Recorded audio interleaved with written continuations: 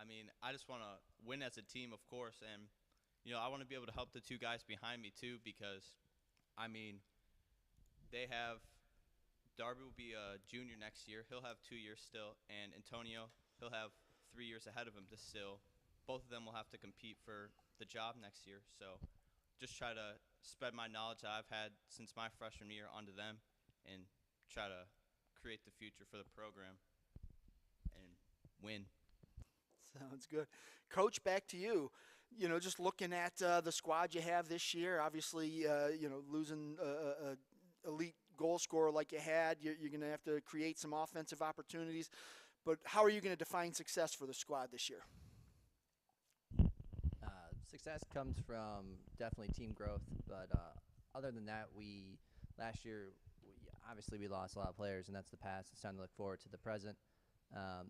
Last year we competed in a lot of games. We were very competitive for about 20 to 30 minutes, whether it was the start of the game or in the second half. We were a second half team. We have been since I got here, and we're trying to put that into a full 80 minutes. So I think success comes from putting together 80 minutes this year and really seeing if we can beat the elite teams this year in the Independences, the Lutheran West, the Beechwoods, really get up there, the Wycliffes. We didn't candy coat our schedule this year either. We're playing a lot of hard teams with Valley Forge right away as well. So I think success comes from 80 minutes this year instead of the 20 to 40 that we've been playing the past 4. So really want to see the players be able to put in 80 minutes, whether it's 11 of them or 17 of them. Being able to put against 80 minutes against a really good club really shows growth and success for this year. And then just looking at the Metro Division, you mentioned the teams. It's a meat grinder, and you don't get a night off. You don't. There aren't any games where you can say, "Hey, we can play the JVs in this one." You've got to bring it every day. But the good news about that is it prepares you for a postseason. How nice is that? Just to know that, hey, we're gonna, take some lumps during the season. We're gonna be tested early and often, but come the postseason, we're gonna be ready. How nice is that to have that outlook? Yeah, the CVC Metro, it is very stacked, especially when you look at the divisional breakdown as well. Like a lot of conferences are strictly in the same division. We go from Division 3 to Division 2, depending on the night, whether Lutheran West, I think Beechwood dropped down. But other than that, you see the programs that, these kids play all year round. So if you're competing with the kids who are playing from August to August with a small school like us, who kids play 3 sports, it definitely puts us in a great position. And last year we were able to make one of our furthest runs in program history, making it to district semis. And I think that builds from playing against teams who are really good all year round, and then being able to watch and take notes and be able to put that into our own system, and then definitely try to make that push to the next level and to possibly get a trophy. Outstanding. And then just what are the keys to success this year to get back to where you were last year and maybe even take another step or two in the postseason? That comes from definitely the 11 to 15 guys that we put out there, whether it's Caleb trying to double his total of 12 to Dylan posting 6 to 7 shutouts.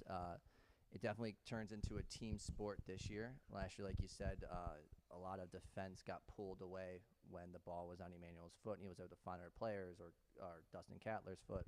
People press and they were able to play the ball. Other than that, it definitely comes from being able to play however we decide, like whatever game plan we put out there, playing that. Because I think we have the kids who can go out there and play the football that we want and then go from there. So I think playing as 11, whoever's on the field from Dylan up to the top, is definitely going to lead to great success and get us 2 and even further if we could. Outstanding. Well, I appreciate you making the trip out here today, and best of luck to you guys this season. That was the Cuyahoga Heights Red Wolves here at CVC Media Day, Fall Sports Media Day West, out here live from Independence High School. Up next, we've got the Cuyahoga Heights girls golf team, followed by the Cuyahoga Heights volleyball team. And I am going to take a quick break here for 1 minute.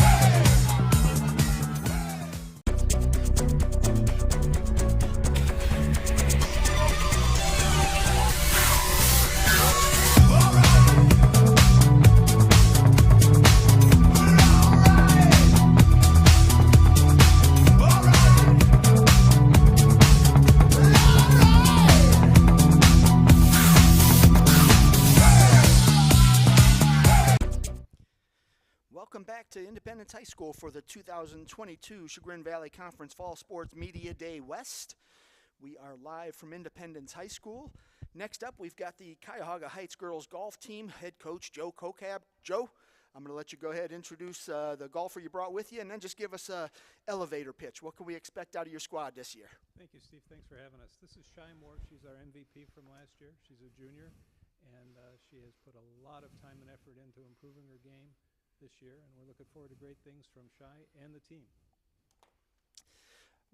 Have you hit the course yet? Did you guys We've start? had a couple of practice rounds, and I'm pleased to say that all the practice rounds were better than last year's practice rounds at the same time. So there's improvement definitely on the horizon for us. Numbers-wise, how's the squad? We have 9. We have 6 returning varsity and 3 new JV players that have joined us this year, 1 senior and 5 returning juniors. So we're very excited about their experience coming back. That's great to, you start to get those numbers, it starts to push kids, and you start to develop that program, and that's where it all starts. So that's great. This team does a great job of recruiting from within because they're just a great group of young ladies to be around, and that carries over throughout everything that they do. Excellent. And then Monday, tomorrow, you have the CVC preseason tournament out Washington Learning Center, right? That's first year there, right? Right. All right. Shy, I'm going to head right over to you. So you got your microphone, flip that black switch. You're coming back. I remember you from the course, and then you also play softball, right? Yeah. All right. So I've seen you around in a couple of different sports. How different is this year compared to last year? How much more ready are you on the course? I feel like personally we're all very much more ready than we started as last year because we've just had the more experienced players coming back, and we do have some new faces, but they are getting to know each other and starting just to play very well together. From how much did you play in the summer, just from last season to this year? Did you get on the course at all? Yes, I played in a league over the summer, so I played at least once a week, and from the past 2 weeks we've been practicing basically every day. It's been very fun, but it's been very exciting to just see everyone coming back. So you're ready to go match play with Ella Wong, right? Ella Wong, the state champion from Hawken, who we'll see at another media day event. But yeah, obviously, when you see a girl like Ella Wong and you get to play on a course with her, and then Independence's team has gone to state, and you get to play with girls of that caliber, how much does it help you to not only say, oh my gosh, I know those girls, I can do that, but just to watch them and learn from them to see how they approach their shots and approach the game? It is very nerve-wracking when you first start out, but I feel like when you start to get to know the girls and play with them for however many years, you get to know their weaknesses, if you want to put it that way. But a lot of people don't have weaknesses, and you just have to play off how they play. I guess I'm more like their mental approach. Do you learn from them? Do you kind of watch them and say, okay, they've been successful, what are they doing? What can I emulate to be as successful as they are? Yes, and I can't do it. So they do. But I try my best, and I feel like that's the most important part of that. What's the strength of your game? Definitely driving. Getting off the tee is my better part of my game. I feel like putting too. Chipping's a little iffy this year. That's okay. It'll get better as the season goes on.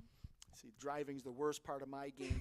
Then my middle irons are terrible, but they're not as bad as driving. Putting I'm bad at, but my best part of the game is finding balls in the woods. When I go look for mine, I come out with like 4 more. So that's the best part of my game. But when you look at your squad, obviously you're the grizzled veteran. You come in, you've got some younger girls. How do you help them? What do you do to help them become better players? I really like looking at different people's swings and trying to help them adjust to the ball and how to swing a little bit better. And especially with putting, you have to make sure that they're lined up correctly because a lot of newer golfers, they'll line up way to the left. So you have to correct them a little bit to line up more to the right. Golf's one of those games where it's like wrestling. It's just you. You don't have 10 other teammates that, they can hide you if you're not a strong player. If you can't do it on a golf course, it's you. How do you handle that mental side of it where it's just like, oh gosh, I'm lined up, there's people watching me, I'm not real confident in this shot? How do you deal with all of that? You really can't pay attention to them. You just have to kind of ignore them, and the best thing you can think of is the next shot. Next shot is the only one that matters. from an individual perspective, what are you hoping to accomplish this year? I'm hoping to get better as a player, and I'm at 12 over par normally, but which I'm hoping to dial back a lot this season. So, yeah. Softball and golf aren't really related, and they probably aren't real good complementary sports when you think about your swing. But making that run to the state championship game, that takes a lot. That's mental toughness. That's overcoming some obstacles. Did you learn anything that can help you in golf just from that run to the state championship game in softball? Yeah, I just have to take a deep breath before I do anything, and that's the only part that really matters. Is just calm your mind and then take the shot. Who are some of the girls on the team that you think are going to really find themselves this year on the course? Amy Ellis and Lauren Wilson. They have a very good shot of becoming very good this year, I believe. Cuyahoga Heights Golf, what's it going to take for it to become an upper echelon program? We just have to work together and get to know each other better, because right now it's a little bit uncomfortable because there's new people, but you just have to accept everyone that goes on the team. All right. Coach, back to you. Just she mentioned a couple of the girls. Anyone else kind of stick out to you so far that made some good improvements already? Anna Patterson is a returning golfer, letter person from last year, 2 years actually, and her game is really coming together. One of the things that Shai mentioned is about preparation and success. It's clear that preparation is the key to success, and that's one of the things that this team does and does very well together. The senior members of the team take the junior members of the team under their wing, if you will, and give them some pointers on how to get through the course, how to hit a particular shot. You know, as a coach on a match, you can't be there at every hole with them, but they're willing to take the time to give the instruction that they need, and they really come together as our new Red Wolves girls golf team. That's the hard part as a golf coach, is you could be on hole number 4 and your girl on number 18 is got a difficult shot and she's got to, formulate what to do on her own. How do you prepare kids to do that when some of them are just so inexperienced? We try and simulate that on the course. One of the drills that we do to simulate the pressure is when somebody is making a particularly difficult shot, we call the rest of the team's attention to that shot. And if they make it, they get applause, and if they don't, they get the awe.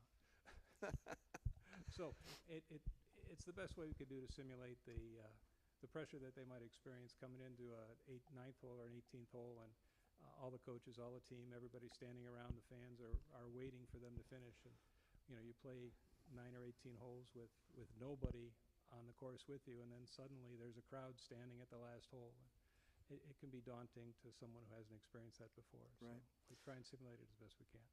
Independence won a state title 5 years ago. Ella Wong won the state title last year.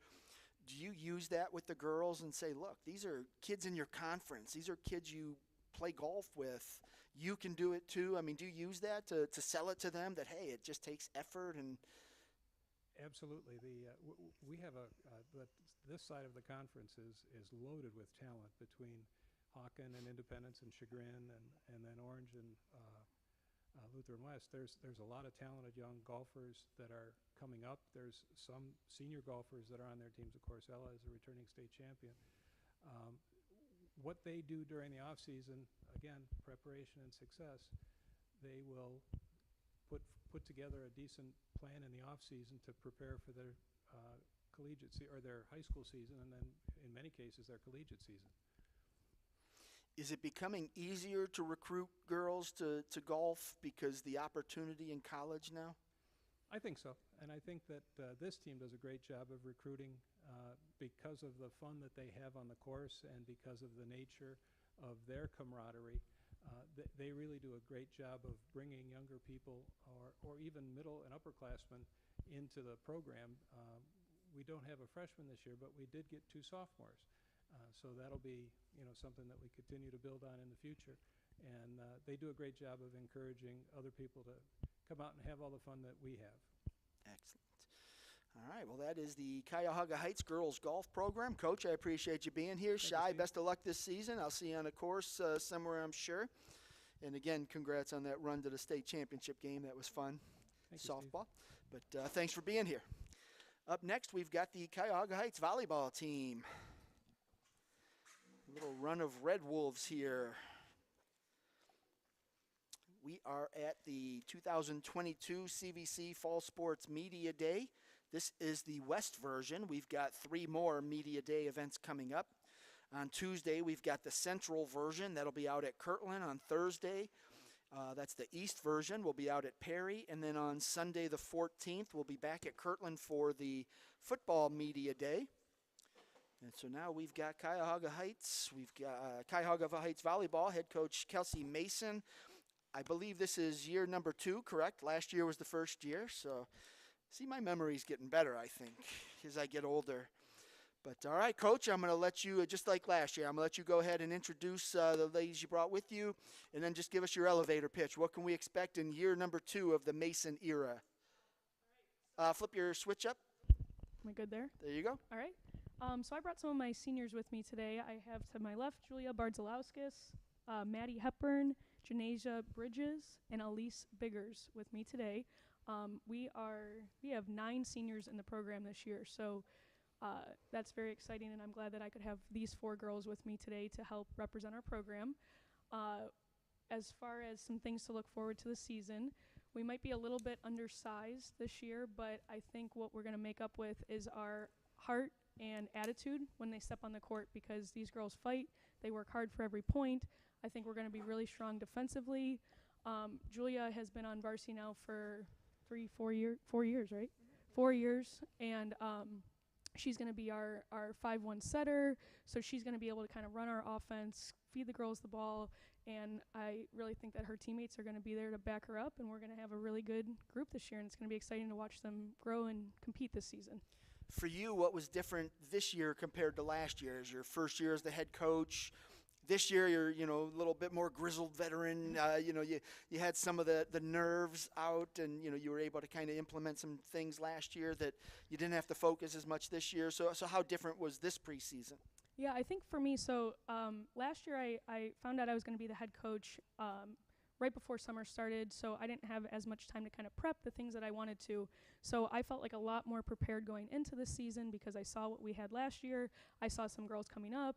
I was able to kind of work with our middle school girls last year and hope to kind of build our program from the ground up. We spent a lot of time doing off-season open gyms. We put a lot of time in the gym this summer trying to get better on and off the court, trying to make our girls mesh, feel comfortable stepping in the gym. So that's been really fun for me coming into my second year because I just feel like I have a much better handle on things. The girls have kind of learned my mentality and my expectations, and I think they're meeting me where I need them to be. So I think we're setting a pretty strong standard, and I think Heights Volleyball's got a strong future. Excellent. We'll start with some of the players. And Julia, you'll be up first. Go ahead and introduce yourself. Tell us name, grade, and position.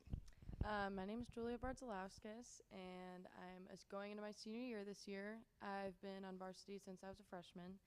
And this year I will be setting. I'll be running a 5-1, which is sort of new, but also kind of not new. But I don't know, I kind of just get thrown in there, and I can do what I can do. Last year, new head coach, probably some different things you had to learn. Is it more settling to you to know that, hey, we've got the system now we just have to refine things? Yeah. I don't know. I'm kind of confused on what that meant. I don't know. I mean, like last year, you had to learn a lot of new things with the new head coach. Yes. And now this year, most of it's the same. We're in kind of a groove, like me and Mason, Coach Mason. We have our thing figured out. we are 2 peas in a pod. Good. And so for you, you're setting. You said the 5-1's kind of new. What's new as far? I mean, what's new as far as what you have to do? Well, in my past, when I've set before, I usually ran a 6-2 where I was setting in the back row and I would hit when I was in the front row. And this year, I will only be setting and I won't be hitting, which will be sort of new, but it'll be a fun opportunity. What do you see as the strengths of this team this year? I like that we have a lot of talent in our back row. We have lots of players that are so down to just go for it. Like, we have a lot of people that'll move, and then our attitude, honestly, is so good. Like, we're so positive on the court. We're very, like, we bring each other up like crazy. Like, it's just the best. 9 seniors? Is that? I think so, right? Yeah. How, So we're kind of senior led. yeah, so when you look at a locker room with 9 seniors, you don't have a lot of the, I don't want to say the immaturity or whatever that you get, with some of the younger kids, but how has that changed the way that you guys approach practices? And you haven't played games yet, but when you get to that point, how is that going to change the focus? Well, having lots of seniors means that we have lots of leaders. So we have leaders everywhere on the court. We have girls helping other girls. It's great to have a lot of seniors. Individually, what are your goals? My goal this year is to make sure that I'm feeding the correct hitters and that I run the offense the best way I can. And to honestly just have fun, because it's my last year playing high school volleyball, and I just want it to be fun. It's sad, isn't it, when you think Yeah, about it? It's it's my depressing, daughter's yeah. senior year, too, and she's like, Dad, there's only like 3 more months. I'm like, I don't want to think about it yet. And Yeah. I don't get to watch her play as much because I have to watch everyone else play, but I get to see videos, and my wife tells me all about it. So, Cool. But all right, Maddie, you're up. Go ahead and introduce yourself, name, grade, and what position you play. Is this on? It's on. Okay. You're live. Oh gosh. Okay, my name is Maddie Hepburn, and this is my first year on varsity. And I did get brought up for the playoffs my sophomore year and my junior year, and I'm going to my senior year, kind of sad. And I play back row, so I'm a DS. So being brought up to the varsity for the postseason the last 2 years, how nervous were you? Extremely. But now that you had that experience, how much more confident are you coming into your senior year being a varsity, I don't know if you're a starter, but in the rotation now? I'm still pretty nervous, but I'm glad that I have a lot of my friends with me, and they make me feel a lot better, and I get more confidence when I'm around my friends because they just make it fun for me. How much does it help that confidence just knowing that there's 9 seniors? You have that big group of experienced girls around you. I mean, I don't know, I just feel more comfortable because, like, my friends when I played on JV, most of my friends were on there, and just them coming up at the same time as me just makes me feel comfortable playing. So you're a back row player. What is your responsibility this year? Well, I play middle back majority of the time, so I feel like my responsibility is just being everywhere at all times. Easy, right? Yeah, pretty much. What do you see as the strength of the squad? I definitely feel like the strength is that we're really close because our school's so small. I just feel like all of us have some sort of connection where we're just always, like, I can literally go down the street and just, like, play volleyball with some people, like these two over here. Nobody at the table, but who are some of the girls that have impressed you in practice so far? I feel like some of the people who had, one person, Hallie Barfield, who had a ACL tear, I'm glad she came back and she bounced back to where she came from because she missed a whole year because she had a lot of knee problems, but she just, I don't know, she came back from where she started. And then Riley Conti, she's a freshman. She can hit like a god. Wow. Thor? Like yeah, Thor? like Thor. All right, Like good. she's strong. All right, that's her new nickname, Coach. Anytime you give me quotes, it's Thor. All right. Good. Challenges. You guys are going to face many. Every team does. How are you going to meet those challenges head on? What are you going to do when you face that adversity? How are you guys going to overcome it? Well, obviously, like, we need to communicate what we're going to do and just not get down on ourselves because I feel like some people have that problem, especially me, myself. And we just have to, like, think to ourselves, we can do it. Like, we can push through this. We've done it before. And I just feel like that's the mindset we should have. And then lastly, what are your goals for the year? My goals are to, one, not get down on myself and have more confidence on the court because I know what I'm capable of and I know I could do it. She needs to go zip lining or something. Something that, like hang glide or something off, just one of those confidence building things. Trust fall, something like that. All right, let's pass that down. All right, and go ahead and introduce yourself, name, grade, and what position you play. My name is Janasia Bridges. I'm an upcoming senior, and I play middle. All right, so middle blocker. Yeah. You get front row, again, going with 9 seniors. I mean, that has to be a ton of fun. Number one, these are girls you've grown up with, and how much does that help just being at practice and knowing these girls, I don't know how long you've, maybe lifelong, first through 12th grade, whatever, but how does that help, just having so many girls around you that you know so well? It's really helped because we've gotten to know each other over the years, and we're all like good friends with each other, so we can all help each other and like push each other to grow as players and as teammates. And it's just like what she was saying, like a confidence boost is having like your friends around to help bring you up when you think you're doing bad and you're probably not, or when you just need a little push. It really helps. What is the strength of your game? What do you bring to the table? Me, well, I know I can like jump, so I feel like I've been like good like during our practices. I'm good at blocking and stuff like that, and probably very easy to work with on the court. Me, yeah, because we work together like crazy, and me and Janasia, we're right next to each other at the net pretty much 100% of the time, and it's just great playing with her. Yeah. What are your goals for the year? My goals, to become like a better hitter, because like in past years I've like done like hitting from like the right side, or like I've been a setter in the past, and this is my first year trying something like new, a new position, something different. So I just want to like grow in this position and just like grow as a player. What prompted that change? Probably just because people graduated last year, so we had some openings as like middles, or a lot of hitters were opening this year positions. So that kind of prompted it. So I was just like, why not try something new? Okay. Give me some names. Who has impressed you here in the preseason? Like this season so far? Yeah, in practice. Well, one is Riley Conti, Thor. Thor. So far she's the other middle we have. She's really great. She's gonna grow a lot, I know, during her next 4 years. Also probably a girl named Paige. She's an upcoming sophomore, and she was on varsity last year. She's a really great hitter, and she knows how to position the ball well, so I think she's really impressed me too. Excellent. All right. And lastly, Elise, go ahead and introduce yourself, name, grade, and position. Not yet. Flip that black switch up. Oh, okay. There you go. Is it on? Okay. Yep. Hi, my name is Elise Biggers. I'm an upcoming senior, and I play right side hitter. Right side. So, all right, offensive stuff. I like it. Yes. When you look at this group of 9 seniors, you guys have an opportunity to leave a mark on the program.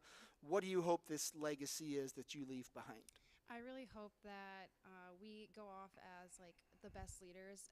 In our past, the senior classes, they haven't really been open towards like the younger girls. So like we want this year to have a friendship with not just the seniors, but with everyone else. Like even just like the freshmen, like even just like little things. Like we want to build that to be able to have like a better relationship as the years go on. I think it was like 2010, 2011, Cuyahoga Heights was like a district regional.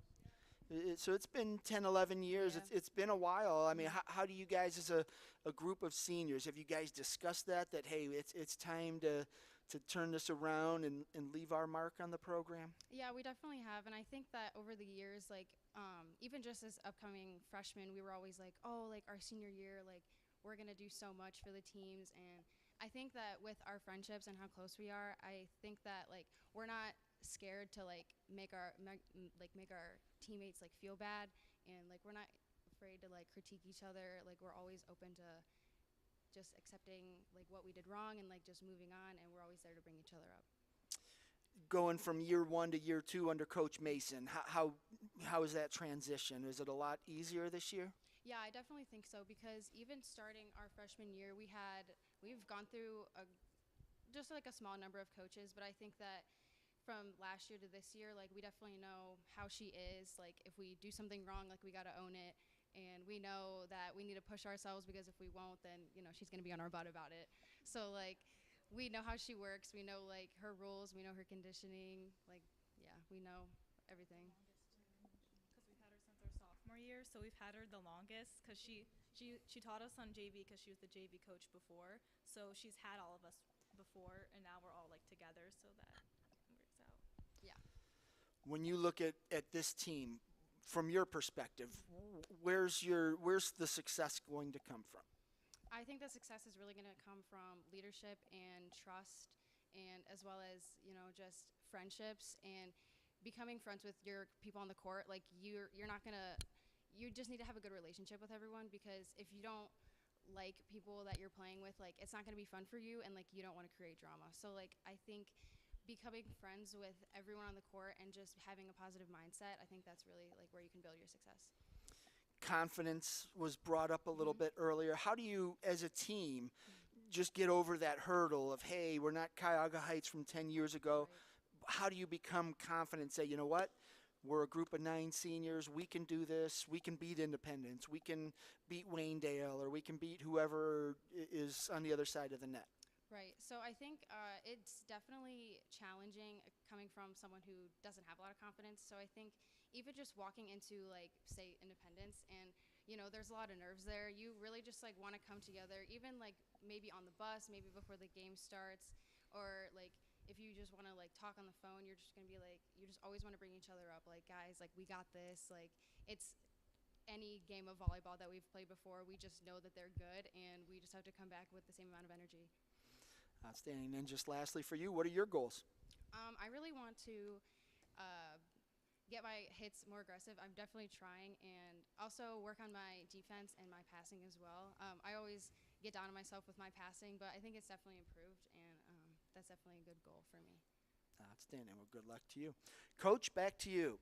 I'm going to give you a homework assignment. I want you to go back to last year, to the media day, and I want you to listen to the girls last year, and then I want you to listen to the girls this year, and listen to the difference and see if you hear the same thing I do. I mean, aside from, you know, some of them not having the confidence in themselves, but they're just more confident as a team, and I think that, you know, goes on to you being in your second year and just developing that, hey, we're a team and we can do this, and I think that bodes well for the season. Yeah, I'm excited because I think even like since August 1st when we started full time in the gym, like it's just there's a atmosphere and an energy in the gym when they step on, and it seems like they're having fun, and I think it is because we have this strong core of seniors that are friends and comfortable with each other, and they're letting that kind of energy rotate through our entire program, and I think the girls are feeling it, and it feels so natural when they're out on the court, and I think that's something that you can't teach. Right. So when that's just already existed and we can continue to build off of that, we can continue to work on our skills and develop our game, but the fact that they have that strong bond to begin with is going to really help us in those difficult games when we have a tough match against Independence and we have to dig deep, and they know how to push each other and they know how to encourage each other, and I think that's going to be a major strength from last year, because last year we did feel a little bit more pocketed in different groups, and this year I feel like we're a little bit more cohesive. Yeah. Last year I felt listening, they were like, well, I think we're going to be okay, but they just didn't. This year I think they all sound like, hey, you know what, we're a good team and we can do it. And it sounds good. One thing we had talked about with this will be our first season with volleyball being the Red Wolves, the new mascot. So we kind of thought tradition starts now. We got a new mascot. Let's continue to build on something we're proud of. I know you brought up Heights volleyball from 10 years ago, so we're trying to start our own thing now that we're the Red Wolves. This is our standard moving forward, and this is how we're going to compete and show up every time we walk in the gym. Outstanding. And I'm going to leave you with this. What defines success? You know, everybody wants to win a state title. You guys want to beat Independence. But many of those things may or may not happen. But, what are you going to consider success? I think a great realistic goal for our team is going 500 this season. We fell just short of that last year. And like I said, I think with the pieces that we brought up and how people are kind of meshing now, I think that's a very real goal. On a less record-based success, I think I'm just going to see how they respond to each other on the court. I want them, volleyball is such a short-term memory game, and you can go from 10-10 to 20-10 in a matter of seconds because everything can crumble. So just knowing how they can relate to those tough situations and rising up to the occasion, I think is going to be our true measure of success, because if we're preaching about these 9 seniors and this strong core, I don't want to just talk about it. I want to see it in action, and I want to see them be able to perform on the court and take advantage of the situation that we're in with these seniors. Outstanding. The one thing I'll leave you ladies with is last year doesn't matter, the year before doesn't matter. You've got 9 seniors. You get to write your own final chapter and leave a legacy. And I think Coach said it. You got to start your own tradition now as the Red Wolves. So best of luck to you. Thank you so much. Thank you. I appreciate you guys being here. That was the Cuyahoga Heights Red Wolves volleyball team. We are going to move into the Harvey girls soccer team, and we're behind schedule now, and that's my fault because I had to take an unscheduled break. But we've got the Harvey girls soccer team that'll be joining us here momentarily, followed by the Independence girls soccer team, then the Trinity volleyball team, and boy, we are almost midway through this CVC Fall Sports Media Day West. And so we'll let the Harvey girls soccer team take its spot here at the head table. Hey, Coach, how are you? I'm well.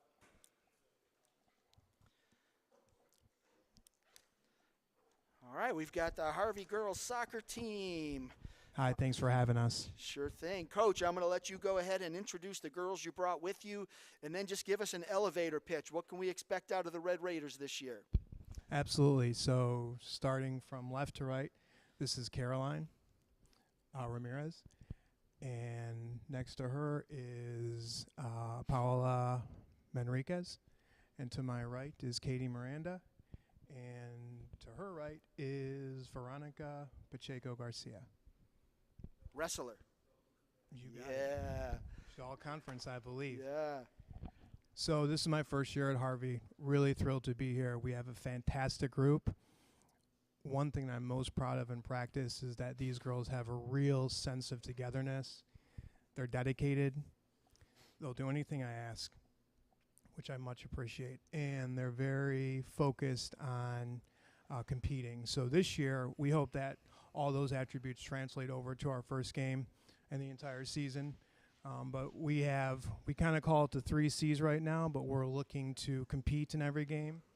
We're looking to communicate, which is huge in soccer, as we all know. And we're also looking to cut down on our defensive errors. So hopefully we do those 3 things. You know, the score will take care of itself. Our season will take care of itself if we follow our core precepts.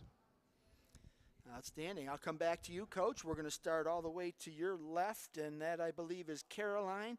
Caroline, go ahead and introduce yourself, name, grade, and what position you play. I'm Caroline Ramirez. I'm a senior captain, and I play central attacking defender. So a little defender. Okay, Caroline, going into senior year, obviously a little bittersweet. It's your last year of high school soccer, but it's also exciting because you're a senior, you're a leader, all of that. What are you feeling going into your senior year? I'm just really excited, looking forward for it. Yeah. Harvey isn't known as a powerhouse in girls soccer. It has had some good history. You've got an opportunity to do that again. What's it going to take to get Harvey back on the map in girls soccer? Just trying our hardest, never give up. And yeah, I mean, just do your best, I guess. What do you see as the strength of your team this year? We're communicating a lot more. We're using each other a lot more. Yeah. Your role on defense, talk about that. What does Coach expect you to do each game? To help the back line and help the mids too, as well. Talk about some of the girls on defense that might not be here. Give a shout out to some of your teammates and what they've done so far in the preseason. Cynthia Flores, she's had like a lot of saves and goals, like helped our goalie. We have Katie here. She's also one of them. She was a CVC conference last year as a freshman. And I Show was off. And I was the other defender. Good. When you look at this season, what goals do you have individually and for your team? For me, communicating more, because I feel like I didn't do that a lot last year. So talk to my back line more. And from them, I think they did pretty good last year. Who is your goalkeeper? Do we have her at the table? No. Okay, so I'll let you talk about the goalkeeper. Who is that? Our goalkeeper, we lost her this year. Her name was Mariah Gomez. It was her first year as goalie, and she honestly did amazing. Like, She graduated, or No, she was a freshman.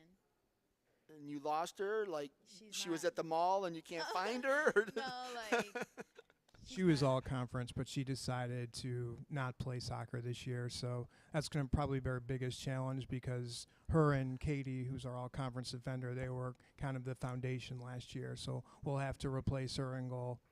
I gotcha. Okay. So that's going to be a challenge for your defense then, is Yeah. breaking in a new goalkeeper. How are you going to help that new goalkeeper settle in and protect her? I mean, work hard, and just like be there for her, help her if she needs the help, if she doesn't understand something. All right. All right. Let's pass that microphone to your right. Go ahead, introduce yourself, name, grade, and what position you play. Hi, my name is Paula Manuquez. I am also a senior captain, and my position is right forward. Forward. So what is your responsibility on game day? It's mostly like just getting the ball and checking our offsides because offsides are a lot problems, and just communicating with my other forward, which is Veronica, and just trying to get more touches in the ball. I've been covering soccer now for almost 20 years, and I still don't understand offsides. Just when I think I understand it, then I get it wrong again, and I'm all confused. So someday I'll understand. But so offsides like trapping and stuff like that, I'll never understand that. People tried to explain it, but I have that wrestler's mindset. It's just something I don't understand. It's like I've got a circle. I can't go outside that. That's all I know. But all right, so talk about your offense. You're a forward. You guys have to score goals to win games. Where's that going to come from? Just a lot of communicating. We also depend on our midfielders and our defenders. Mostly just communication's the big thing for us. And just moving around the ball. We do a lot of drills in that case where we have to move the ball around knowing our strategies that we're going to have this year.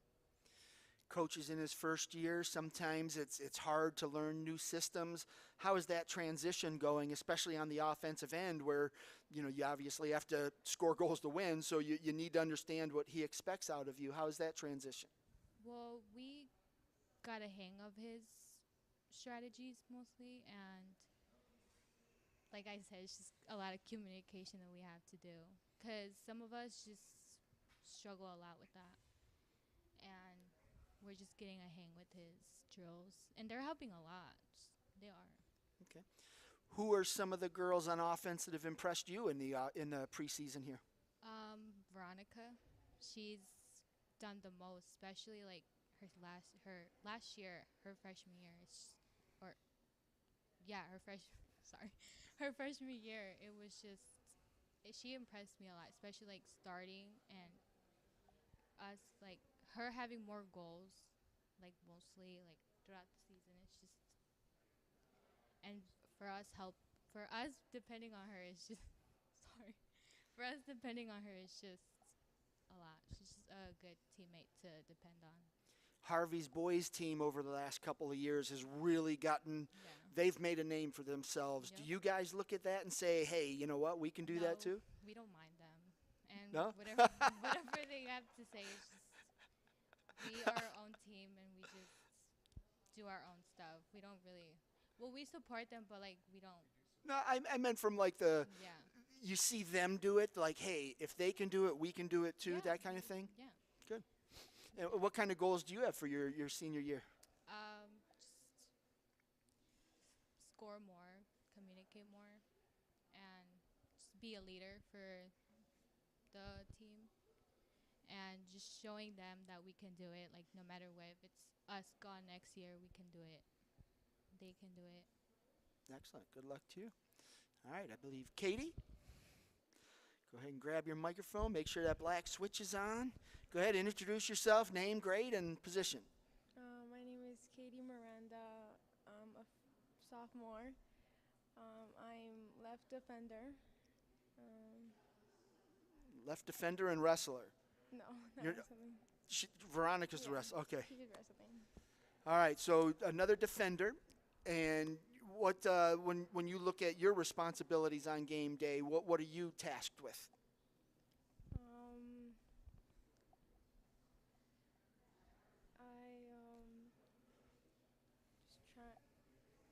just try and to communicate more and to cut them more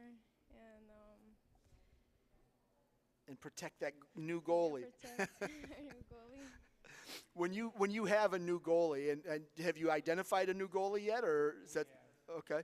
So you've got a new goalie. What do you defenders talk about as far as just, hey, we've got this new goalie, we got to protect her? How do you guys do that? We just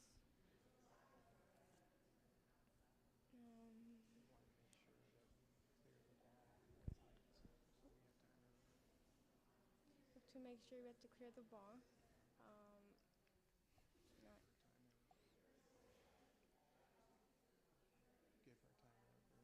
try give her time to regroup and. When you look at yourself as a player, what are your strengths?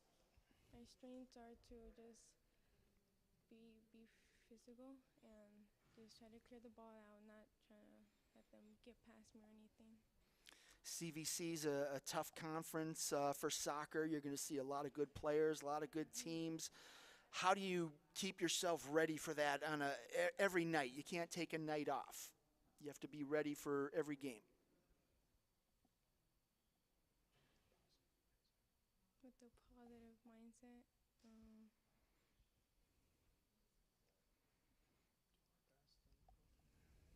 Do our best and go from there. What do you hope to accomplish this year? Just to do our best and try to make more goals. Work together. Is there anybody on the team that has really impressed you in practice so far? Veronica, she's also really impressed me. She's really good at being forward. Good. All right. Veronica, you're up. So now we get to talk wrestling, right? That's what we're here for? Oh, no, it's fall sports. I'm sorry. So, Veronica, as a wrestler, I'm sure you've heard that once you've wrestled, everything else is easy. So soccer is just easy, right? Yeah. Yeah.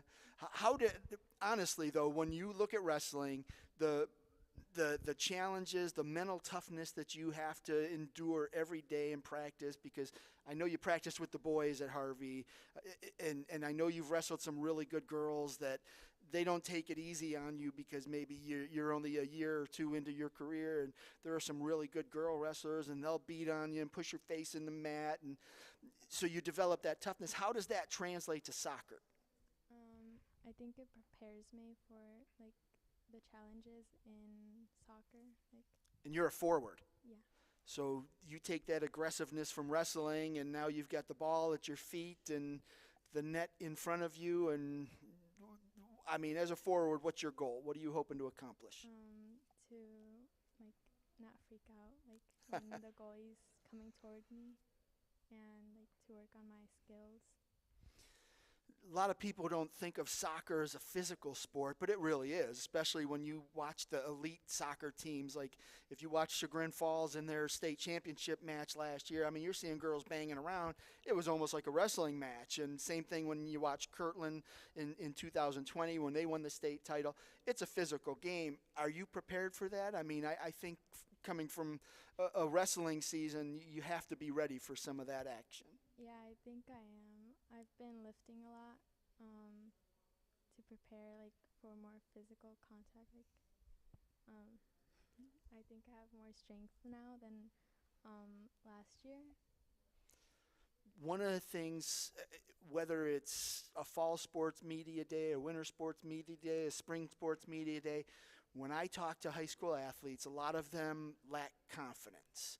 And it's just because they really haven't been tested or pushed, and they haven't had to overcome adversity too much in their life yet. You have in wrestling. I know it. Just I don't even know how many matches you've wrestled, but I'm a wrestler. I know.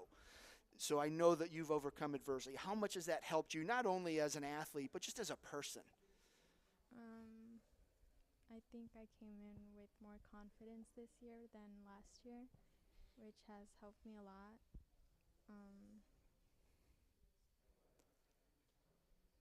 I have more mental Tough. Mental toughness. Yeah. Do you impart that upon your teammates? I mean, can you sense that in your teammates that maybe they're not as confident as they could be if they push themselves through some of those challenges? Because it's hard at practice. You're running a lot, you get tired. In wrestling, you've got 6 minutes. It doesn't seem like a long time, but you know it is. So in practice, you can push yourself through. How do you get your teammates to say, hey, I can do it too?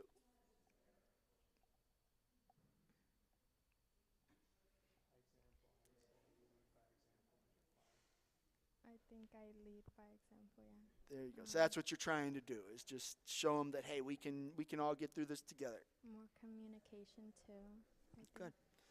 What do you think, where's the ceiling for Harvey soccer this year? What do you think the team can accomplish? I think we could accomplish more this year.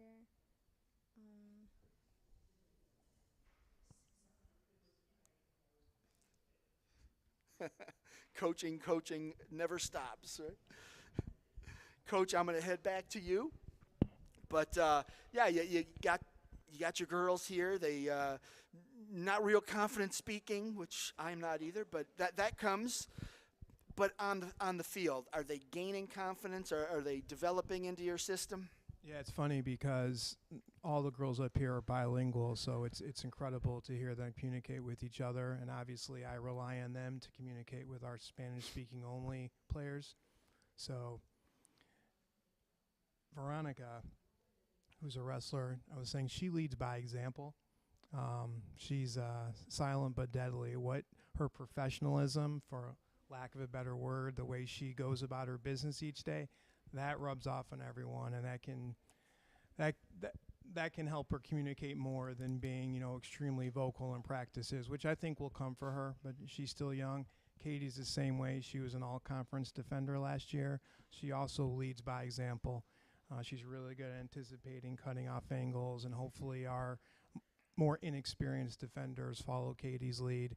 And then these two are my senior captains, so they're much more communicative. I rely on them to sort of kind of set the mood. And, we're just hoping that we can have really a winning record in our conference and improve on last season.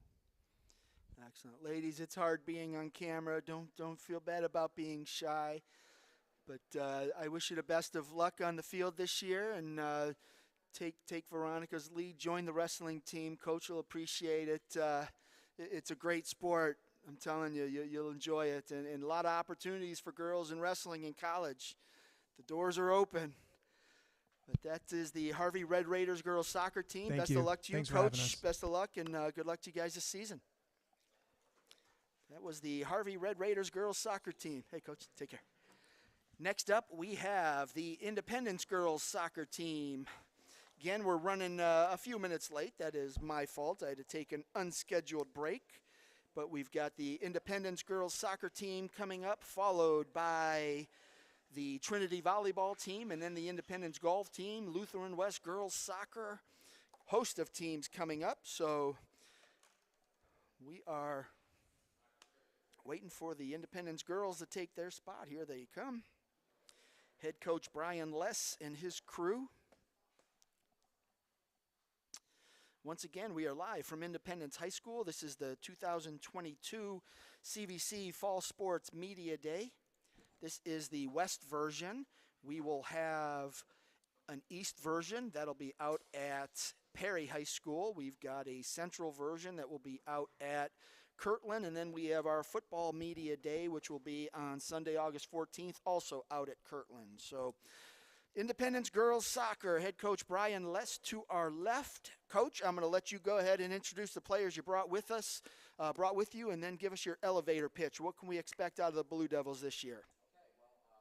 And use your microphone there, flip that black switch up, and you're good to go. All right, so should I hold it? Yes, sir. All right. So we got our three captains this year. We have two seniors, Addie Westerberg at the end and Jessica Harb in the middle. And then this is Keely Sears, our junior goalkeeper. So what to expect this year? The girls asked me like 10 minutes ago, how are we going to do this year? And I said, I don't really know. We've been have a full team for, 5 days. So a lot to find out. We have a good group of veterans back. Only 2 seniors on the team, but we have a good, solid group of juniors that have a lot of experience. And we brought in some solid freshmen that we're going to throw right into the mix. So, I told them as long as we avoid too many injuries, we're not a really deep team, we should do all right this year. At least I would think equal how we did last year. That's what I would assume at this point. Seems every year you've had a really dangerous goal scorer, and then they graduate, and you have to replace them. This year it's Alex Adams. I think Elena Nowak is back, so she probably softens the blow a little bit. But where else is your scoring going to come from?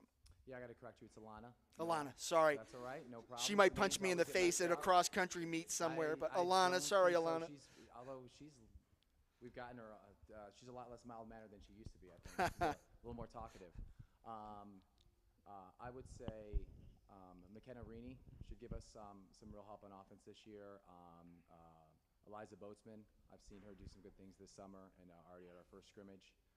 We played our annual alumni game on Thursday, so the girls got a chance to play against all of my former players that are still in shape enough to play. And Marianne Leroy. I think she's a freshman that should give us some punch on offense. And then defensively, pretty much the same, or any changes there? We got a lot back. These two are defenders, midfielders, kind of. Everyone kind of. I'm feeling around some formations and positions. And Casey Adams will be in the defense of the midfield, somewhere around there. I'm not sure exactly. And Marianne's older sister Brianna is back, and she's healthy this year, so she's moving real well. And we should have some good things. All right, Keely, we'll start with you. Go ahead, introduce yourself, name, grade, and position. I'm Keely Sears. I'm going to be a junior this year, and I'm a goalie. And back at goal, and last year was your first year in goal, is that, or second? So I started kind of during the end of the season of freshman year being on defense, and then, sophomore year I was starting in goal. How was that transition, just going in and being a goalkeeper for the first time, being a varsity goalkeeper? It's not even like being the youth goalkeeper where you get orange slices after. Oh my gosh, orange slices, yeah. It was pretty good. Yeah, I liked it. I actually started soccer freshman year, so I learned a lot, and I'm still learning, so yeah, it was good. And then going into your second year as a goalkeeper, a little more confident. Oh, for sure. How different was the approach to this year as opposed to last year? I definitely know a lot more about the sport, and I'm trying to teach others what I know and just going from there. Being a goalkeeper, you have to be able to communicate with your defense. You've got some seniors in front of you, which helps. But how is that group gelling and coming together as one? Yeah, I've definitely learned that communication is huge in this sport, and just getting what you need to be said, like, out there to your players when it's happening. But yeah, I've learned a lot from my seniors, and we're just going to keep it going. When you look at this team, obviously you graduate players every year. You're going to have a new look. Some younger players are going to have to step in. What's the potential? Potential for the team. Just what can you accomplish? For sure. We put in the work. I say we have a lot of potential this year.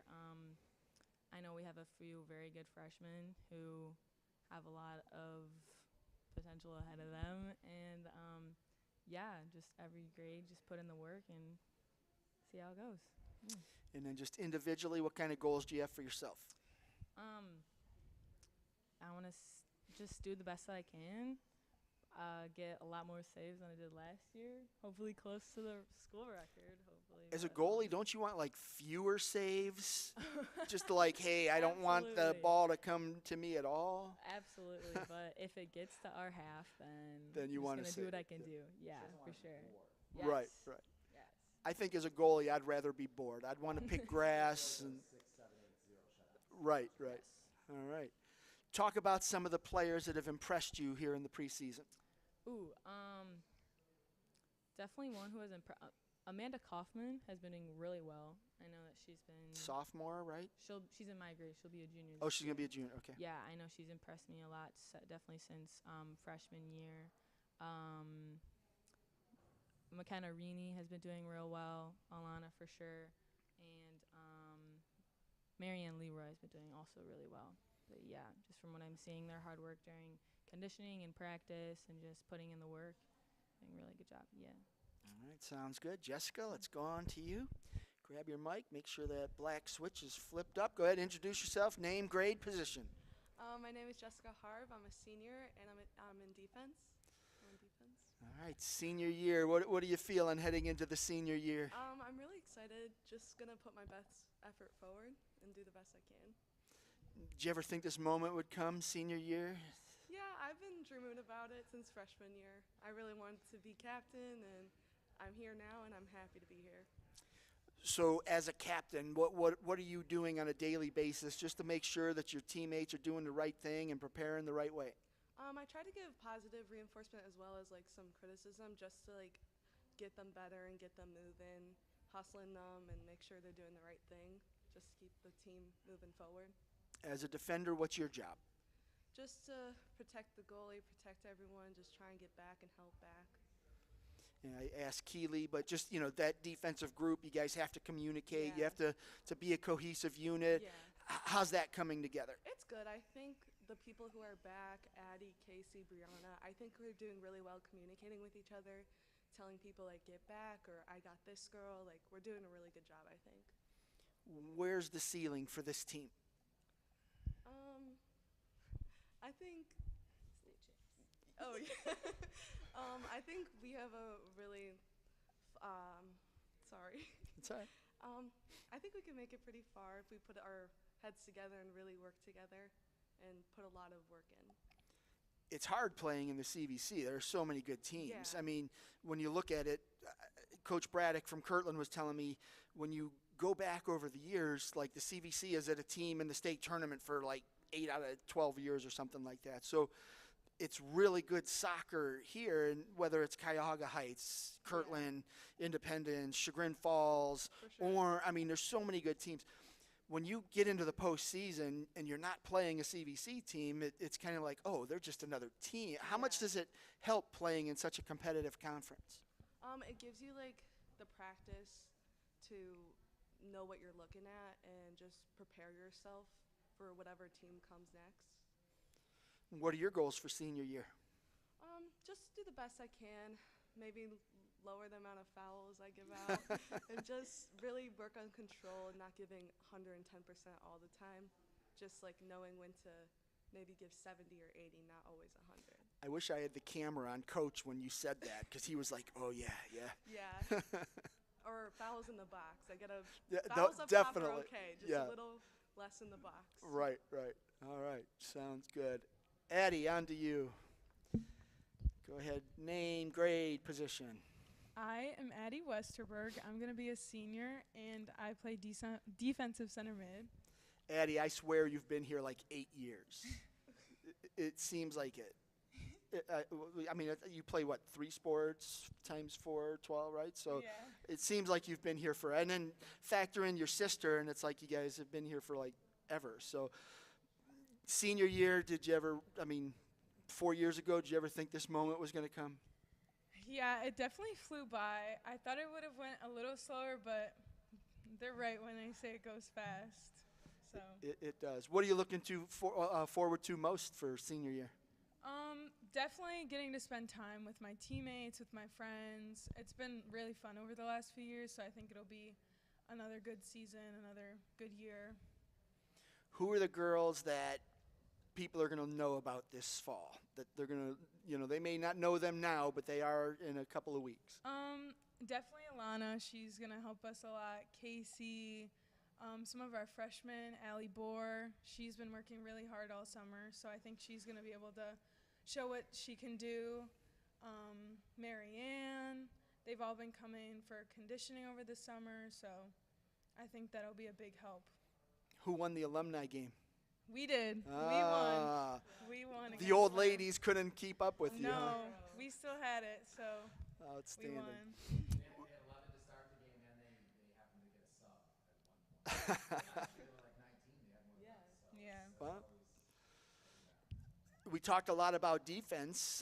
Offensively, we talked to Lana, obviously, but the flow of the game, how are you guys working on that just to make sure that everything goes, the way it's supposed to? Definitely just working on our transitioning, being able to clear the ball out, or even just having the control where if a ball does come to you, you can keep it and kick it up the field, or give a long ball, something that they can work with up on the offensive end. That way we keep the game going and don't have as many stops.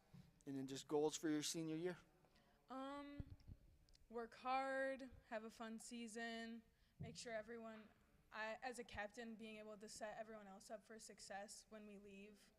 I think that'd be a big thing. So, yeah. Outstanding. Coach, back to you. Let's define success. What are you going to consider, what's it going to take for you to consider 2022 to be successful? I never put like a record on success because we usually play a pretty challenging schedule for our team. So I would say success would be obviously ending, in a month we should be way better than where we are now. I guess finding the right positions for everyone, throughout the season. Avoiding injuries as much as we can because, like I said, we have 17 players. We have a couple players who are still learning the game, so everyone's not going to be able to, help us out from the get-go. But I also look at this team as kind of we're kind of getting back up to a high point. These seniors they were freshmen on our good regionals team, and I think that we're kind of building back to that point again. So, as long as we end the year, playing better than we started, that should be good. And we have a good hard game against Elyria Catholic to start. So, right off the bat, we'll get to see where we are. I think we can challenge for the conference. I think we'll be up there. That's kind of how I'm going to view success this year. That was a fun run, by the way, that regional run. Yeah, it was fun. That was Let's do that again. It was fun. All right, well, that's the Independence girls soccer team. I appreciate y'all making the long trip to your home schools. So best of luck to you, and I'll see you in a couple weeks. Sounds great. That was the Independence girls soccer team here at CVC Fall Sports Media Day West. Up next, we've got Trinity volleyball. I'm trying to catch up on our schedule, but we are a little bit behind. It's my fault. But we've got Trinity volleyball coming up here next, followed by the Independence girls golf team, and then Lutheran West girls soccer is in the hole.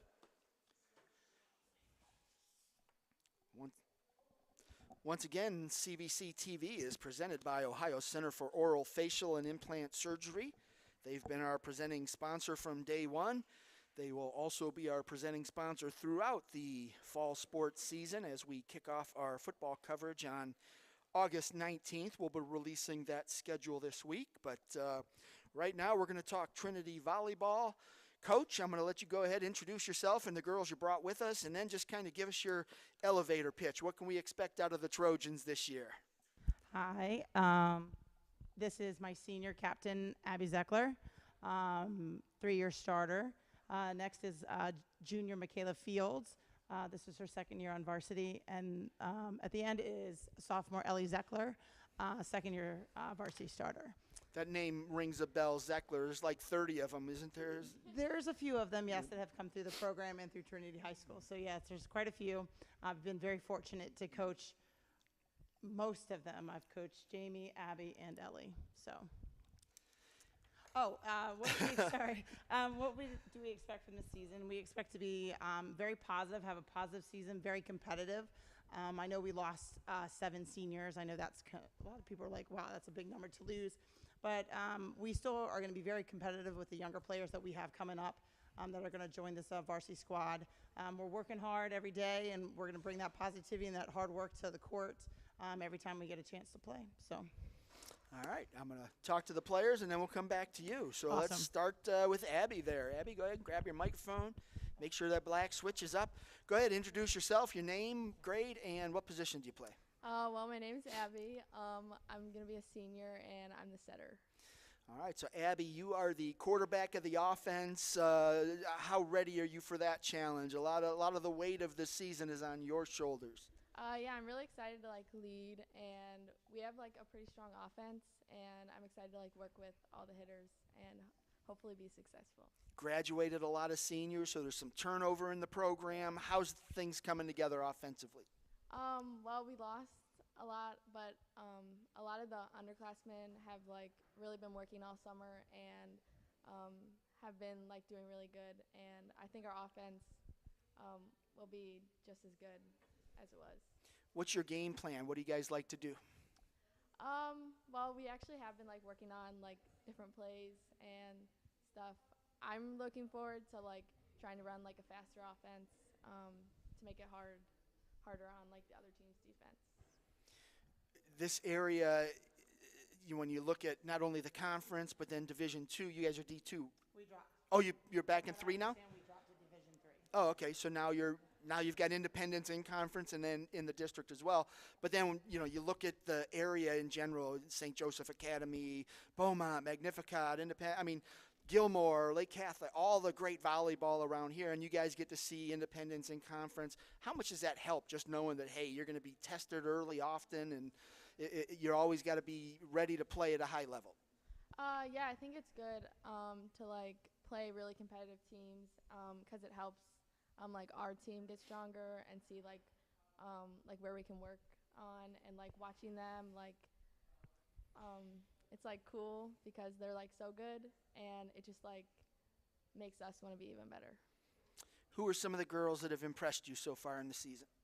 Well, both of them have been like really good at open gyms, and then we have a junior. Her name's Sanaya. She really impressed me personally. She came in like really hitting hard and like making a difference in the offense. And then just looking at you, what are your goals for the year? Well, I want like a successful season, hopefully like a winning record, and I just want to like have fun because I love the girls on this team, and we really are like a family, and I'm just excited to like play with all of them one last time. And you've got that family reputation to live up to, so Yeah. a lot of pressure there. Yeah. All right, Michaela, on to you. Go ahead, introduce yourself, name, grade, and what position you play. Hi, I'm Michaela. It's on. I'm a junior, and I'm the libero. Libero. And in game, what is your responsibility? My responsibility is to control and mainly talk in the back court. What do you call it? Back court. Yeah. I'm not so good with talking, but I'm learning. I kind of played libero back in JO because we had a lot of hitters, so it was new to libero. Yeah. What do you see as the strengths of this team? I think our strength is mainly our offense, and I think we're building new bonds, and I think our new bonds are going to be our strengths too. What are your strengths as a player? What do you bring to the table? I think I bring positivity. I think I bring my passing. My passing has got better. I think. I'm trying to think. Like, I want good answers. Well, you did give a good answer. Positivity is important because volleyball is a game of runs, and if you can stay positive, keep those runs going, that helps keep the momentum going. But then also when things are going bad, you need that person that can stay positive to shake people out of a slump. So is that your role? You're taking that on? Yeah, I'm trying to take that role on. You're the cheerleader and the libero. Yeah. Good, good. And talk about some of the girls that have impressed you in the preseason. I'm going to piggyback off what she said with Tanaya, and then I think she's really taken the role of being the leader and our setter. I know last year was a little stressful for her, and I think she built up from that this year. Okay. What do you see as the ceiling for this team? How good can it be? I think we could be really good. I think sometimes we get in our little slumps and our little attitudes, but if we build off of that and build from each other, I think we could really get out of that and be a really good team. And what are your goals for the year?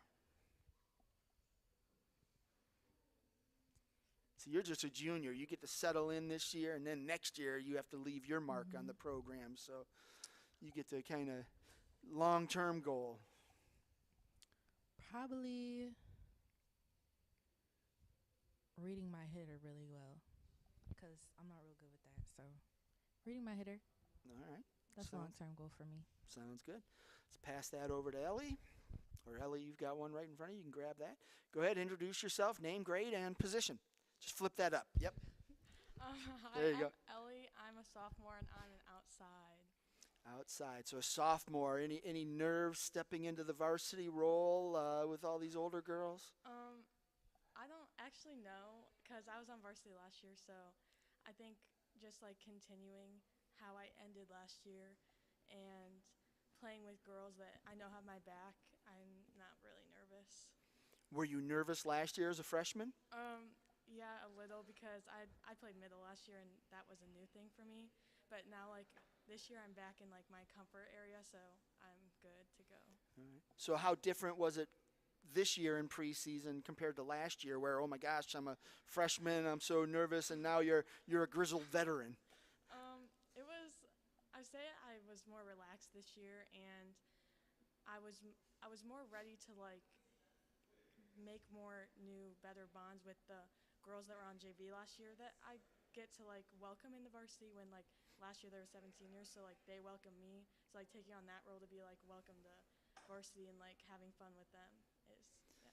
I always like that dynamic of how the seniors pass down to the younger classes, and so that's a nice segue that you brought that up.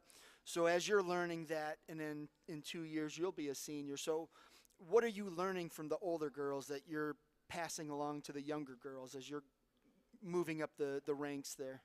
I'm learning that like it doesn't matter really how you start, it matters how like you finish. Like last year it was a little rocky at the beginning, like getting everyone settled. So like this year we're trying to like get everything settled so then we can end this season on a positive note and go into every season we go into like steady and positive. Have you guys encountered any adversity so far in the preseason? And if so, how did you overcome it?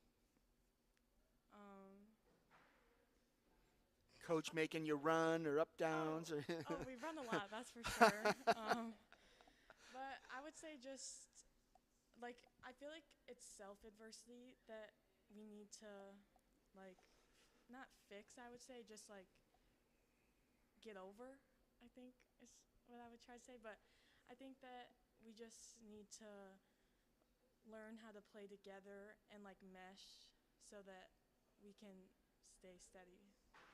What are your goals for sophomore year? I would say just to have a good season and like have just positivity and just to have fun. All right. Coach, back to you. I got 2 questions for you. One, just define success. What are you going to consider successful this season? For me, I think for success is going to be what we put in at practice. If we're working hard at practice and we're leaning on each other and working with each other and being positive teammates and we put everything out on the court, I find that to be successful. Yes, do I want to have multiple wins and be above 500 and all of those things? Of course I do. But I also think one of my jobs as not only a coach but also as a teacher at Trinity High School is to try to mold and teach and help create strong, young, capable women who can go out into the workforce and deal with adversity and deal with different things. So for me, if they can leave this program or graduate this year or come back the following year and have dealt with adversity and know how to go forward, I find that to be successful. Again, yes, do I want to win? Of course I do. But I think a lot of it, though, is just to keep teaching and coaching them and making them strong, capable women to go out in the workforce. I think that will be successful. I think if we keep our positivity and we work hard every day and we leave everything out on the court, there's nothing that I could be upset with them about. If we know we went in there and tried hard and did our best, I mean, that's all I'm going to ask from these girls because they've worked hard all summer, and I know how much they want to represent Trinity High School in our program. So to me, that's what, if we can do that, then we're successful. Great answer. And then they mentioned some of the other girls. Anyone else that has impressed you so far? Yeah, I think, Abby mentioned Tanaya Jenkins. She's coming in really strong this whole summer. I think Gabby Hemphill, who will be another strong middle.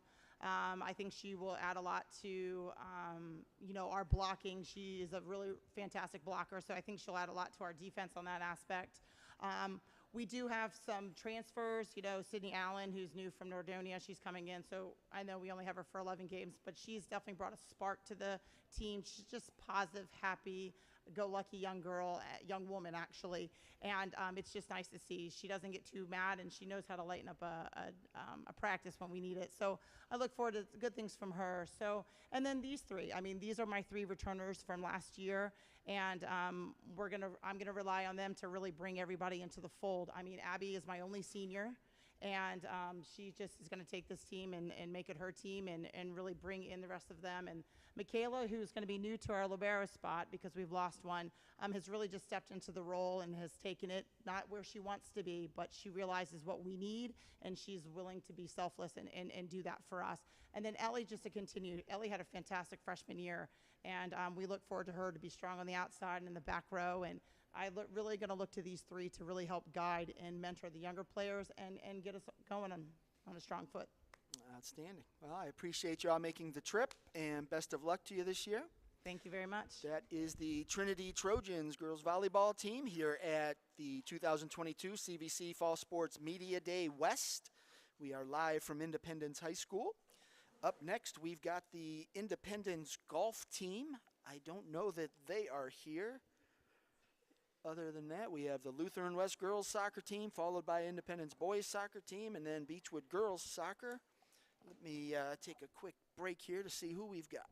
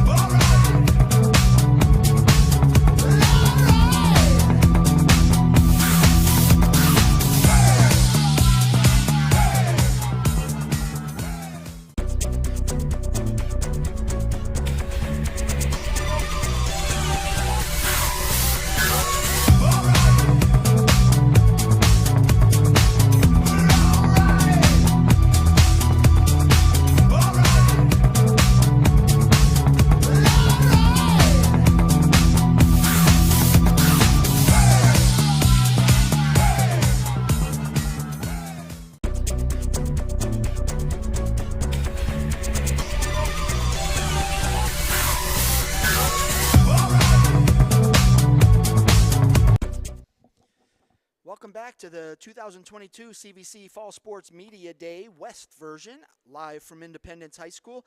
And up next, we have the Independence girls golf team, at least 3 members.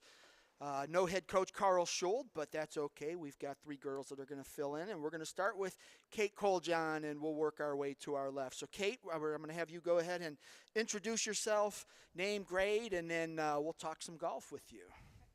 Hi, I'm Kate. Oh, sorry, I goofed. Hold on one second. Oops, my bad. Technical difficulties. All right, Kate Coljohn, you're a senior. All right, Kate, you guys got started over the weekend on Saturday. I think it was 3rd place or 4th place out at the Rough Rider Invitational. I think all 4 of the scorers shot in the 80s, so a great first event for you guys. How nice was it, number one, just to get out and play again, and then just to do it and be so competitive? It was really nice. It's just good to see like our scores and how we're shooting for the beginning of the season.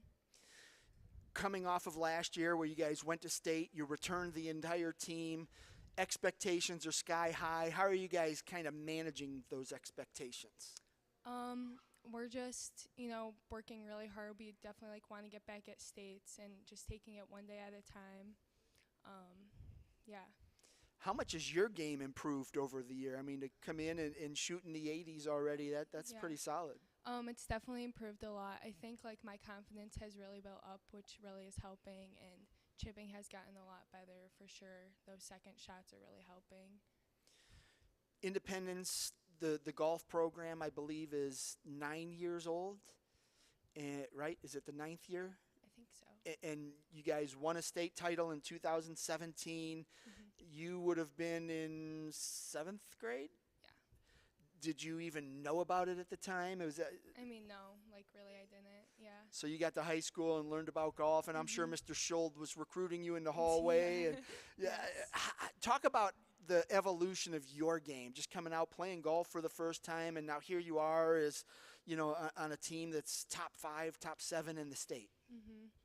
I don't know. I mean, I feel like from my freshman year, I've just learned a lot more about golf, and I'm really understanding the game a lot better now, and just know if something's wrong. I guess in my swing, if something isn't going right, then I'm okay, maybe it's this. So, I know a lot more about my game now, which is good.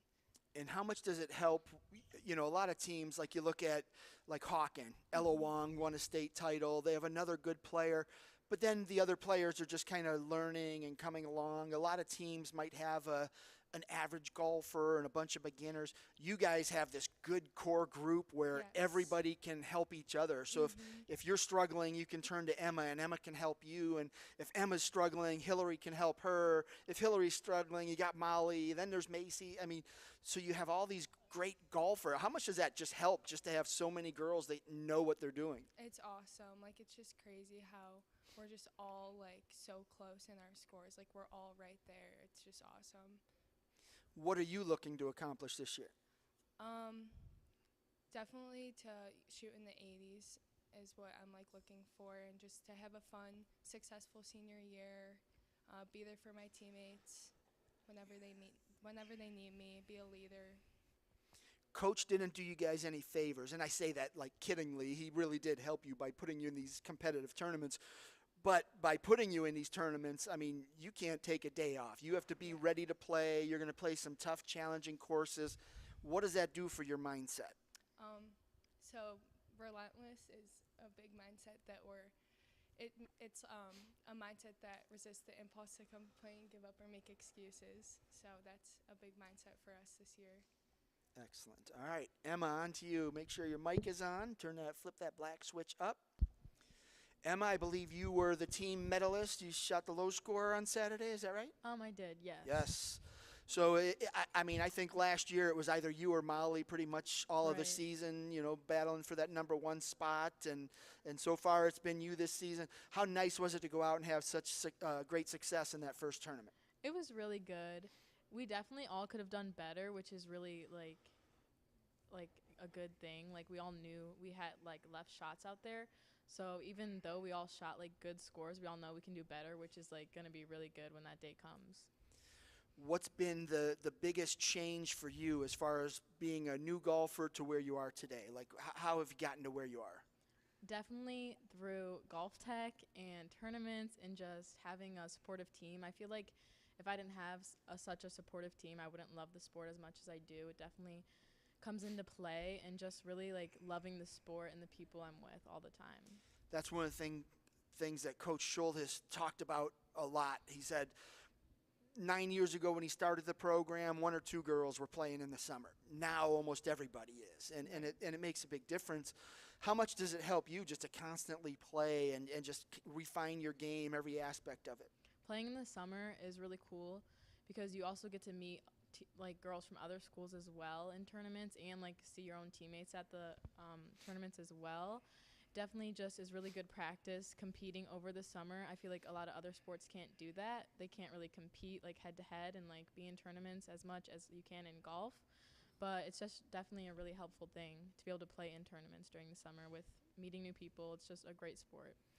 What was it like going and playing in the state tournament last year?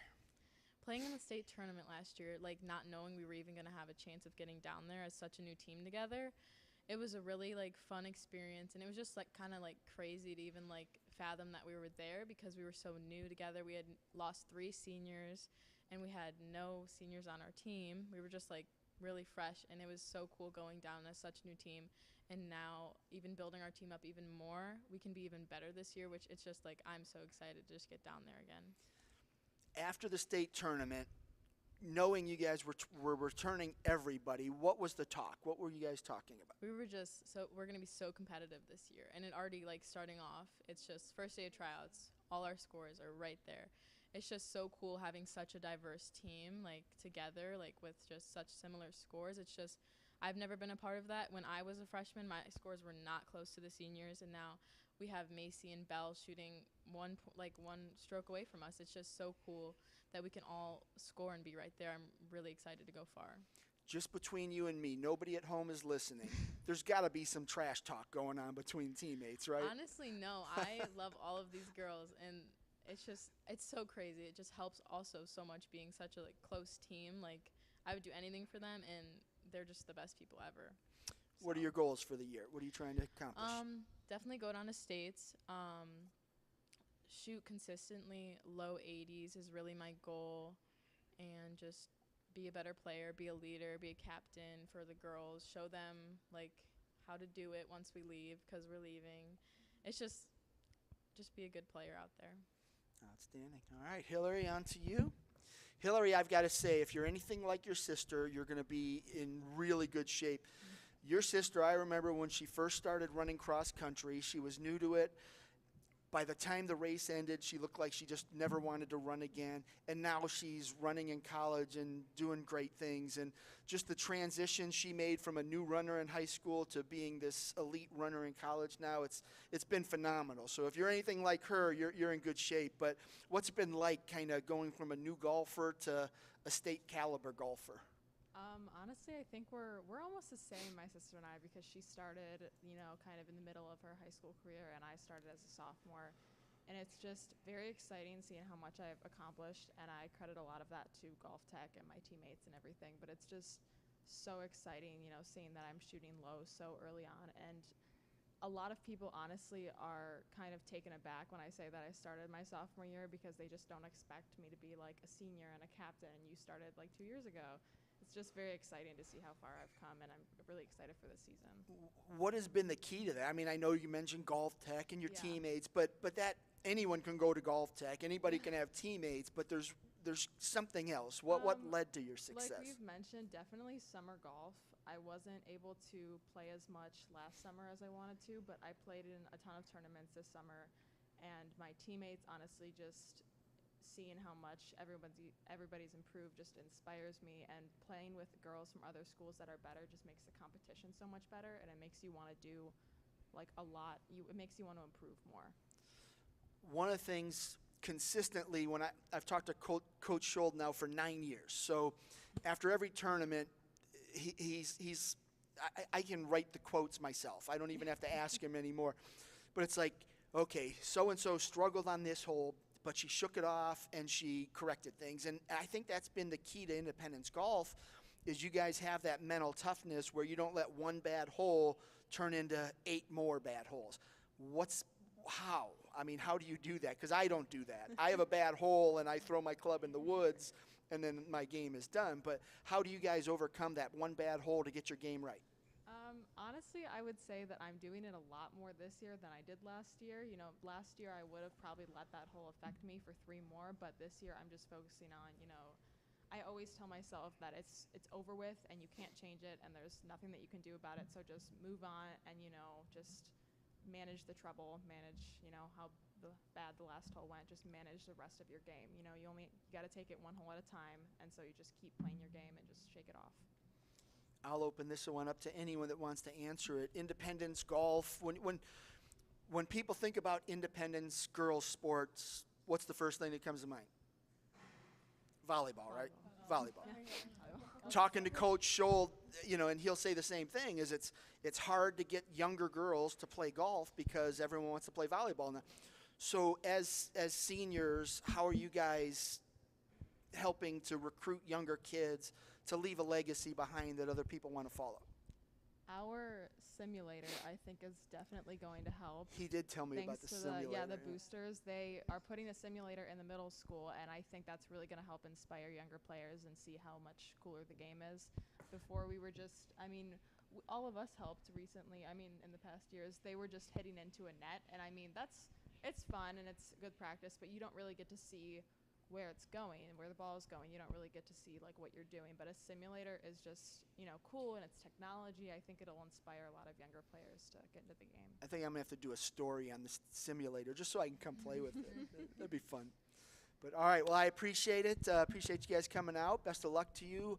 I was going to see you tomorrow, but now you guys are going to a different tournament, not the CVC one. So I will see you on Friday against Cuyahoga Heights. So thanks for being here, and good luck to you this season. That was the Independence girls golf team out here at the CVC Fall Sports Media Day West version, live from Independence High School. We are moving on to the Lutheran West girls soccer team. If they are here, Lutheran West. And if it's not Lutheran West, it looks like Beechwood girls soccer is coming up.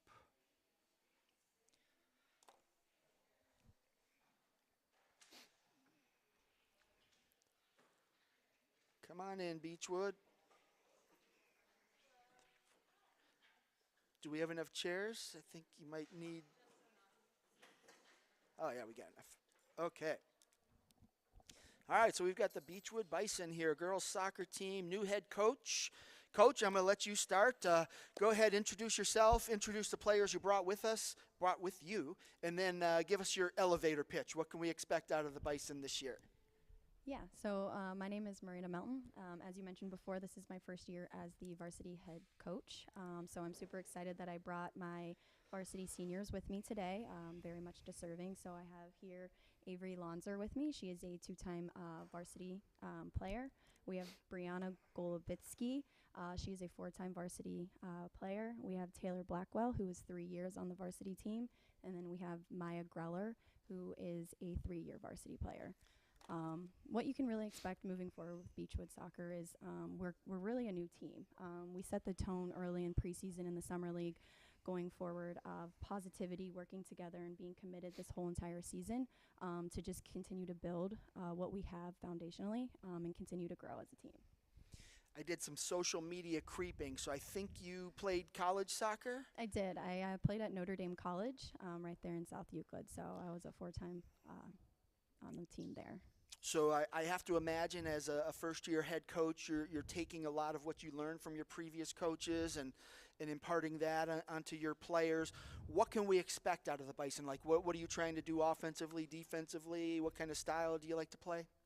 So we are actually changing our formation going forward. We did used to play a stopper sweeper back in the back. I did play defensive soccer, or I was a defensive center mid recruited. Center back is what I ended my soccer career on. So I do have a defensive mindset. So we're going to be changing our formation to a back flat 4. So really learning how to connect passes, moving from the back to our mids to our forwards. We do have a lot of new athletes and soccer players coming in, so I'm really looking forward to that. All right, I'll come back to you after we talk to the players. Avery, we're going to start with you. Go ahead and introduce yourself, name, grade, and position. I'm Avery. I'm going into my senior year, 17, and I play defense, whichever side I'm put in. First, coaching changes are often hard. You have to learn new things. As a defender, it's got to be nice for you coming in with a defensive-minded coach. How has that transition gone so far? It's been good. The energy is really different from last year, and that's really nice. What do you see as, what is Coach trying to get you guys to understand? Like, what's the main style she wants you to play? She wants us to connect passes and work better as a team and not, as singular players. What is your role going to be? I mean, obviously defense, you've got to stop the ball, don't let anybody score, but specifically, what are you trying to accomplish? I am not to win. I mean, not to let people get goals. but I don't know. I thank you for your energy. Okay. Work in progress, we'll call it. Talk about some of the other defenders that are with you. How's that group coming along? I mean, most of us here are. Oh, you're all defenders? I mean, Maya's a goalie. Okay. Breeze, but Taylor. Okay. So you guys as a unit gelling together pretty well so far? All right. What's it for you? What are you trying to do, individually? What kind of goals do you have? I would really like to have a successful, fun final high school season, and have it not be too stressful with everything. Hey, it's a stressful sport. But it's fun. You got to deal with some stress, but the good kind of stress, the competitive stress. Yeah. So good. All right, Brianna, let's go to you. Go ahead and introduce yourself, name, grade, and position. Flip your black switch up there. There you go. My name is Brianna Golovitsky. I'm going into my senior year, and I am playing as, I think, a center mid this year, coming from playing a center back the last couple of years. Okay, so you're going defense up a level. So how's that transition going? So my freshman year, I played as like a defensive center mid, and then the last 2 years I was playing center back, and now I'm moving back to the center mid position. I think it's a really important spot to like be able to switch the field and see like where the traffic is and move the other way and be able to send my forwards up to past the defensive line on the other side. So you get to control the flow, and that's a pretty important job. Yeah. How do you handle that pressure? I think I handle it pretty well. I have a lot of people to fall back on if I need the help on my defensive line, and I also have great forwards that I know will receive the balls I send them and do something good with it. We talked about the coaching change. What are some of the positives that you've already seen, just of the things that coaches implemented? I think a really big positive is that we're starting with fundamentals. Like, there's a lot of girls who it's their first year playing at a higher level or first year playing at all. So starting from, like, how to pass the ball the right way, where we want to send the ball to send someone. The other day we sat in a classroom and we were just drawing our positions out where everyone on the field should be when this person has the ball, and I think that's really helpful to the younger players and even the older players that never got to learn all that. Cool. What kind of goals do you have for your senior year? One of my biggest goals is just to leave like a positive footprint to the other girls and to show them that like playing soccer is still fun even though it gets competitive, and that they should look forward to continue playing for the next 2, 3, 4 years that they have left. All right. Taylor, go ahead. Name, grade, and position. Hi, my name is Taylor Blackwell. I am a senior, which is 12th grade, and as Coach said before, we used to play a stopper sweeper, and I was the sweeper, but since now we're playing a flat back, I'm just a center back. Mike, brother? No? No. No relation? I've gotten that question so many times. He was a wrestler from Beechwood. So He's okay. like on the wall at Beechwood. Yeah. Yeah, see? he was a wrestler. All right, so at least you know. Okay. All right, so talk about the coaching change. How's that transition going? Well, Coach used to be my coach on JV, and I was actually a very hard advocate for her to become varsity coach. I think she knows so much about soccer, and she'll take the steps to get us where we need to be and not just throw us in and start, like Brianna said, she teaches us the fundamentals, the little things. And she's like from some of our previous coaches, they weren't like, okay, some of our previous coaches, they were more, I feel, making, like they would prioritize us liking them over actually like us becoming better soccer players. And Coach Melton, she prioritizes us becoming better soccer players and actually knowing the game rather than like, us being her friend. She, even if she has to be the bad guy or be mean or we have to run, we all know it comes out of love, and she actually wants us to get better. Gotcha. Talk about some of the girls in the preseason that have impressed you, just that you've noticed their effort and what they've done so far. So when I was a freshman, I was on JV, but I watched the varsity team a lot. And the varsity team freshman year was just like insane. They were incredibly talented at soccer, but not only that, they they had such good attitudes. Like, whenever you needed a ride, whenever you needed a friend, like, no matter what, you can call them. And even, like I said, I was a freshman, and I didn't know most of them, and they still made sure I was their friend and on and off the field. And I hope to leave an impression like that. Like, the teammates can come to me about whatever, whenever need a ride when I get my license. Yeah, don't give them a ride yet.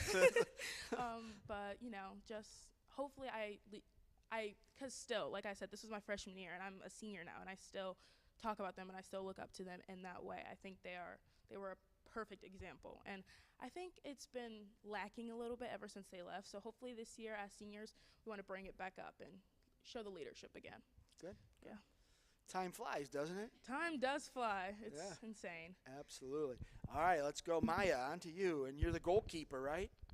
Yes. All right. Name, grade, goalkeeper. Maya, and senior? Yes. All My right. name is Maya. I'm a senior, and I am our goalie. Goalie last year as well? Yes. So I've played soccer my whole life, but I picked up goalie coming into freshman year. I was the JV goalie full-time my freshman year, and I also began to back up some varsity games on to doing that full-time my sophomore year, along with playing JV goalie, and then last year and this year, full-time varsity goalie. How do you like being a goalie? I could talk about it a long time. I have the command of the field. At the end of the day, like, the ball gets behind the other 10 players, fine, but if the ball gets behind when the ball gets behind me, that's when there's a real impact on the game. That's when the number changes. So I feel like at the end of the day, like, it doesn't matter what's going on, I still have that last chance to sort of pick us up and change the energy. I also have a view of what every single player is doing on the field at all times, and I can command them. And with my experience, I've played every position on top of being goalie. So I know what they're supposed to be doing, I know where they should be, and so I can lead them because I can see where they are. I can be like, hey, you should be more spaced out, you should be pushed in. I have the view of that, and I have that last say of, hey, the ball's coming at me. Taylor, who plays right in front of me and one of the best defenders I will ever get to work with. I think playing with her has made goalie way better. I'll be like, hey, Taylor, drop it, I got the kick here, or Taylor, you pick it up. So another big part of it, I think, is team chemistry. And that's sort of what makes the game, because when Taylor and I, when we're having an off day, the ball's getting in between us every single time. So. And that's not good. No, we don't like that. That does not lead to good things. No, not at all. Talk about the defense in general. I mean, obviously you're going through, this coaching transition, some different things. Is it flowing the way you need it to? Yes. In general, sort of all 4 years of mine at Beechwood, defense has been the biggest talking point of, there's something off that's happening, and we don't really know what it is, and we are pushing stopper sweeper, and it worked our freshman year, and it has just gone downhill since then, and we're on our third coach in 4 years, and it's really difficult because there's been a lot of different teaching styles and a lot of people talking at us, or teaching styles or not teaching styles, just sort of being talked at us. And I think finally we were sitting in a classroom, and Coach and our new assistant coach, Coach Josh, was sitting there with the marker on the board and was like, hey, when the ball's here, this defender's doing this defender's doing this defender's doing this defender's doing this. And it was great, because as a person who played soccer my entire life, I couldn't have told you that because I never had it laid out for me before. So these girls, like, there's a couple girls who have never played soccer before who are showing up, who are actually doing a really, really good job. But they don't know what's going on. They can figure the fundamentals out and they can kick a ball, but they don't know exactly where to place the ball at specific points. So having that laid out for them, on top of more experienced players, like everyone sitting at this table, I think was really, really good. And people were paying attention. And I think that's the biggest difference, is our attitude was there and we cared to learn it. And that's not something we've experienced since we were freshmen. I predict in the future you're going to have your own talk show. Outstanding answer. I don't have any more questions. No. Talk about goals. What do you guys hope to accomplish this year? To stop them from happening against us and to make them occur for us. No, but this is a building year. It's her first year as head coach. I've had her as a coach for 4 years now on terms of JV and backup coach, but it's her first time with the title as the head coach. And I see these younger freshmen, and so our team is almost entirely sophomores. We have a very, very young team. And more than I want us to have a winning season this year and win the tournament or whatever, because maybe that's not a realistic goal. I think I'm watching these freshmen and I'm watching these sophomores. By the time they're the ones sitting at this table and by the time they're the ones that are leading the team, I want them to be able to say, hey, I have a winning team. And I think that with this new attitude, with this new team we're building, we're placing the stepping stones for that to happen. And I think that's really the biggest thing is maybe I don't get to have my winning season as a senior, but I think Beechwood girls soccer will. So, Mr. Peters, if you're at home watching this, make sure you send her to the CVC Leadership Symposium as a guest speaker.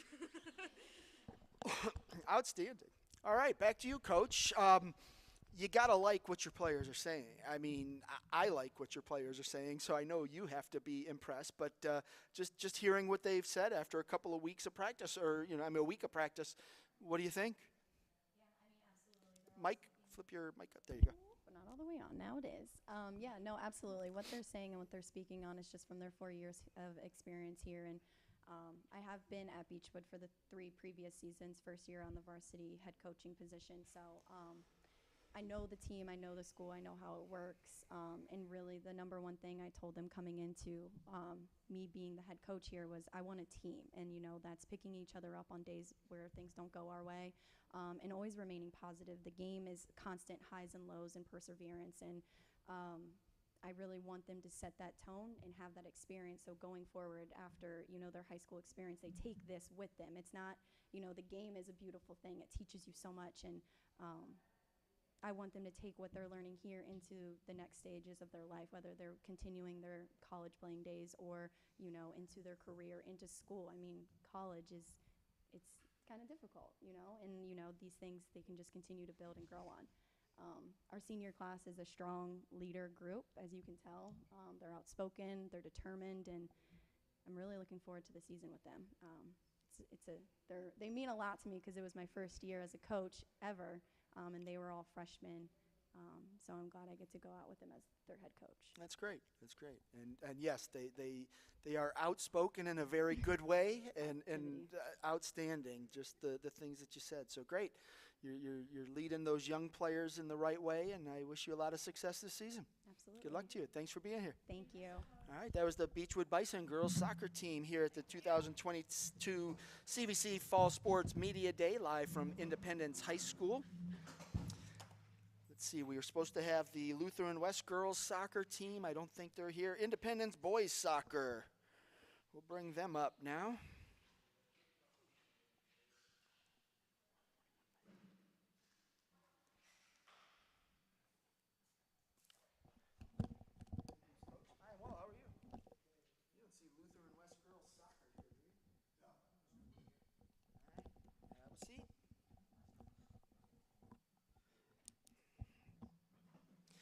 Changing of the guard here at Independence. Head coach Ryan McRail has taken on a new role as the boys golf coach, and longtime assistant Brian McDonald is the new head coach here at Independence. So coach, I'm going to let you introduce yourself, introduce the players you brought with you, and then give us an elevator pitch. What can we expect out of the Blue Devils in your first year?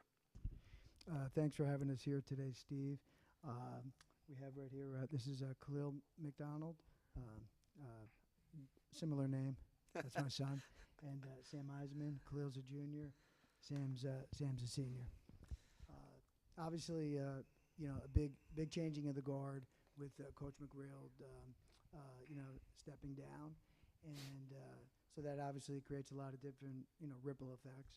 But the good news is, I've been on the girls' side the last 5 years, and I'm heavily involved in our town travel soccer program. So I have a lot of familiarity with our soccer program here in Independence, the players here in Independence, and the players coming up and the players who've moved through the system.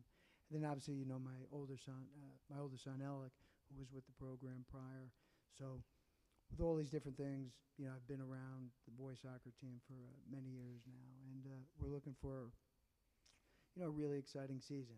It's hard to say what will happen, but we're excited for what could be coming. I imagine your familiarity with the program, there's going to be a lot of continuity, not a lot for the kids to learn and develop a new scheme or anything like that, right? You're just going to kind of go with the flow a little bit? Yeah, as I said, the good news is that I live here in Independence. I know a lot of the people here, So, from a transition standpoint, I'm familiar with, our fields, our opponents, the inner workings here. Obviously, the players who are, coming into the program. I've coached, probably at least 50% of our team through soccer, basketball, baseball. So there's a lot of, knowledge there.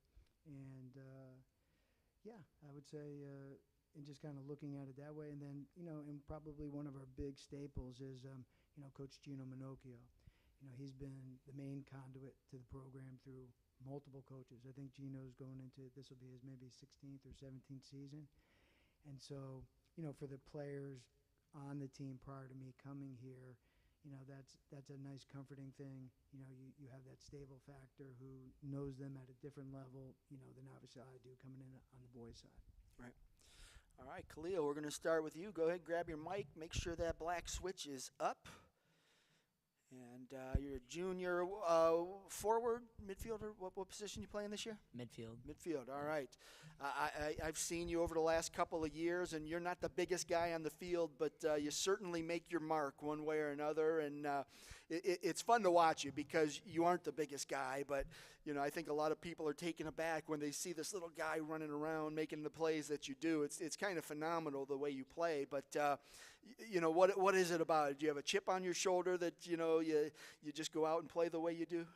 I mean, I never really saw height as like a problem. A lot of people see it as like a disadvantage, but I think it's more of an advantage. Well, like maybe speed might be as much of an issue. Like I'm agile, quick on my feet, but I think the biggest factor is just like probably just like the knowledge. Like if I know what I'm doing, I'm probably able to do it. Like height doesn't really play as much of a factor, but yeah. You've been around the program a long time. Your brother played. He was an outstanding player here at Independence, and now it's your turn. Now your dad's the coach, so you're Independence soccer through and through. But, how special is it now to have this opportunity to be coached by your dad here at Independence? I mean, he's been coaching me since I was 3, so I'm used to it at this point. And, yeah, I mean, he's a really good coach. He knows what he's doing, so I think he'll bring a lot to the table. And as of Alec, he's helped me also a lot in developing my skills. So, yeah, I'm just ready to play. When you look at this year, new coach, I don't know as far as strategy, if anything's changing there, but what's the upside for this team this year? I think, we did lose a senior class, but we have a lot coming up, and I think we still have a solid squad, and we'll compete this year. What do you look for individually? What are you hoping to accomplish this year? Better than last year. More goals, more assists. From freshman year to now, how do you think your game has developed? I think I've become more physical. I'm growing slowly, but growing. So that's helping. I think as the years go by, I only get more technical, more skilled. So that'll help, and I'll help guide the team now as captain. You talked about that senior class that graduated. It seems like every year Independence has graduated like 9 seniors every year. You guys have had some pretty big senior classes. So you got a lot of new positions to fill. Who are some of the guys that have stepped up so far in the preseason? It's a lot of people that maybe they played last year, they started last year, but now they're filling in the role more. They're taking more of a leadership role. So like our defensive line, they're taking more of a leadership role, and other players may be coming off the bench, but everyone's playing their part and working hard to make us best as possible. What's going to be the key to success this season? I think hard work, communication. Like if we put the effort in and we have the right mindset mentally, I think we'll be ready to basically take on anyone. All right. Who are some of the guys that we don't know about right now, but we will in a couple of weeks? I mean, our lineup's pretty similar, I'd say. We have some new sophomores, Braden Lazowski, James Kitagawa, but I think basically we'll have a solid squad as is. I mean, there's really not that much change, I'd say. All right, Sam, on to you. Yeah, just make sure that black switch is up. Go ahead, name, grade, and position. Sam Eisman. I'm going to be a senior, and I'm playing the midfield this year. All right. Sam, you, again, had brother playing, so you've been around the program a while. Going into senior year, what are your thoughts? I mean, it goes by quick, doesn't it? Yeah, it does. It's been a really quick 3 years. You know, I'm hoping we could last year we made it to the district finals. I'm hoping maybe we could win it this year. It would be a great way to end the senior year, and we're just going to work hard, try our best and see what we can do this year. What is your role going to be this year? Obviously, with some guys moving on, you're going to have to distribute the ball a little bit, find Khalil there a little bit more. Yeah, I'm hoping to try to get up more and score some more goals this year. Make goals happen, get assists, get goals, and overall just be good for the team, do my best, and just try to help the team be better overall with whatever I do. Last year, I don't want to say it was necessarily a breakout role, but you had a pretty nice season. What was the key to all of that success? Well, I was playing on the wing for the first couple games, and then one game, Casey just said he wanted to go up, and so he said come play defense, and so I played defense for a game, and I did pretty good. And then I was just playing like a holding midfielder for pretty much the rest of the year, and that's just kind of how that happened. And then I just started to like the position. I did pretty good there, and so I just stuck there, and it was pretty solid. From your perspective, who are some of the guys that are stepping up already in the preseason? Yeah, there's been a lot of improvements. My brother on the team, he's made some improvements from last year. Kyle McGovern, Charlie McGrill, Wyatt, Snyder, Nathan. Like, we've seen a lot of really great improvements from everybody else, and like Khalil was saying, we got some new players who maybe are just starting soccer, but they're pretty good, like Braden Lazowski or James, or like I don't know, Jamie Panicki, a freshman, but we've seen a lot of players stepping up and doing their best. What's the key to success for the Blue Devils this season?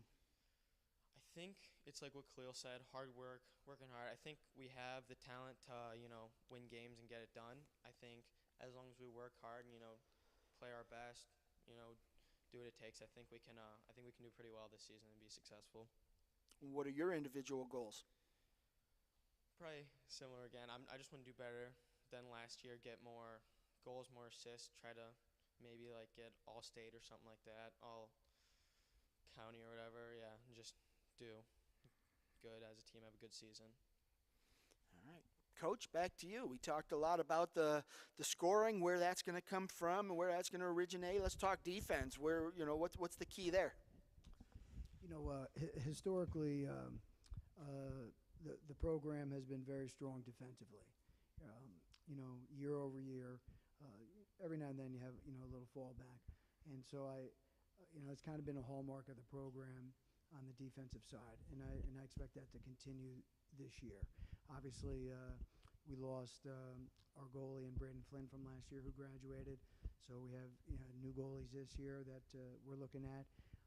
But the key is we have a lot of returning players, in the back, who understand what needs to happen. And we had a nice playoff run last year, and got a lot of really good experience for a lot of different players.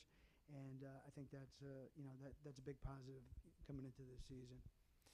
What do you see as the biggest challenge you're going to face, and how are you going to overcome that? I would say that obviously, we lost some really excellent players, and so it's going to be incumbent on the players that are here now to, go beyond maybe what they think they can do or don't know they can do yet. But I think that we need a lot of players to contribute in a lot of different ways, and so I just kind of look at the team, in that regards. It's hard to say how it all will unfold, but there'll be a lot of opportunities for a lot of people, and we have a lot of big holes, to fill, obviously, from last year. I asked Khalil what it's going to be like, being coached by his dad. Well, you get the opportunity from the other side. You get to coach your son at the high school level, and you've coached him before, but high school is a little different. What's it like for you just to have that opportunity? So obviously, as Khalil mentioned, I've been coaching him since he was 3 years old. Baseball, basketball, soccer. On the soccer side, from rec soccer to town travel soccer. Obviously, not at the club level, but now at the high school level, it's just a different dynamic. for obvious reasons. It's like anything. Khalil and I were always father and son first, and we're coach and player second, and that's been how it is throughout our lives together. And any father who has coached their son at any level, understands that. And so this would be no different. It's just a different level and a different level of communication. The good news is that when we go home together, that's one less player I have to talk to the next day about something because we've already talked. Right. And once in a while you'll let them eat dinner at home if things go well, right? Yeah, there you go. And lastly, just define success for the team. What are you going to consider a successful year? In sports, you never want to be the guy that replaces that highly successful head coach, right? Coach McRail was very successful here, but you think of people like Bill Belichick at the Patriots, Mike Krzyzewski at Duke, right? Alex Ferguson, Manchester United, right? Do you want to be that guy coming in next? But this is an opportunity that presented itself that seemed like the right time and the right place for it. And so I think what will be successful for us is, if we work hard together as a team, we bond well together as a team, and I want our players to understand the game of soccer, at as highest levels as they can, and try to put those learnings into our games, and then come out of all this feeling like I'm a better person, I'm a better soccer player, I know more about the game, and my experience here at Independence, was a positive one. And so that when for our seniors especially, not easy, right?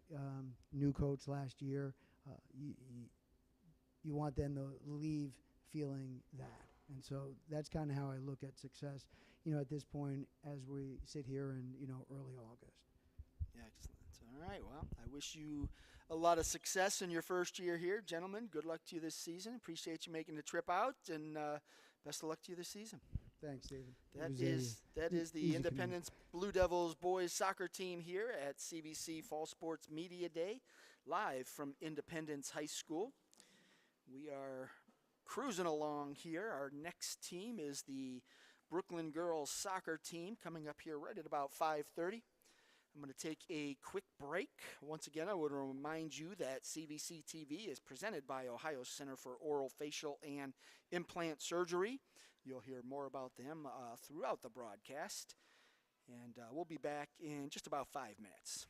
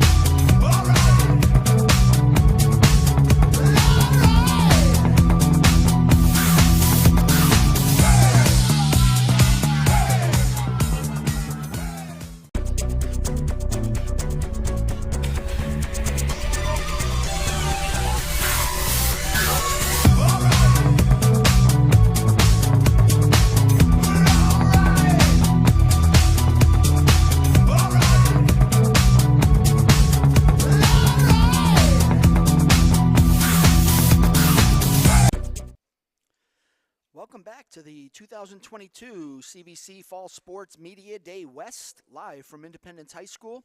I'm Steve Hare, the CVC Sports Information Director. Next up, we've got the Brooklyn Girls Soccer Program, head coach Allison Rafter. I'm going to turn it over to her. Coach, I'm going to let you go ahead and introduce the players you brought with you, and then just give us your elevator pitch. What can we expect out of the Hurricanes this year? Okay, well, this year I brought Delaney David, who is a senior, and I brought Andy Rodriguez with me. So we have a forward midfielder and we have a midfielder defender. All right, and what can we expect out of the team this year? Well, we're coming off of a really good season from last year. We did really well. We graduated 6 seniors. 2 of them were impact players. But I'm very optimistic that the players sitting here with me are going to fill those positions real quickly and do really well in them. I'm very fortunate that we're going to have a smaller squad this year, about 15. So about a third of them are seniors that have been playing, this is their 4th year with the program. So I think we have a really good core group. And I think, the kids that I have now, they're going to step into some leadership roles. And I think we're going to have a good year. It's going to take some work, and they're willing to do that. So, we're looking forward to it.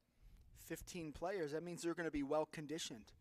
Yes. And that's kind of our motto. The lower the number, the more conditioned we have to be, because we have to be able to go 80 minutes. 3-1-1 in conference last year. You have 3 returning all-conference performers, so you got to feel pretty good heading into the league again this year? Yeah, and it's really nice being in this conference. All the teams are competitive. I guess the good thing is that we have been able to play all the teams. We've seen them, for the last 2 years now. So we know what they have, and they know what we have. So, we go to the chalkboard, but we'll do a lot of work to get to where we need to be. All right, let's start with we'll go with Andy. We'll start with you. Go ahead, introduce yourself, your name, grade, position, and then we'll throw some questions at you. It's on. There you go. Okay, hello. Hi, my name is Andy Rodriguez. I am a senior in 12th grade. I've been on the team. This is my 4th year. What else? That's okay. No, so 4th year, senior, time flies, doesn't it? Yeah, I'm kind of sad it is my last year. Don't know, if I'll be playing in college or what yet, but I'm really excited for this year. It's going to be my last year. I hope it's the greatest year yet, but I'm really looking forward to it. Last year, how exciting was that, just to have such a nice year in conference play? And then, like I said, you have 3 returning all-conference performers, so you have a nice solid core returning, so the excitement has to carry over a little bit. Yes, last year it was, if you really think about it, it was a really good season. We won 11 games, we lost 2, tied 1. It was a really good season for us at Brooklyn. I'm hoping this year it's kind of similar to that. I'm hoping we do get a lot of wins, little losses, but we'll see and hope for the best. What was the key to last year's success, and then how do you kind of mimic that and carry it over to this year? I think the key to last year is that kind of our team, we were like family. So it's we were really close with each other. We always communicated on the field. We always worked together, and that's what led us to our season last year. This year, being a senior, are you taking on any additional roles? Are you the team leader? You being a captain? Are you helping the younger kids? What are you trying to do to help the team a little bit more? For the younger kids, I want to feel like I can be someone they can come up to. Because, when I was a freshman, I was kind of afraid, stepping into high school. It was much, the games were much faster, more competitive, a lot of things going on at once. So I'm hoping, this year, for the little kids, I can be, there for them and be a leader to them and to all the other players. What do you think the biggest challenge you guys will face is this year?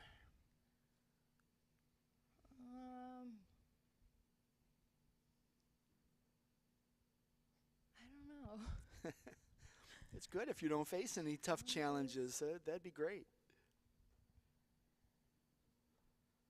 Well, we do have a lot of upcoming like new freshmen, so it could be challenging for them to play like a role into high school football, high school soccer. Sorry. So I'm hoping. In most of the world, you were correct in saying football. But I think it's only here in the United States that was incorrect. So I'm hoping for them. They're not really like that nervous, and they can adapt to playing on the high school field. Well, as a senior, you were in that role as a freshman. You were kind of nervous. What helped you get over that? Having friendships and having to be able to connect with the older kids on the team. Like I felt like they kind of like accepted me, and they were really nice to me. Oh, so now you know how to kind of overcome that challenge. That's good. Talk about some of the girls that have impressed you so far in the preseason. Preseason, some of the girls. Yeah, whether work ethic or talent, leadership, effort, whatever.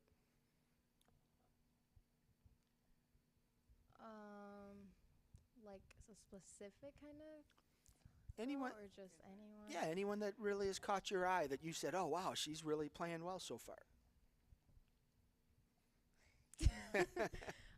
There is this one girl on my team. Her name's Rihanna Cogburn. She's been really good this year. She's outside defender, so she kind of like works with me on the field. And she's been really good. She's been holding up her position. Whenever she gets beat, she goes back to the ball. She moves up. She plays very well. What are your goals for your senior year? My goal overall is just to have a really good season. Feel like I actually had a fun season with the rest of my seniors, the rest of my teammates for this year. All right. Delaney, on to you. Name, grade, position. My name is Delaney David. I'm a senior. I'm a forward. And, yeah, that's me. And just, after last year, the excitement that you guys had, how much fun was that, and how you carrying it over into this year? Last season was so fun. Like, I enjoyed every day going to soccer. Like she said, we were a family. Like, we were all so close. It wasn't just like we didn't just hang out at soccer. We went places outside of soccer. Like, it was a fun season.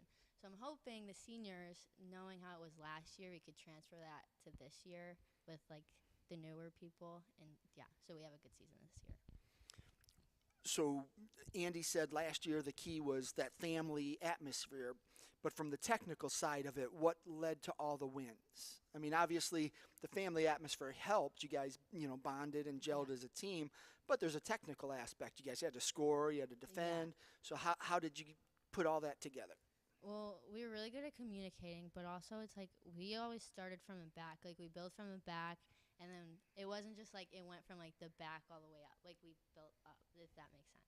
So it wasn't kickball. It wasn't just. No, Yeah. like it went from the goalie defense, and then the mid, and then the mid would like play the through ball, or like So it was a whole build up. So there was a plan, and you guys executed the plan. Yeah. All right. And then same question I asked Andy. Who are some of the girls that have stood out to you so far this season? So like she said, Rihanna, we call her Ray Ray. I've seen a big improvement of her playing from last season to the preseason. But also, two of the freshmen, Lauren and Kayla. I don't know their last name, so. But they. So what you're saying is you guys need to like have a family picnic and get to know each other, wear name tags or something. Yeah.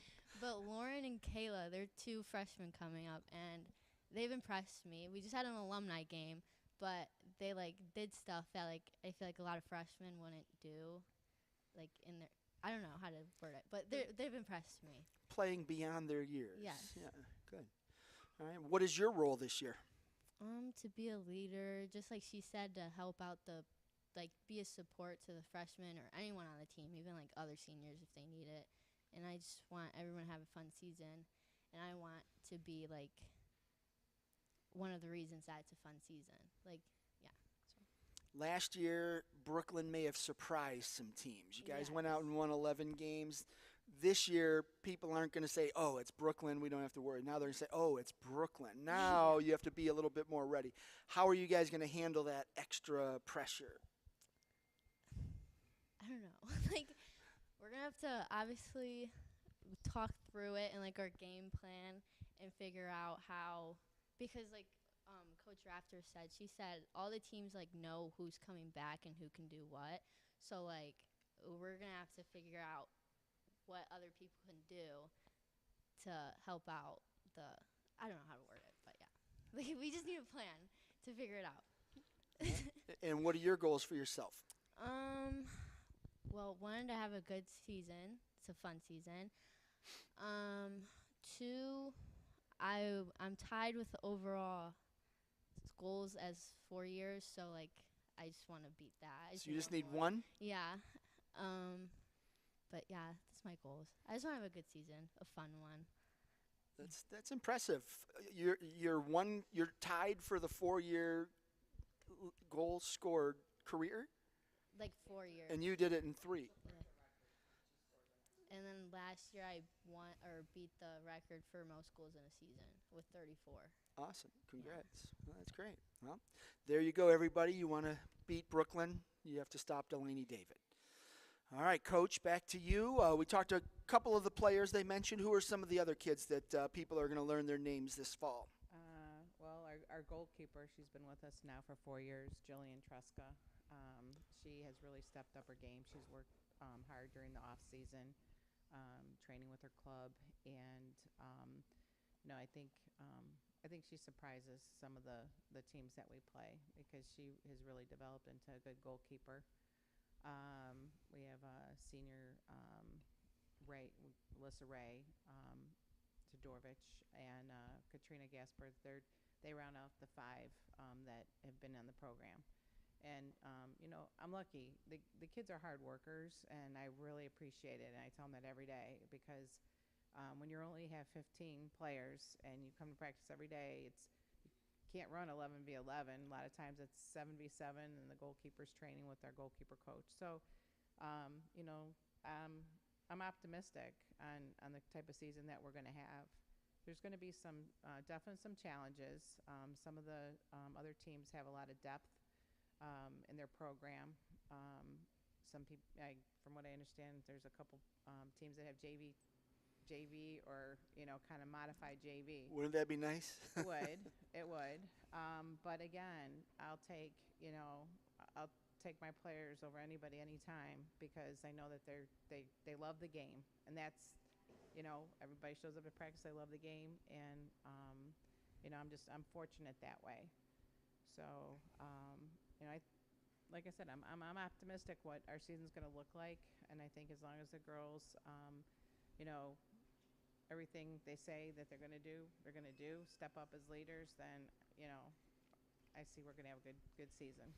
I think having that taste of success last year goes a long way, and these girls feel it, and hopefully that passes down to the younger kids. Well, that's just it. The 5 that have been on the team the longest, starting 2 years ago, that's where our whole program started turning, and beating some teams that we had no business beating, like Loudonville, and that kind of fueled the fire for last year, and so.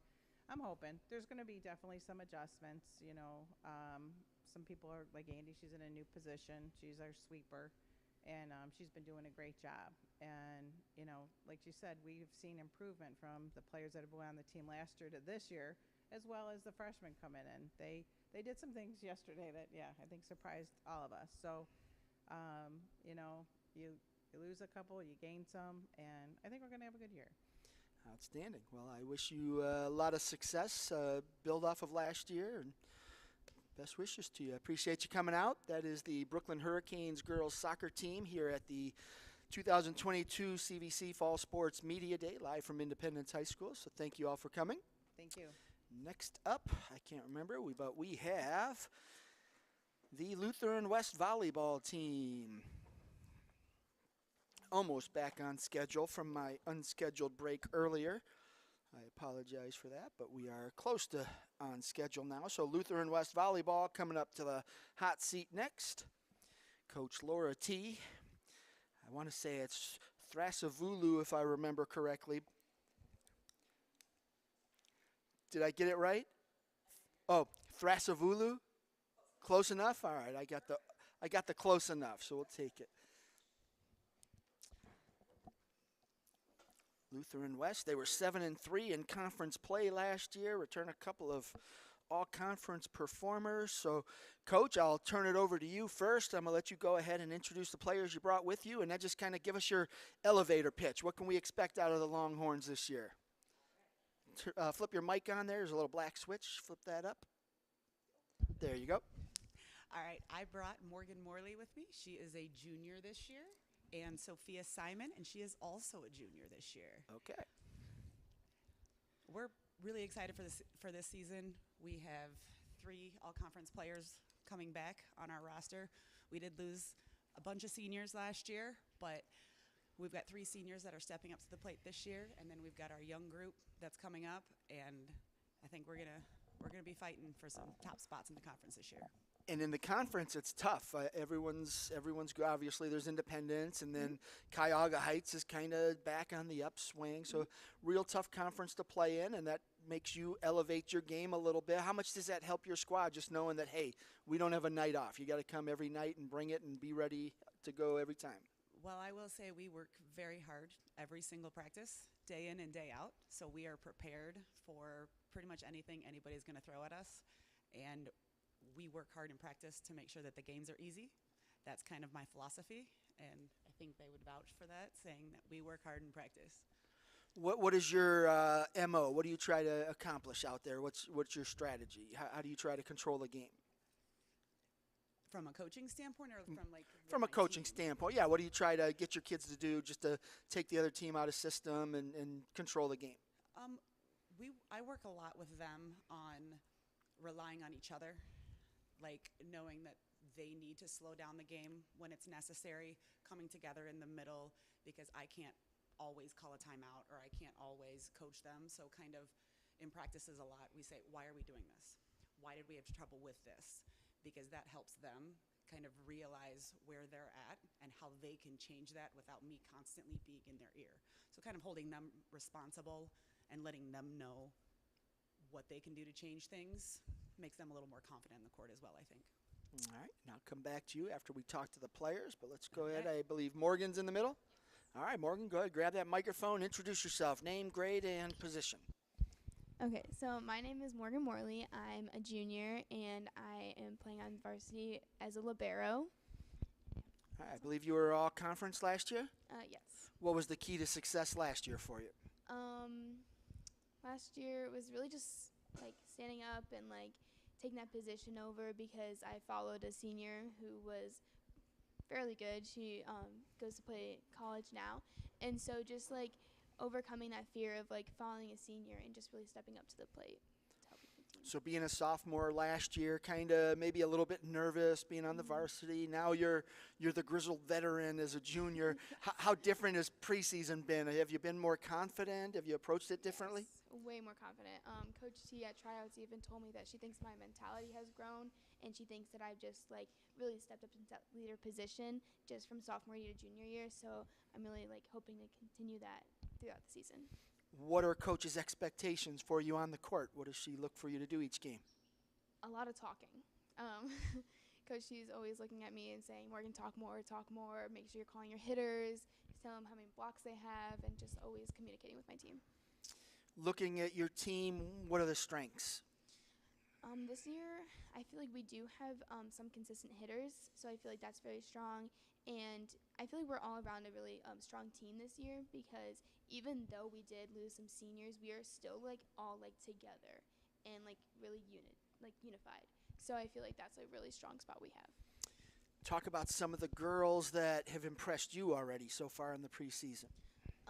So we have a lot of freshmen this year, like a lot of incoming freshmen. And so some girls, like, there's a twins on our team. Their names are Nicole and Hannah, and I think they really impressed me by just, like, being able to come in there and pass with us. And they came to summer league with us, so I think they've pretty much impressed me most. All right. What kind of goals do you have for yourself this year? To not let anything drop. just go for everything and give 100% of my effort. It's a good goal. Yeah. Imagine there's going to be a lot of like elbow and knee burns in your future. Oh yeah. Oh yeah. Diving on the floor. Good, good. All right, Sophia, on to you. Go ahead, introduce yourself, name, grade, and position. I'm Sophia. I'm a junior and I'm a middle. You're a middle. Okay, so what's your role on the court? As a middle, I take care of a lot of the blocking from the middle and the pins, and I also offensively am hitting to wherever I can to get kills. Just dropping the hammer. Yeah. Any chance you get. Talk about the offensive attack. Who can we expect to put down the ball? Who are the girls that are going to be counted on to score for you guys? I think this year we have 2 seniors, Bethany and Bella, who are really strong hitters, and another junior, Paige, who's really good at hitting really hard and putting the ball away. And then me, I think I'm really good at putting the ball away, so I think we'll have a really strong offense this year. Volleyball's a game of runs, momentum. Where does all your energy come from? Who's that player that you guys can count on just to kind of keep you going, keep rallies going, and when things aren't going well, to turn things around?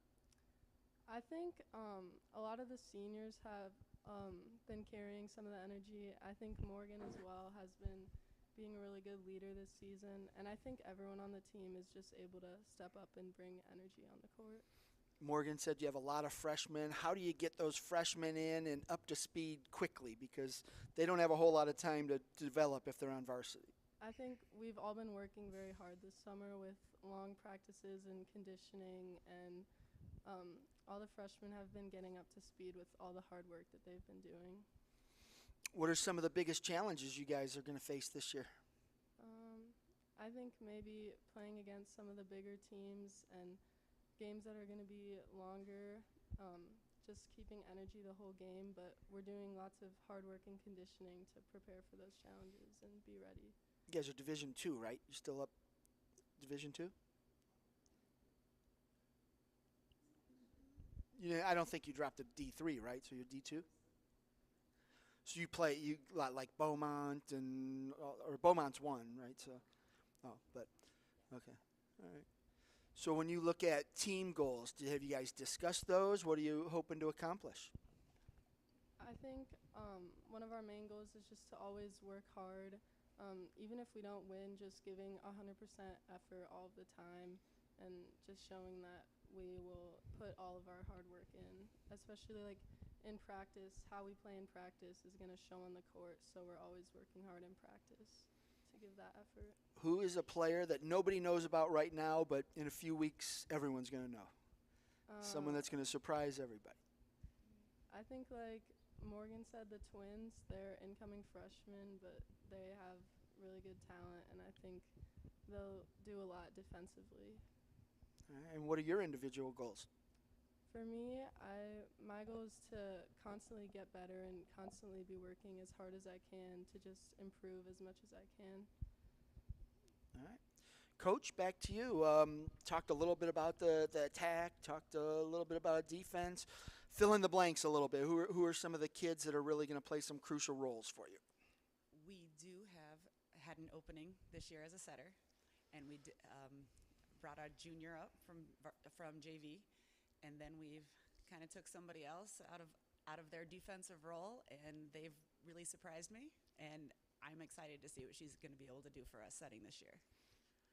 Names? Or are they? Ari Garcia. She was one of our honorable mention all conferences for defense last year. Okay. And she's been setting for a couple of weeks, and I think she likes it, and I like her there. What is going to be the key to success for you guys to achieve all of your goals? For them to play like a team and put in that hard work. I just want everybody to see the intensity that they have in practice, bring that to games, and I think they'll be unstoppable. All right. I'll ask the same question. Who's a player that is on your radar that pretty soon she's going to be a household name?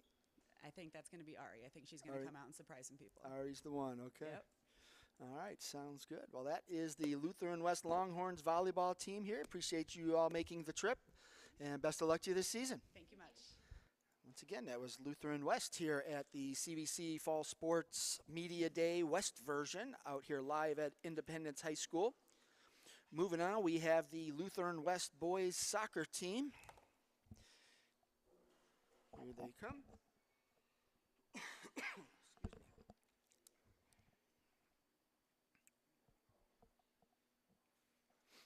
Lutheran West was 5-1 in conference play last year. They've got 4 all-conference performers returning, so expectations must be high again there at Lutheran West.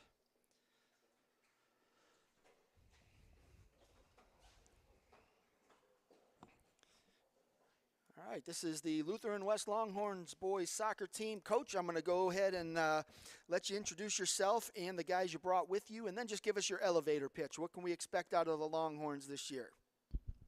Yeah, my name is Joe Jovanovski, and with me to my left I have Alec Grams and Aiden Schultz, and then to my right I have Brandon Lamb and Carter Stanzik.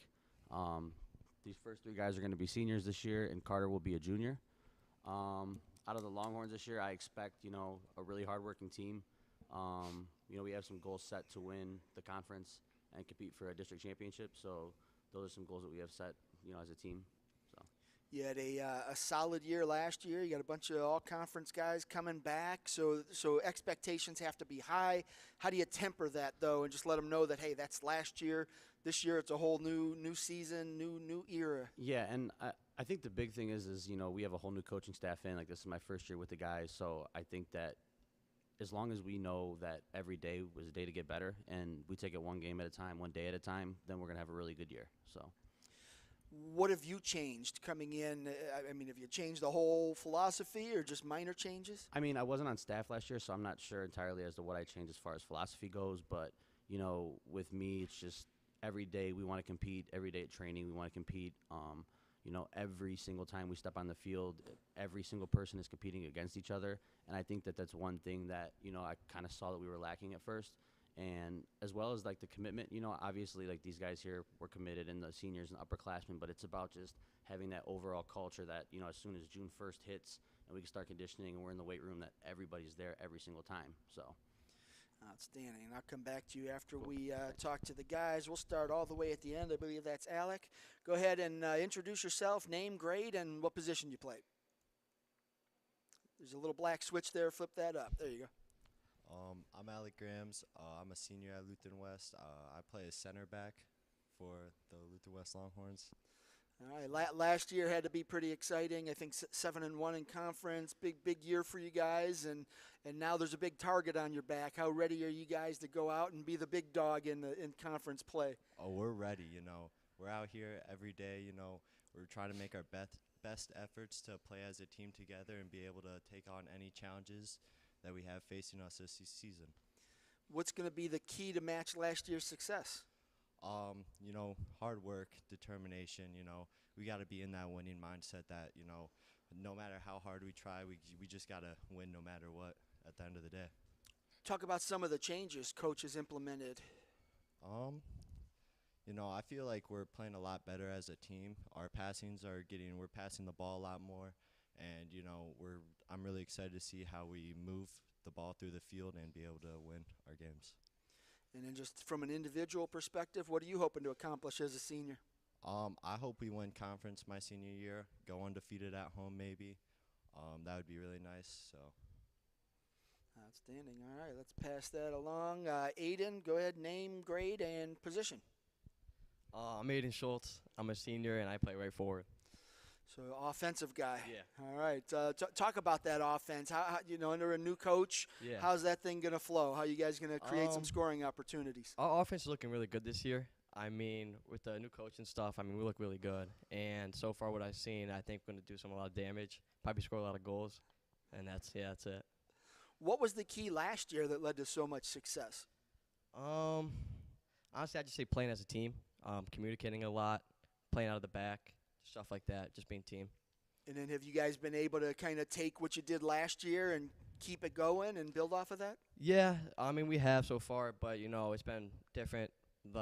It's been tougher practices and stuff from new coaching and stuff. So it's a different thing for us, but we've been adapting really good. Looking at the preseason, who are some of the guys that kind of stepped up and have impressed you? I would probably say Carter Stanzik, honestly. It's probably our go-to guy. And, I'm excited to see what he does.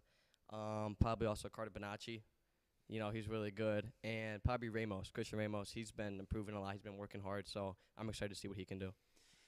And then just you talked about scoring a lot of goals. What's the key to just making sure that offense is always clicking every game? I'd probably say talking, communicating, not letting opposing players get in our heads. I think a couple times, a couple fights, and a couple even on our team's own fights. So I would just say keeping a positive mindset and just playing well together. Individually, what kind of goals do you have for yourself?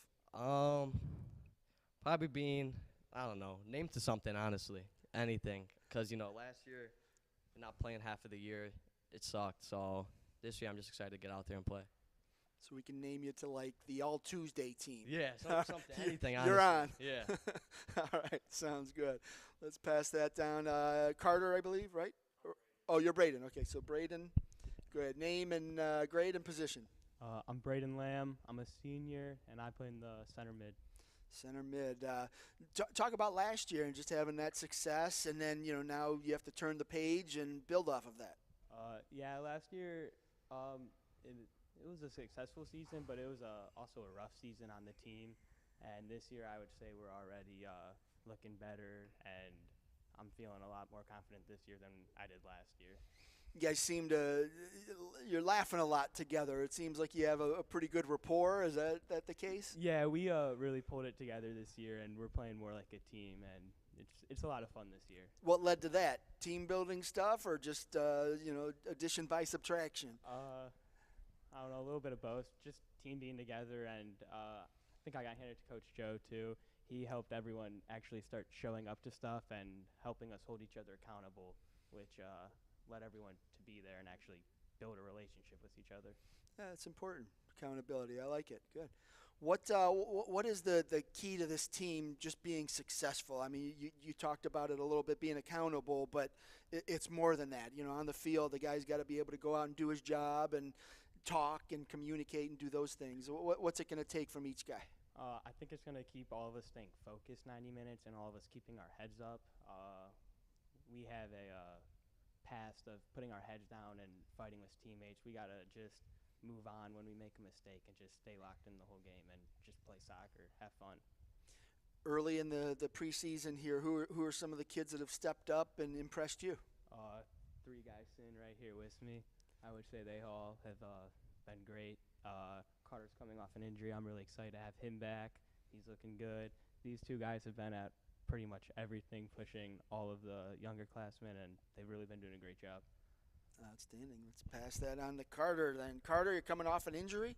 Yeah. What was the injury? It was my hip flexor. It kind of ripped the bone apart. It happened last spring, and it was a summer thing. I'm getting back in the groove of things, working with the guys to get back to 100%, 110%. Wanna be at my best to help my team. Sounds like you've got a lot of support. How much does that help? Just kind of that healing and getting you motivated to put in the work. It's really helped. Honestly, coming back and just having fun at practice, not only working hard but having fun with these guys. Coach Joe's help with that. He's running practice hard, but make sure to get some fun in there. It's helped my mental state a lot, and my we're just it helped. CVC's a tough conference, a lot of good teams, Independence, Beechwood, Wycliffe, Kirtland. You get to see a lot of good competition. How do you guys bring it every night just to kind of be ready for that challenge? It's really just looking forward to see what we can do as a team. We want to be successful, we really do, and we can tell each day working at practice how hard we're working towards that goal. What are your goals for the year? I like to score. I want to give my teammates chances to score a lot this year as well. I want to try and up that a bit. Just help my team as much as possible to be successful, so that we could have a good season as a group. Who's a player that maybe people don't know about right now, but in a few weeks everybody's going to know? I'd say Carter Bonacci. He's stepping it up. He's got an eye for the goal. I'll tell you that.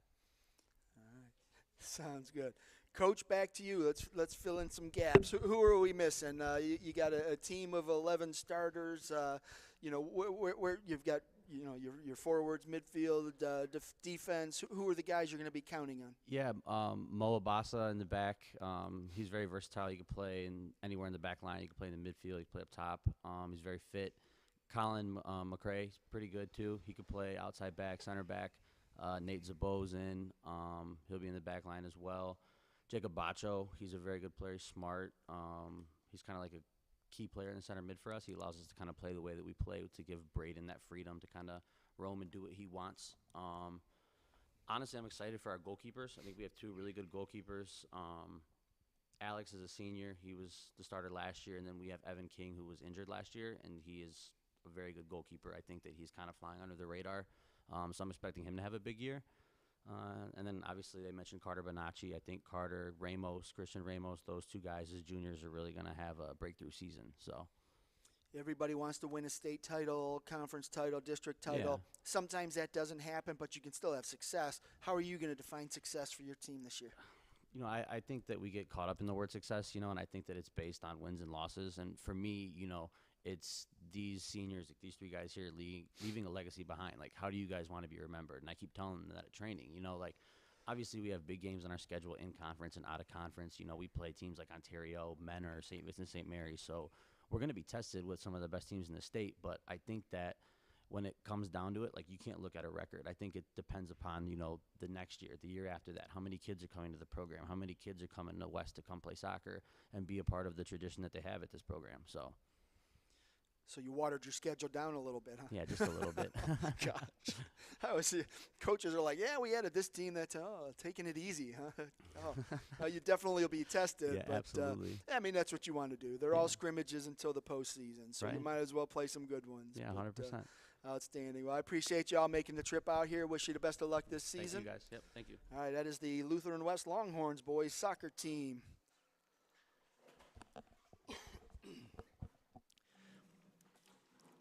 Up next, Independence Cross Country. All right, here they come, the Independents.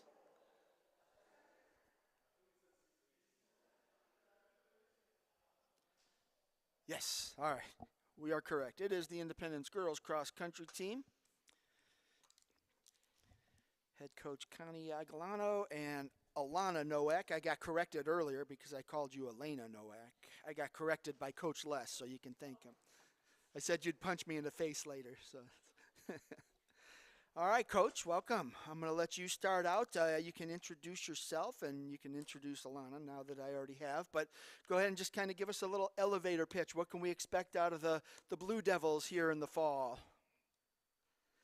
There's a little black switch on there. Just flip that up. There you go. She can grab that one. Yeah. There you go. Now I can hear you. I am here with junior captain Alana Nowak for the IHS Girls Cross Country team. We've got some really high expectations coming into this season. We've had two returning runners. We have Alana and Sarah Luciano coming back, and the majority of our team are new or younger runners. So it's an exciting time for girls cross country because we're really going to be able to create our team culture, and Alana's setting an excellent example for our underclassmen. That she is. She's been around a while. So, Alana, we'll talk to you, and then I'll go back to Coach. But, Alana, you've been around, it seems, forever now. And I remember your freshman year, you just ran forever. And, doing that and soccer, you were just exceptional at both. So, now you've got a few years under your belt. How have you kind of reconciled it all where you're just constantly running in the fall? So it's definitely a lot, but I think after freshman year, I kind of figured out how to train my body, how to rest it, how to plan accordingly so that I can make all of this work. I'm also in band too, so I feel like I'm always on my feet all the time. But definitely just putting in the work and making the commitment over the summer really saves me in the fall. So. I think your freshman year was kind of like the last year where you guys had like a regional type team where you had that depth and the quality, and it's kind of taken a step down a little bit. You need, more depth and more girls to come out. Are you starting to see that? You starting to see more girls come out? Yeah, we're definitely seeing an interest in girls. I'm not sure how many will stick, but it's good. We have a lot of new young runners interested, even in our middle school program. So I know in the future years it'll carry on. So it's exciting to see that. What are your goals for the year? I know you've been to regionals. I know you want to get to that next step and do all that good stuff. Are you poised for that run to state? Yeah, so it was a good progression, I feel, for me. Freshman year, I didn't make regionals. Last year, I did make regionals. And this year, I'd like to continue it and step it up and make it to states. That would be my ultimate goal. And how do you train? What's your off-season regimen like? So all summer, Mrs. Aquilano has me doing like easy running or longer runs, and then Easy running for you is like 10 miles, and that, yeah. So you have to put that in perspective for people at home that easy running. You're not meaning like a light jog to the corner and back. Well, I guess not exactly, but she has a great plan for me, and she keeps everything organized week by week so I can follow it easily. So that's kind of what my summer looks like. And now that we started official practices, I'm adding in speed work, and we're doing a lot of core work and hip mobility, which is going to save me later in the season. If I ever feel like I'm hurting, I know that all that summer training is going to be good for me. So.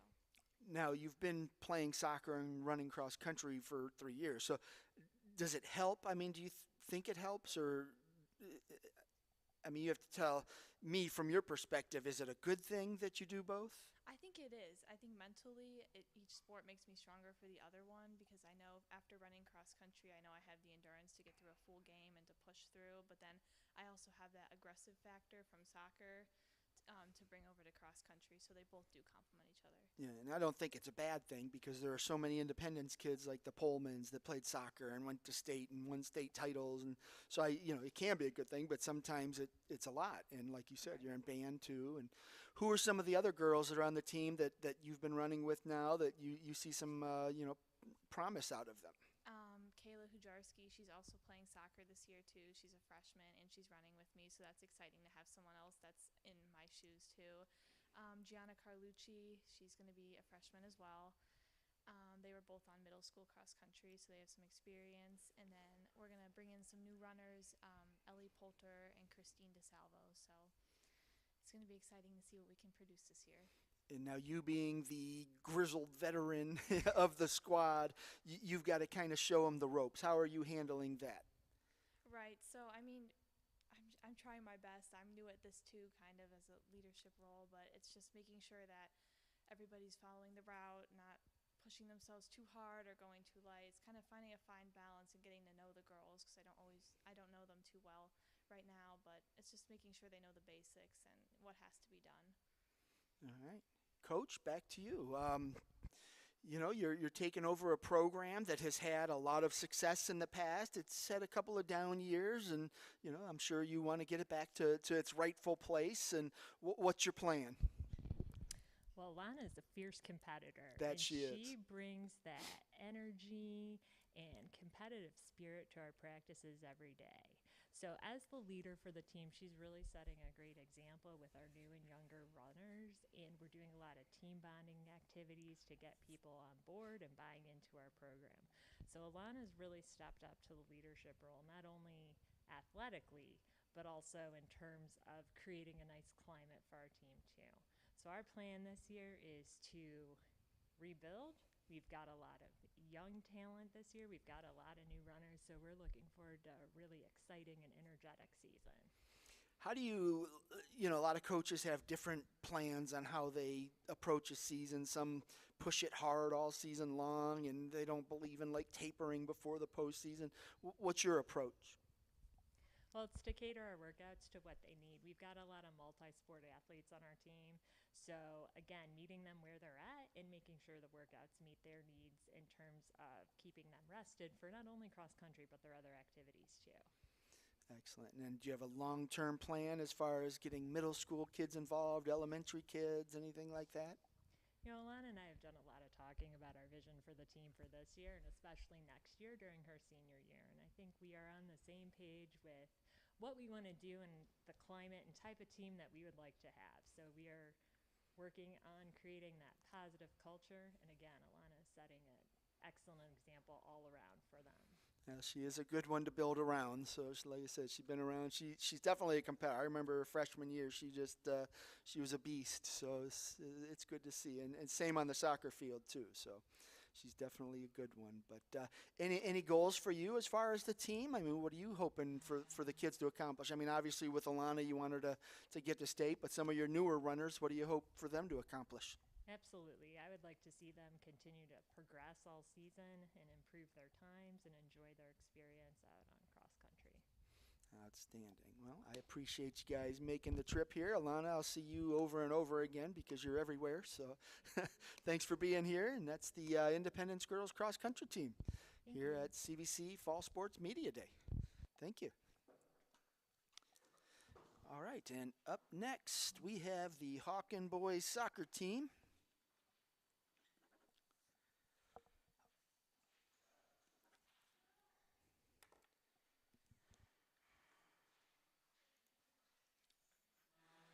Coach Mearson, all right. Almost back on schedule. I'm 3 minutes behind now. I had one unscheduled break I had to take, but we're back. So Hawken boys soccer now on the hot seat here. Coach, I'm going to let you go ahead and introduce yourself and the player you brought with you, and then just give us a quick overview of what we can expect out of the Hawks this year. I'm Marko Gvozdanovich. I'm the assistant head soccer coach. This is Johnny Drockton. He's a returning junior, a key player, and a guy that can show up today with us and talk about the season. This is our 4th year. I think this is our 4th year coaching. We've had success in the past. I'm not sure of our record, but I know it's pretty good.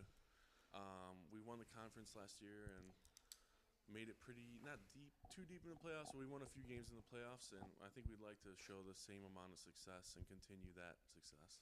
Yeah, undefeated in conference play, and then but you lost 7 all-conference kids, so you got some big shoes to fill. How does it look as far as young guys stepping into those roles? We're blessed in that we have such a high turnout as far as kids go. We're one of the highest attended programs at Hawken. We have over 50 players right now. And there are guys that are stepping up that are younger that didn't get many varsity minutes but are going to now this year. So there definitely is going to be a learning curve. I mean, losing 10 seniors, that's naturally going to happen, but I think we're on the right path. When you have a big turnover like that, do you change strategy at all, or do you change your approach?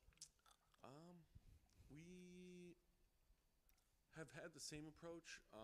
We've had just one scrimmage so far, so in the next few scrimmages we're going to be figuring some things out as far as formation and who plays where and which players. We've had some guys on vacation and that haven't showed up to a training yet, so once we get that stuff sorted out, I think we'll be okay.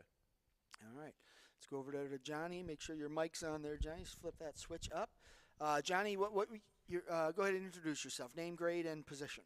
Hi, I'm Johnny Drockton. I'm going to be a junior, and I'm a center defensive mid. Okay. So, Johnny, last year, a lot of success out of the team. You graduate a huge senior class, and now it's up to guys like you, juniors, and some of the rising seniors. How ready are you for that challenge to step up and be the guy?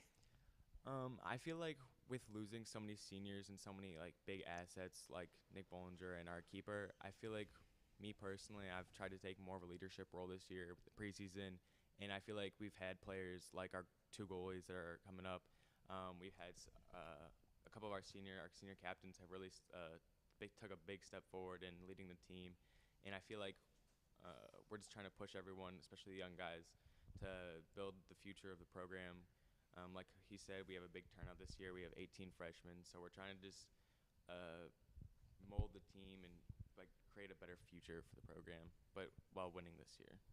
What is, as far as, you've got to replace all these kids that graduated, so you're going to have some different expectations, but you still want to win, you still want to compete and be competitive and do things in the tournament. What are the keys to success? How's that going to happen? I feel like a big key this year is just playing a good brand of soccer, moving the ball around. I feel like we have the talent. if we want to continue to, if like, especially with the CVC, we know we have a lot of good teams in there, but with our work ethic, I feel like in preseason, I feel like it's been pretty good, and I feel like if we continue this, we can definitely defend our CVC championship and go 2 years in a row. Who are some of the guys that have stepped up here early in the preseason that have been impressive so far? Well, obviously the returning CVC MVP, or co-MVP, Gage Gretter. He's really our main guy. He cuts the defense pretty easily. He's lefty. Then I feel like some kids that haven't really been talked about enough, or haven't really had the chance to be talked about. Grant Nelson, he's a rising senior. His work ethic is unmatched. He has the best engine on the team. He'll be running the whole game. Another player, Evan McDaniel, I feel like this is his first year really taking like a leadership role in the team. He's a rising senior. He's a big guy, physical. He'll contribute a ton to our offense. And then I feel like the last player is Bryce Gargano. He's going to be our left back. It's his first year. He's a rising senior. It's his first year getting big minutes. And I feel like he's really stepped up in preseason. His work ethic is very good. And I feel like he's really started to be physical, which is helpful for our team. And I feel like one last player is Spencer Fisher, another captain. And I feel like he is our vocal leader. He really demands everything from everyone. And it really pushes our team to be the best we can be. From an individual perspective, what are your goals? What do you hope to accomplish? Well, with my goals, I just want to return and hopefully win the CVC again. Like I said, there's a bunch of good teams, but I think we can do it. Playoff-wise, hopefully would either equal or go farther than we did last year. I think we can do that with our schedule, especially with the team we have this year. Cool.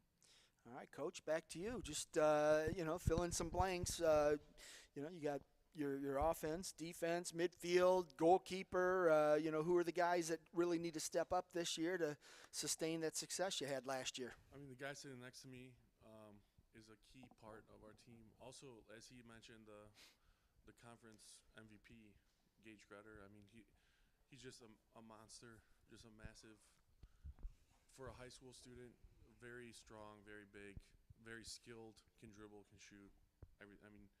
We won the conference on a shot of his from about 35 yards out. Nobody expected it.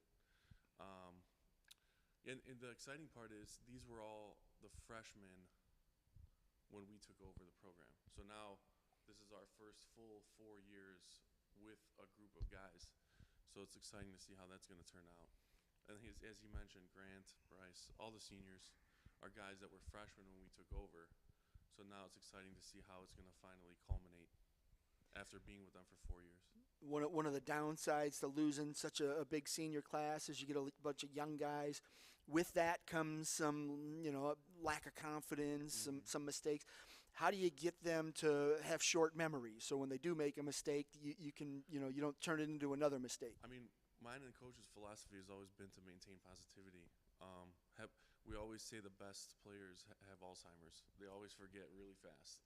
And when they make a mistake or when they miss a goal or when they make a incorrect pass or whatever it may be, short memory, turn around, get right back in the game. And, that's what we have to preach and continue to preach. Outstanding. And then just finally, keys to success. What's it going to take for you guys to, match what you did last year and then maybe even go farther in the playoffs? A little bit of luck, of course, but fitness and teamwork. No hero ball, A lot of guys, when they're the best, they think that they have to dribble 2 or 3 guys. When in the fact that they have to pass, just keeping that team,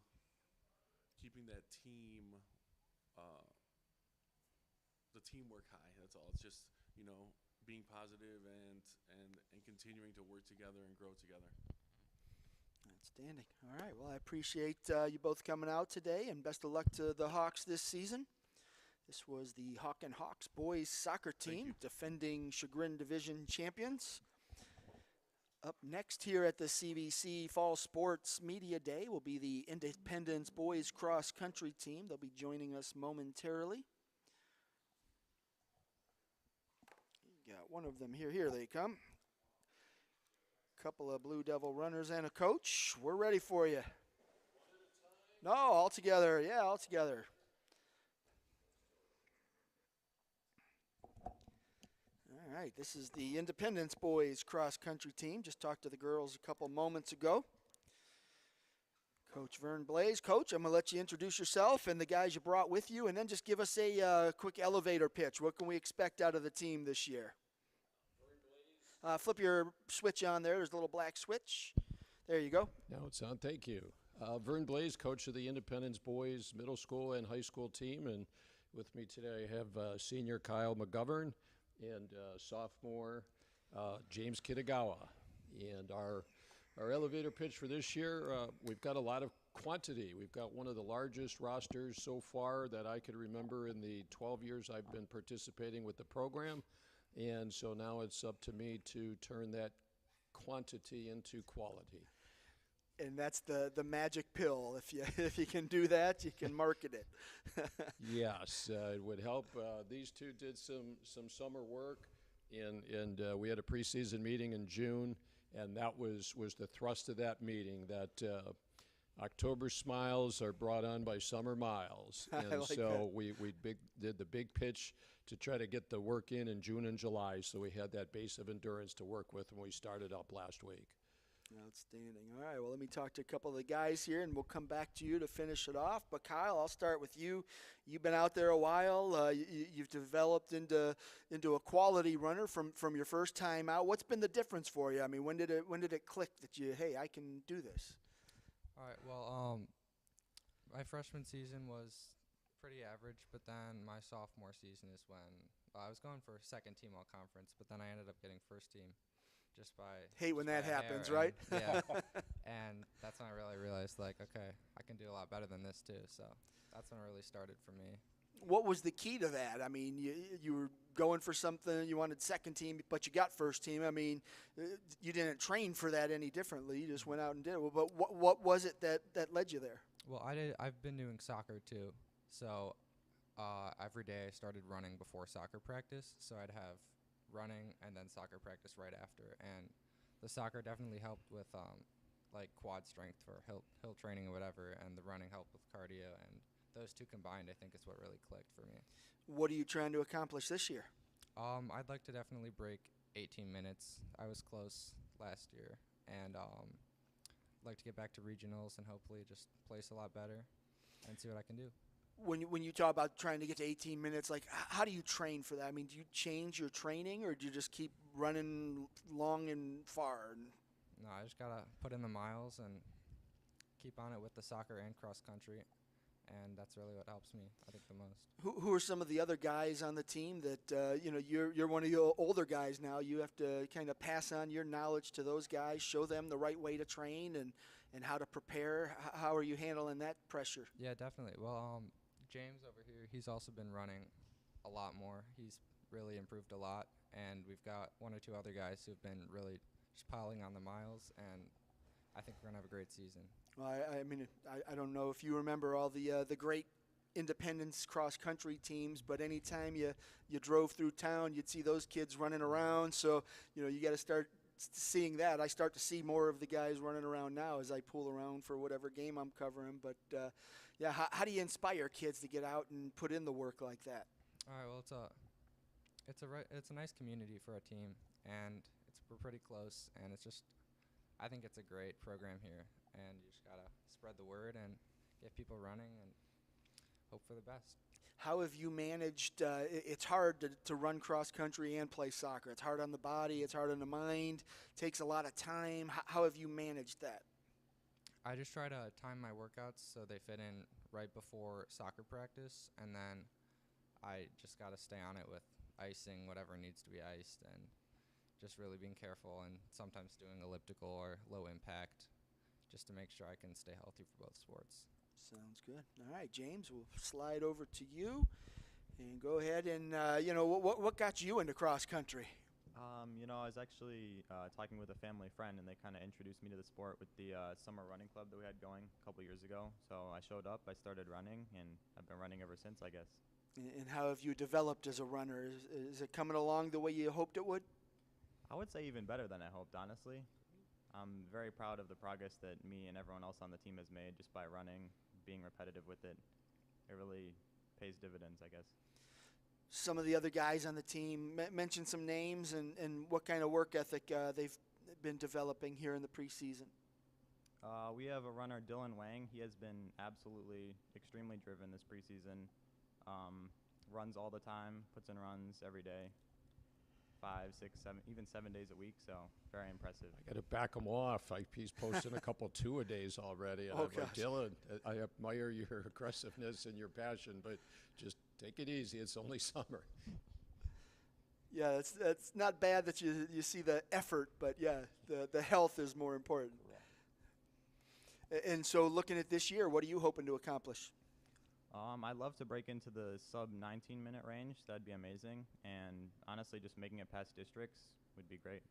When you walk down that hallway, there are some pretty impressive times up there, guys that have won state titles and placed high at the state meet. Does that inspire you? Absolutely, I would say. I mean, making it up there is definitely a goal of mine. I don't know if it's necessarily attainable, but I plan on keeping working towards that for the rest of my high school career. Excellent, excellent. All right, Coach, back to you.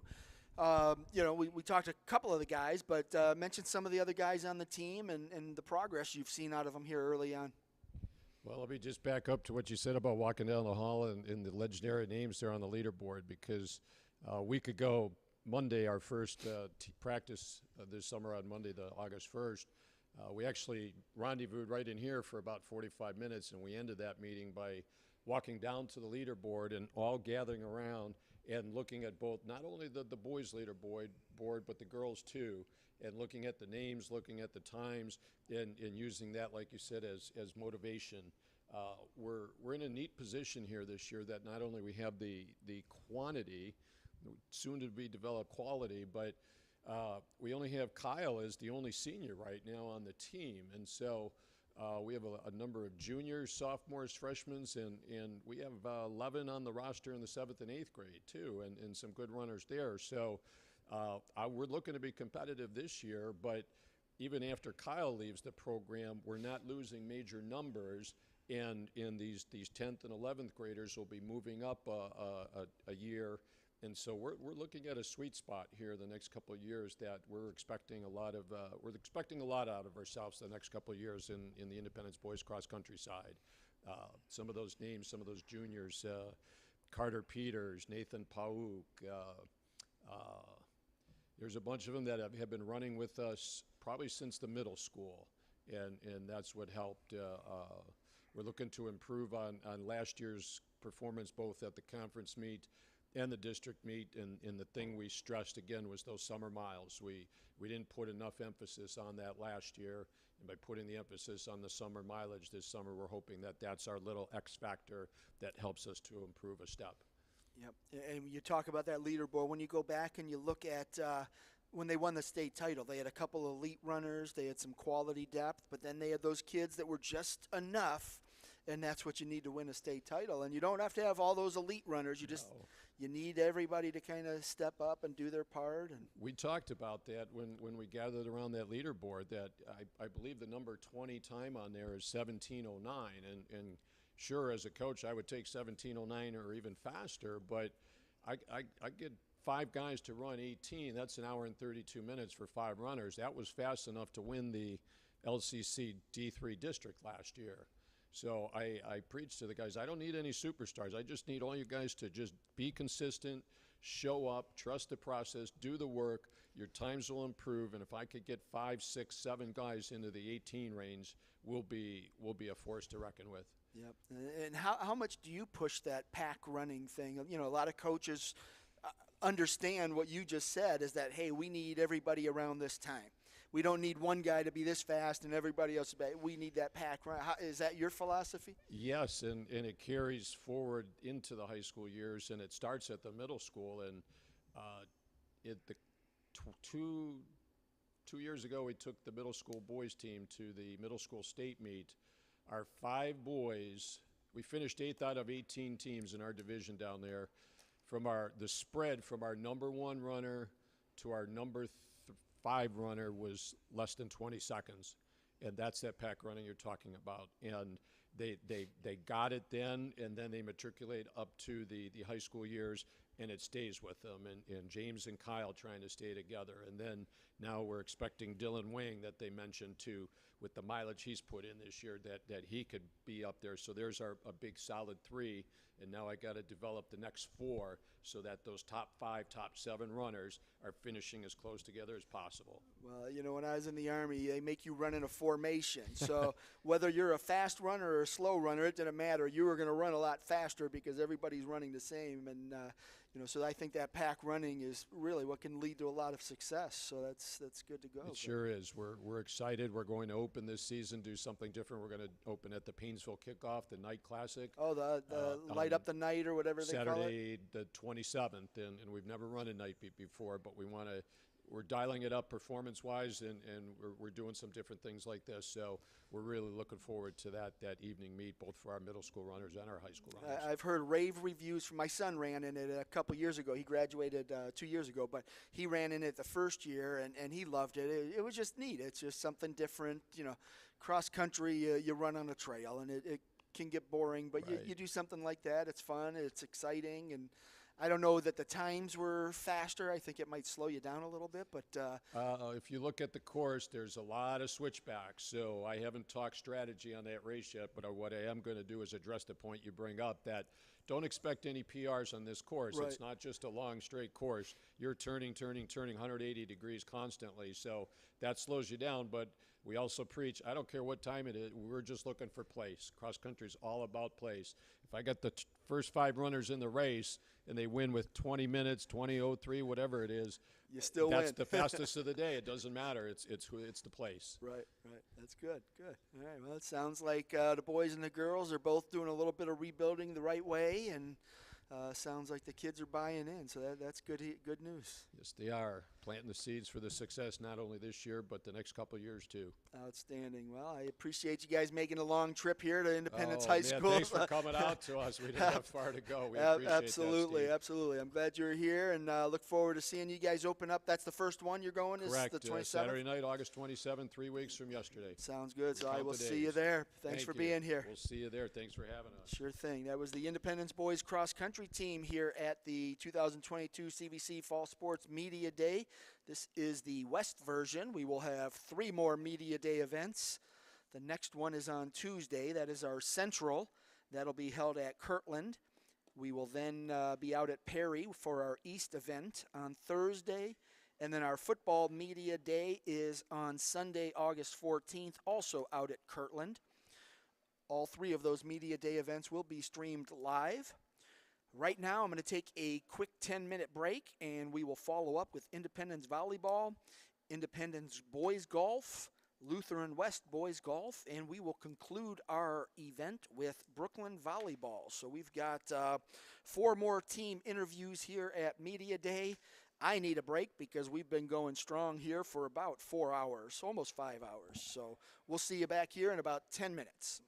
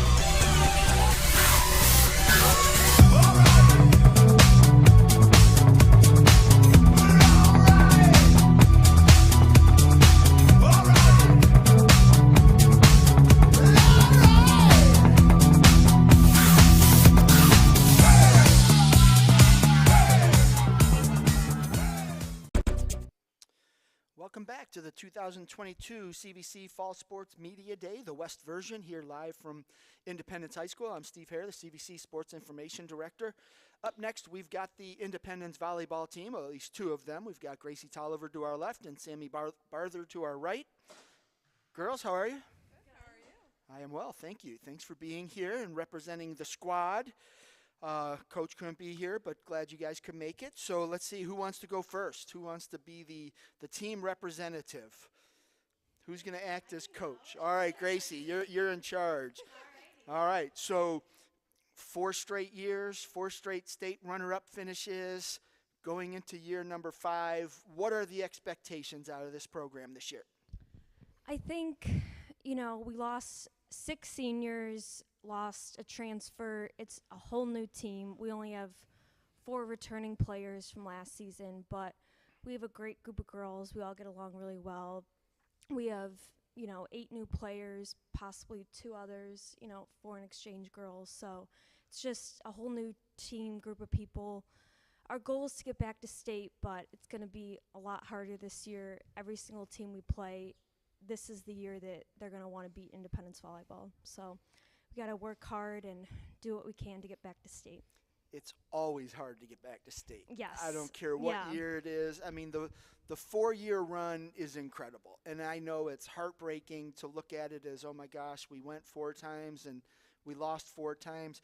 But I'd rather be the Buffalo Bills as having lost 4 Super Bowls than the Cleveland Browns never having played in one. So I hope you guys look at it that way because it's a remarkable run. It really is. And you guys have set the standard, number 1 here in Division III in Northeast Ohio, but really to do what you guys have done over 4 years, it's remarkable. And you guys get to carry that legacy on this year, and hopefully you'll find that success. It's like you said, it's going to be a lot harder, especially now that Lake Catholic has dropped down and is Division III now too, so you have a Division II Final Four participant from last year is going to be in Division III, maybe in the same district. So you're going to have your work cut out for you. But, okay, so 4 returning players. I know you, Sammy, Sophia Smotek, and help me. Emily Richards. Emily Richards, okay, yes, those 4. All right, so let's talk about the roster. Fill in some gaps here. What are we looking at? Haley Wilson is an incoming freshman. Hannah Wilson's Hannah's younger sister. She'll play all the way around. She's a setter and a right side. So we'll be doing a 6'2". Ava Moriel's younger sister, Alberta, will be the other setter. Libero, we're still figuring out that spot. Passing is definitely going to be an area of improvement. So we have a couple freshmen that we're switching back and forth with to see. So, yeah. And I can tell you that Coach doesn't look at this as like any kind of rebuilding year. The schedule's as tough as ever. He's definitely going to prepare you. And Sammy, I know you came from Padua, right? So 2 years ago, so your sophomore year. So you're used to that program where expectations remain high. So even coming in where you guys are, you're not the same team you've been. Expectations are high. Yes. How ready are you to handle that? I'm ready. I think it's a good thing for our program, being given that we've always just been looked at as, oh, they're good every year. Like, we're still good, but we have a brand new team. Like, we have to work to be the best that we can be. It's not just we have good players, we're going to be good. It's just we have to build to be good. So the nice thing about this year is being seniors, you guys put your own stamp on the program. And whether you get back to the state tournament or not, you get to write your own final chapter, and you can write it however you want. You could have a successful season, win a state title, lose in a district championship game, it doesn't matter, but the way you guys go out is on your terms. So how do you want it to end? Besides, everyone wants to win a state title, but what are you looking for as far as success in your final year of high school volleyball? honestly, like Gracie said, we have only 4 returning players. So in my eyes, I look at it as I want to have fun this season. I want to almost like we're building a new team for the future. So even though we're going to be out, we're building what is going to be the next 3 years.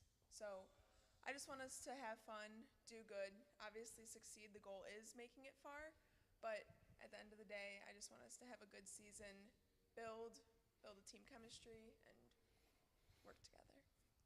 Yeah, I mean, you said it. You're building for the future. When you go back to like when you guys were in 5th grade or 4th grade, Independence had really good volleyball teams, but they didn't get out of regionals. Well, now they got past regionals. You guys have been a part of that. You've gotten to state, and now you want to continue that tradition. So what are you hoping that the younger players learn from you?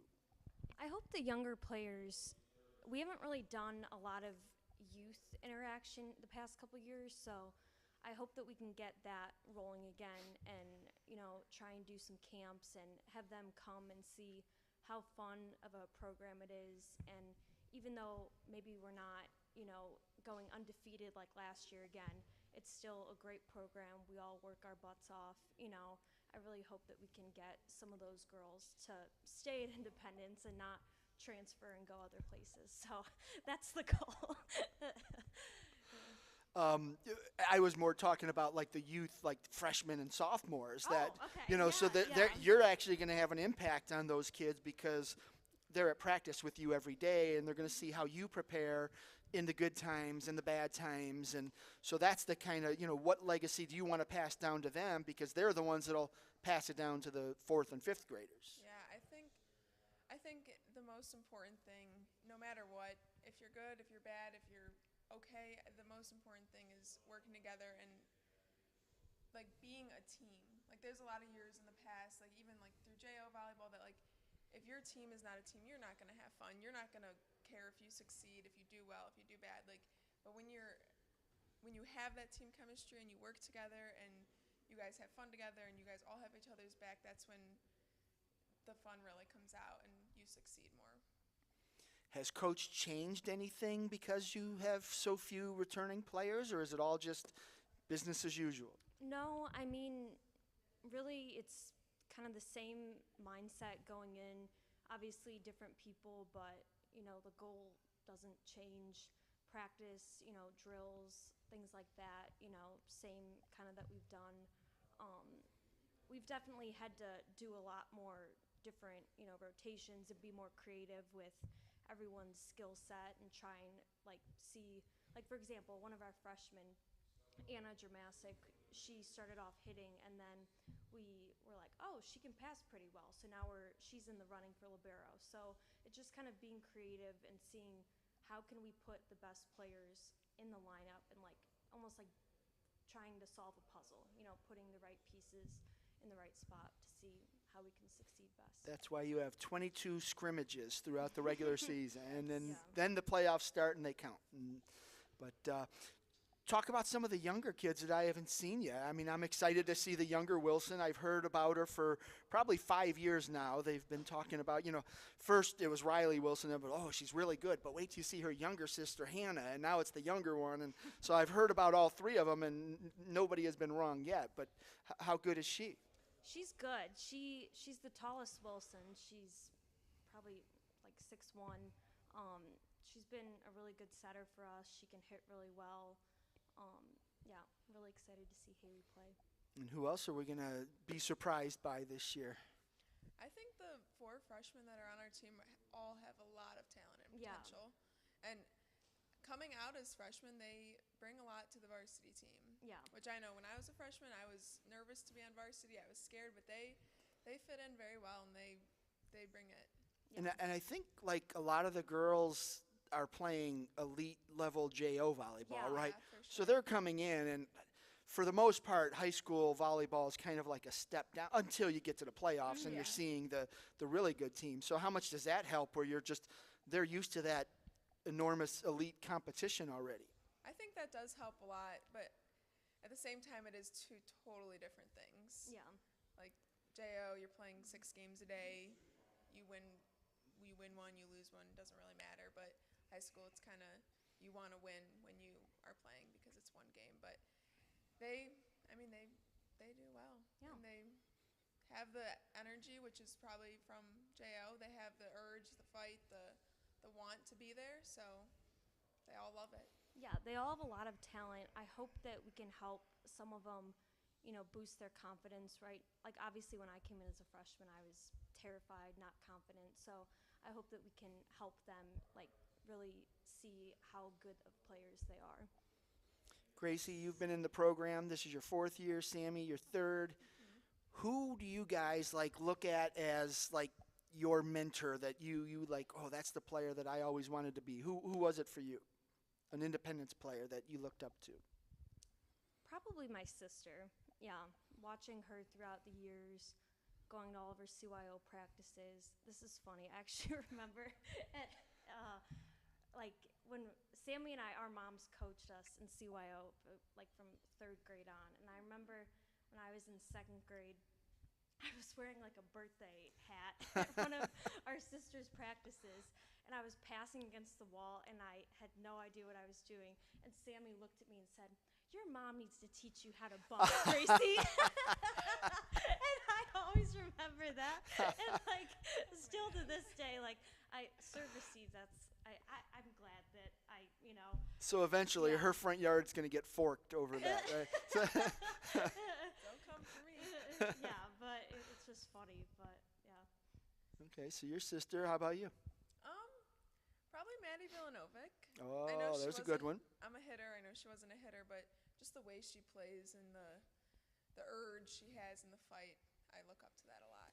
The way she approached the game, and Yes. just the way she played. I mean, she was just a bulldog, and Yes, yeah, just she very was aggressive. definitely fun to watch. Yes.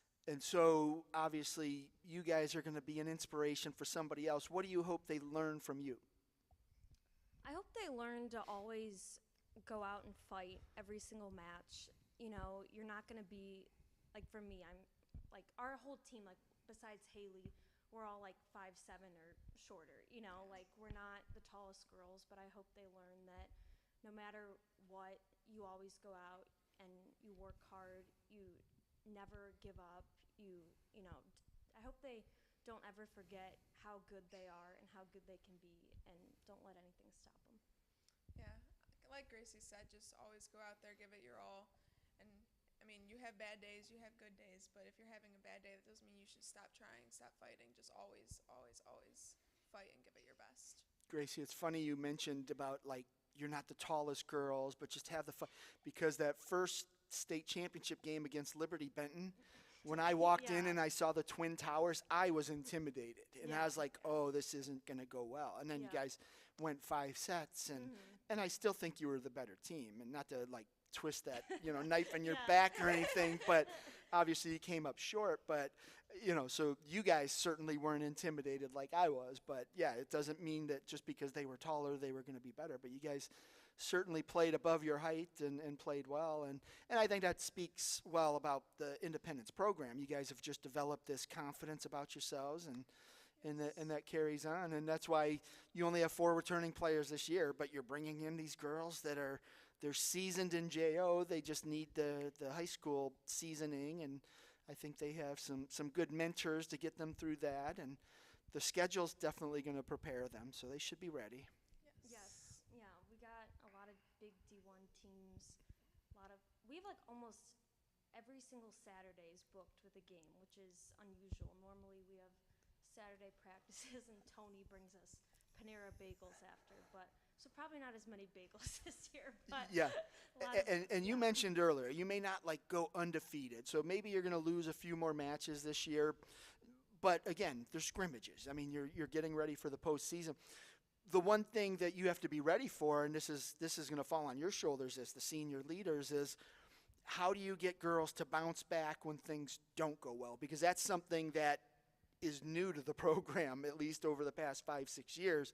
Things have always gone well for you. So if things aren't going well, how are you guys ready to step in and, hey, look, we're okay, we're going to right the ship and get things going? I've actually talked about this a lot, like throughout the summer and everything. Like it's gonna be new for us to like not. We've been undefeated almost, like since I've been here every game. Like now, most of the games we've won. But I think it's a good thing that there's gonna be more diversity in a way to our schedule this year. And if we win, if we lose, like it's not always guaranteed that we win, which also means that there's a target on our back because other schools are gonna try to take advantage of that. But I think just reminding everyone that we're still new. Like all throughout the season, we're still going to be a new team. Like we're going to work together. We're going to get it done. You win, you lose. You win and lose together. At the end of the day, you're playing together. You're doing the game together. So you just stay together, you have each other's backs, and you pick everyone up. Storybook ending. How does it end for you, Gracie? I think, I'm just lucky, to have been a part of this program for 4 years. Last year, our sophomore year, Hannah was injured. This past year, we had injuries. At the end of the postseason, had a health battle that was very unexpected. So I'm just lucky to be able to be here and play. And I just, want to give it everything I have, enjoy every single moment, and have the most fun with this great group of girls. Same question. Yeah, same thing. I've been here for 3 years, but Independence Volleyball has taught me a lot. I've always loved the girls. They've always taught me how to be confident, play the game, and I made so many new friends through it. And I just want, at the end of the day, I want to have new friends every year from this sport, from volleyball, Independence Volleyball specifically. And I just want to go out and have fun and have everybody, hope that it's a fun season, have everybody involved and just, yeah. College volleyball on the horizon for either of you? I don't think so. Yeah, I've got the top 3 schools in my head, but not volleyball ones. So, yeah. So what are you looking to major in? I want to major in communications and minor in business. So you're going to come work for me someday. Yeah. Communication. You never know. I like it. I would like that. What about you, Sammy? What are you looking to do? I want to be in the medical field somewhere. Not really sure exactly where at yet, but somewhere in the medical field. Dr. Sammy? Yeah, maybe. There you go. All right. Well, you know what? That's what's amazing. When you look at it, I had this conversation earlier. Independence has sent, I think, 5 girls to play Division I volleyball in 5 or 6 years. And it's a Division III school. You don't get that. Like Gilmore does it, but Gilmore also recruits players from all over Northeast Ohio. You guys, they're homegrown players. That's remarkable.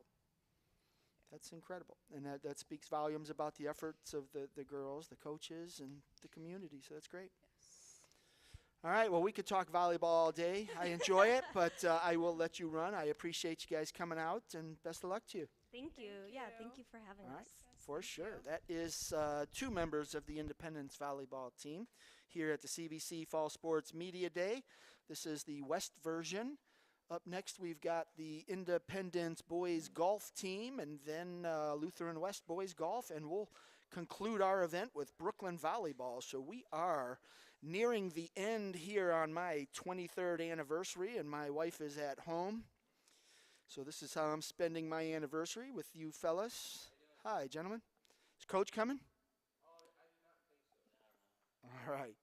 So we will do Independence boys golf all alone. We'll do it on our own. So, guys, I'm going to have you introduce yourselves. We'll start to my left. Introduce yourself, name, grade, and you don't have to tell me position because you're a golfer. So, flip that little black switch on. There you go. I'm Mark Piller, and I'm a junior. I'm Troy DeCabio, and I'm going to my senior year. All right, guys, you kicked off your season on, was it Friday or Saturday? Thursday. Oh, gosh, my days are all running in together. 3rd place finish out at Warren Howland, right?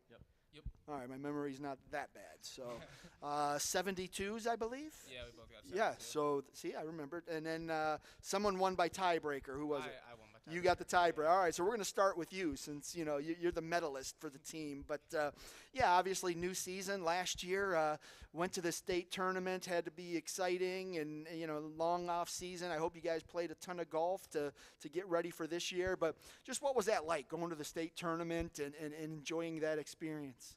Yeah, it was unlike any golf experience I've had. It was just so exciting. The course was in great condition. Just everything was so perfectly set up for us. It was surreal to get there. Having that experience under your belt now, what did that do for your off season? Did it inspire you to play more and get ready to go back? Yeah, it was motivating. That's our goal, obviously, to make it to states again and finish better than we did last year. And then, how much did you play over the summer? Did you get a lot of golf in?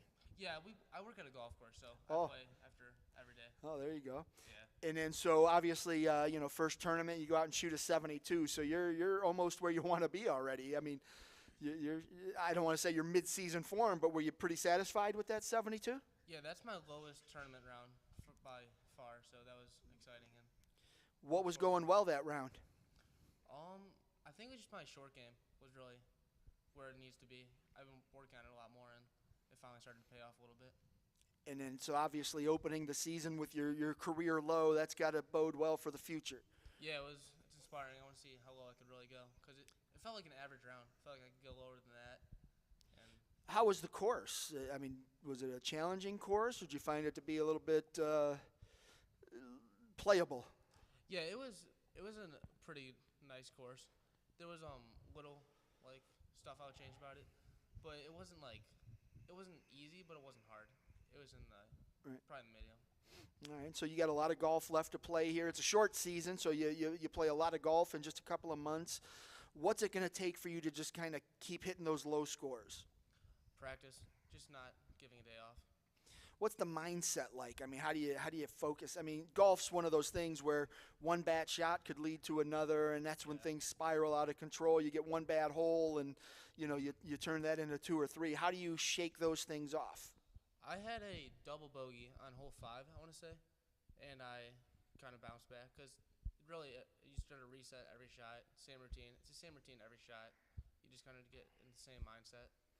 You changed coaches. I don't know, in high school, I don't know that coaching changes too much, but did that affect you at all, going from Coach Marcinko to Coach McRae?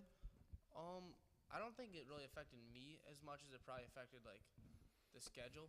Mm-hmm. But I like both coaches, so it's kind of the same for me. Yeah, kind of high school golf is, there's not so much, individual coaching on a hole or anything like that. Yeah, so it's kind of so much right. And then just, obviously you got a pretty solid team coming back. AJ obviously isn't golfing this year, so that kind of hurts the team, as far as their state possibilities. But you guys have a lot of quality golfers still, and you can make that run. Have you guys talked about that and what it's going to take? Oh, we have. So we shot, 347 at a team at Avalon? That sounds correct. 327? Yeah. Oh, yeah, 327. Big difference.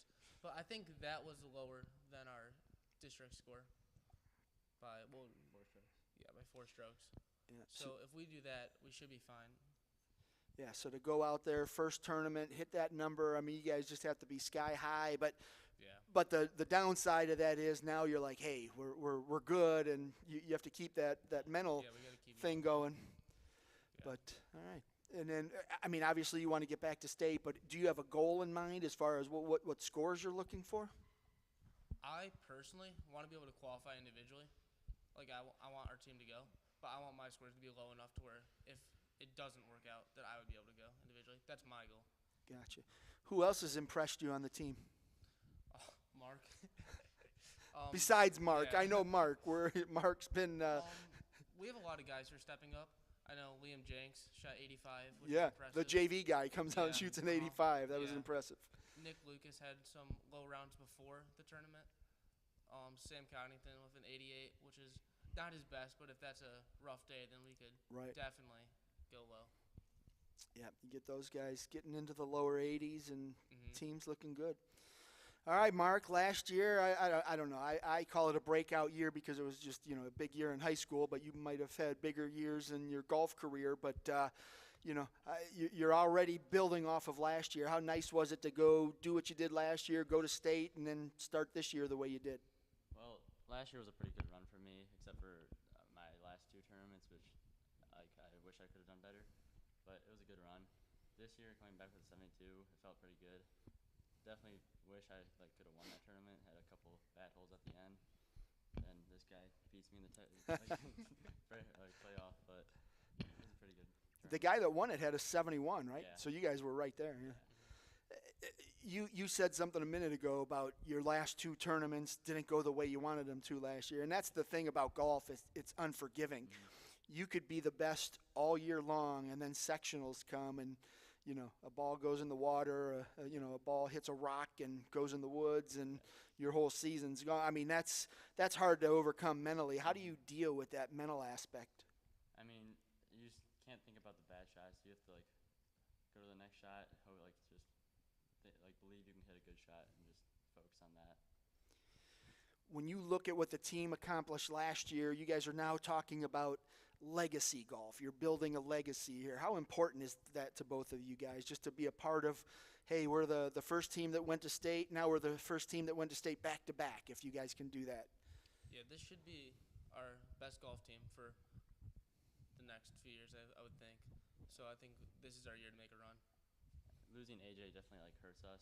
Same with David Eichler. Yeah, for sure. That's a big senior that we're losing, and I don't know. I feel like if we make a run, we have a lot of seniors this year. So if we can make a run in states this year, that'd be inspiring for the lower guys. Absolutely. All right. And then what do you guys have coming up? You got the CVC tournament tomorrow, Pine Hills? Yeah, we do. It's Monday. We played out today. We both went out, and it started downpouring, but yeah. It rained today? Yeah, it did. Oh, I've been inside all day, so I don't know what it's doing out there. Just a little bit, but it was enough to get us out of there. All right, sounds good. Well, I appreciate you guys coming out. Congrats on a great first tournament. I hope you can keep it up and have a long, extended season here this fall. Thank you. Thank you. Thanks, gentlemen. Thank All right, that's the Independence Boys Golf Team here at the CVC Fall Sports Media Day event out here at Independence High School. This is our West event. We will have a couple more coming up. We've got the Central Media Day will be on Tuesday at Kirtland. The East Media Day will be on Thursday at Perry High School. And then our CVC Football Media Day will be on Sunday, August 14th at Kirtland. Today's Media Day event is going to conclude with Lutheran West Boys Golf coming up at 7:30 and Brooklyn Volleyball at 7:42. And then we're going to call it a wrap. Right now I'm going to take a quick break as we wait for the Longhorns Boys Golf Team to show up. I want to thank Ohio Center for Oral, Facial, and Implant Surgery for their support of the Chagrin Valley Conference and CVC TV in particular. This week we will announce our CVC TV football schedule, which will start on August 19th. And then we will also live broadcast some soccer and soccer and volleyball games this fall. Of course, we'll do basketball in the winter season. But for now, we are going to take a quick break, and we'll be back in about 10 minutes.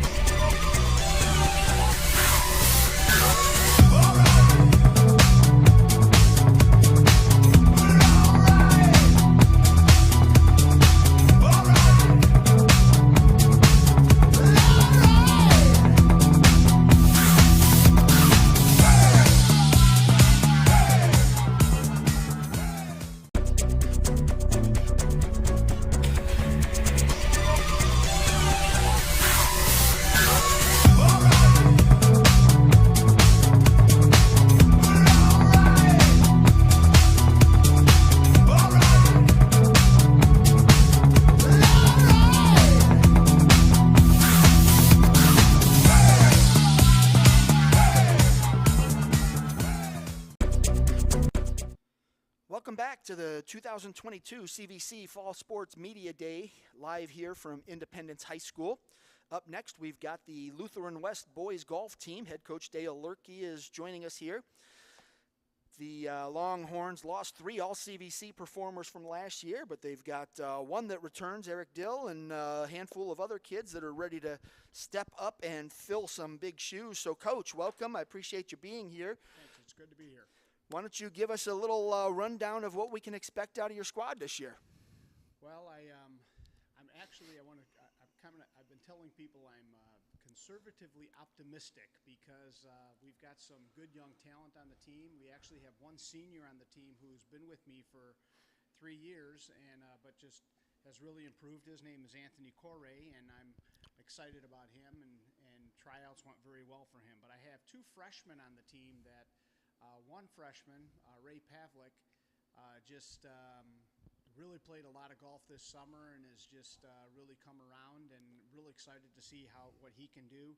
And I've got another honorable mention CVC player from last year, J.J. Hughes. So I'm excited about him. So he's a sophomore.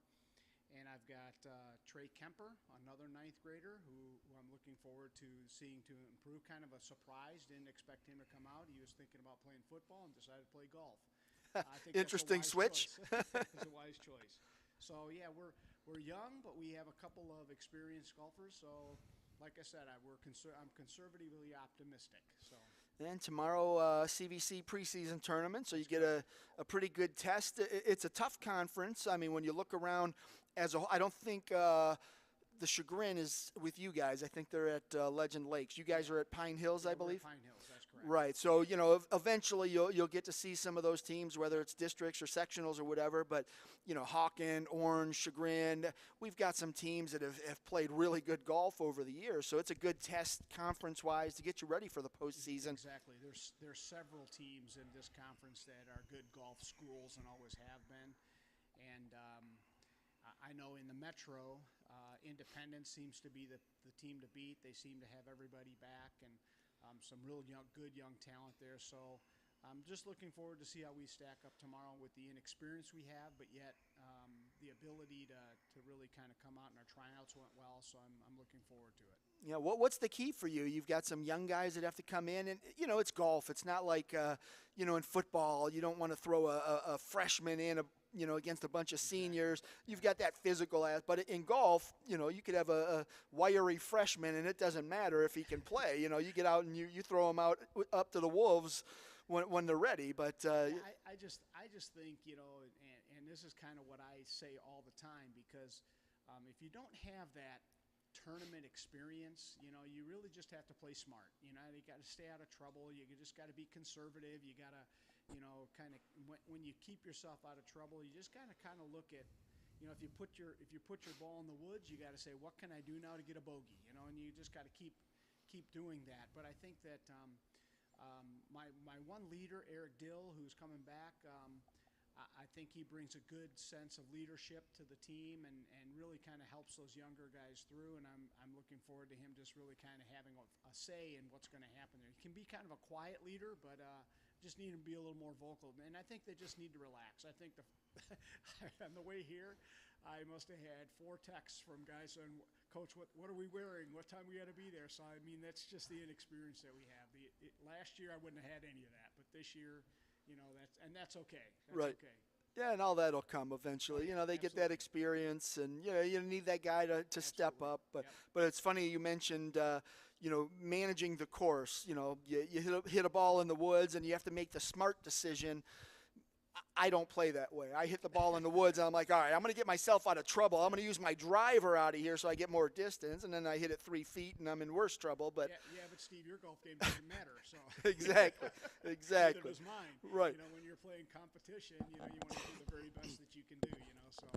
So, and I think that's what they want. I think that's what they want to do. I think that's the hard part is teaching these kids that, you don't always have to make the long shot. Just make the smart shot. And I was playing golf with a friend earlier this year, and we're doing the same thing. I'm hitting the ball over here, he's hitting it over here, and we're just, why don't we play like the old guys we always see? Just take it and hit it straight down the middle. You don't have to go as far. You don't need the distance. But golf's funny. I was just talking to Independence. It's an unforgiving game, and the one kid was like, last year I had a great year except for my last 2 tournaments, and that's golf. You could have a great year and then sectionals come and oops, you hit a ball in the water. Oops, you're in the woods and now you missed the cut, and your whole season goes up in flames. And that's exactly right. That's why I think it's one of the most enjoyable sports, but it's also one of the most difficult sports because you've got to forget about the bad shots, and you got to just go move forward. You got to know, okay, well, I hit a bad shot. Okay, what do I need to do now to get myself back to where I need to be? So yeah, I agree with that. I think that it is an unforgiving sport, but yet if you do things the smart way, then I think there's a lot of success in the game. Right, and that's the hard part as a coach, is getting the kids to understand that, because they're so used to watching Tiger Woods. And, Tiger Woods is in the woods, and he'll turn his club backwards, and they want to try that. And it's like, no, that's not going to work. And, So yeah, you have to play smart. And I think once kids understand that, it comes together and it clicks. And exactly. It's all about making good, solid contact and making smart decisions. And I also believe too, the kids are at home and they'll sit there and watch television for an hour and a half, 2 hours, 3 hours, and they'll go to the refrigerator 14 times. And I think that's the other thing. They really got to understand that their brain is something that needs to be fed, and I think nutrition is very important. That's one thing that I've really preached about over the past few years, because they got to drink, they got to eat, and you don't see the professionals doing that on television, but they do, and I think that's important too, because once you get tired, then you stop thinking about what you need to do. So that's all a key part of it too. Absolutely. It's a complicated sport. Oh, absolutely. Especially when you're talking about the tournaments. A 9-hole round, you can probably get away with it, but you're playing a tournament, it's 88 degrees out, and you're out in the blazing sun. And then when you think about state, where it's a 2-day thing, and that fatigue sets in, you're absolutely right. And yeah, that Chipotle diet isn't going to work when you're trying to perform at your best. Hot dog at the term doesn't help you. No, for sure. But so just outlook for your team. Obviously, you're young, but you're optimistic. You've got some kids that can play. What's it going to take to be successful? Well, I think that again, the young guys just have to really step up and just really improve their game as the year goes on. I think that as we play matches, as the matches progress throughout the year, I think that I'm looking for improvement. I think a lot of these kids haven't really played competitive golf and really kind of didn't know what it was all about. And I should mention that I also have 5 other JV players that there was a clear separation. I have 10 players, so there was a clear separation between my top 5 and my bottom 5. But I'm looking for one of those 5 or 6 JV players to really step up and just kind of push the 6 and the 5 man on my varsity. But I just think that again, it's a game where you can improve, but you really got to work at it. And I think depending on like for example, we played our last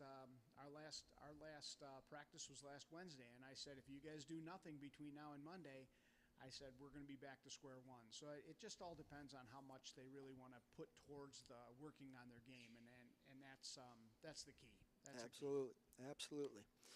All right, Coach. Well, I wish you and your guys the best of luck starting tomorrow. Get out there and play and compete. Hopefully things go well for you. Thank you. I appreciate that. All right. We're looking forward to the season. Great. Thanks. And nice to finally meet you in person. You too. So, you too. all right.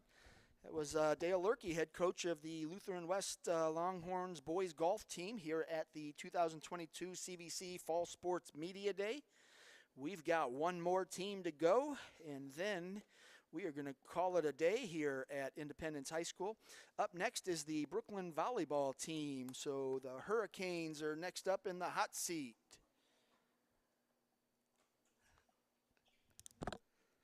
Thanks, Coach. Have a go. Last but not least, the Brooklyn Hurricanes.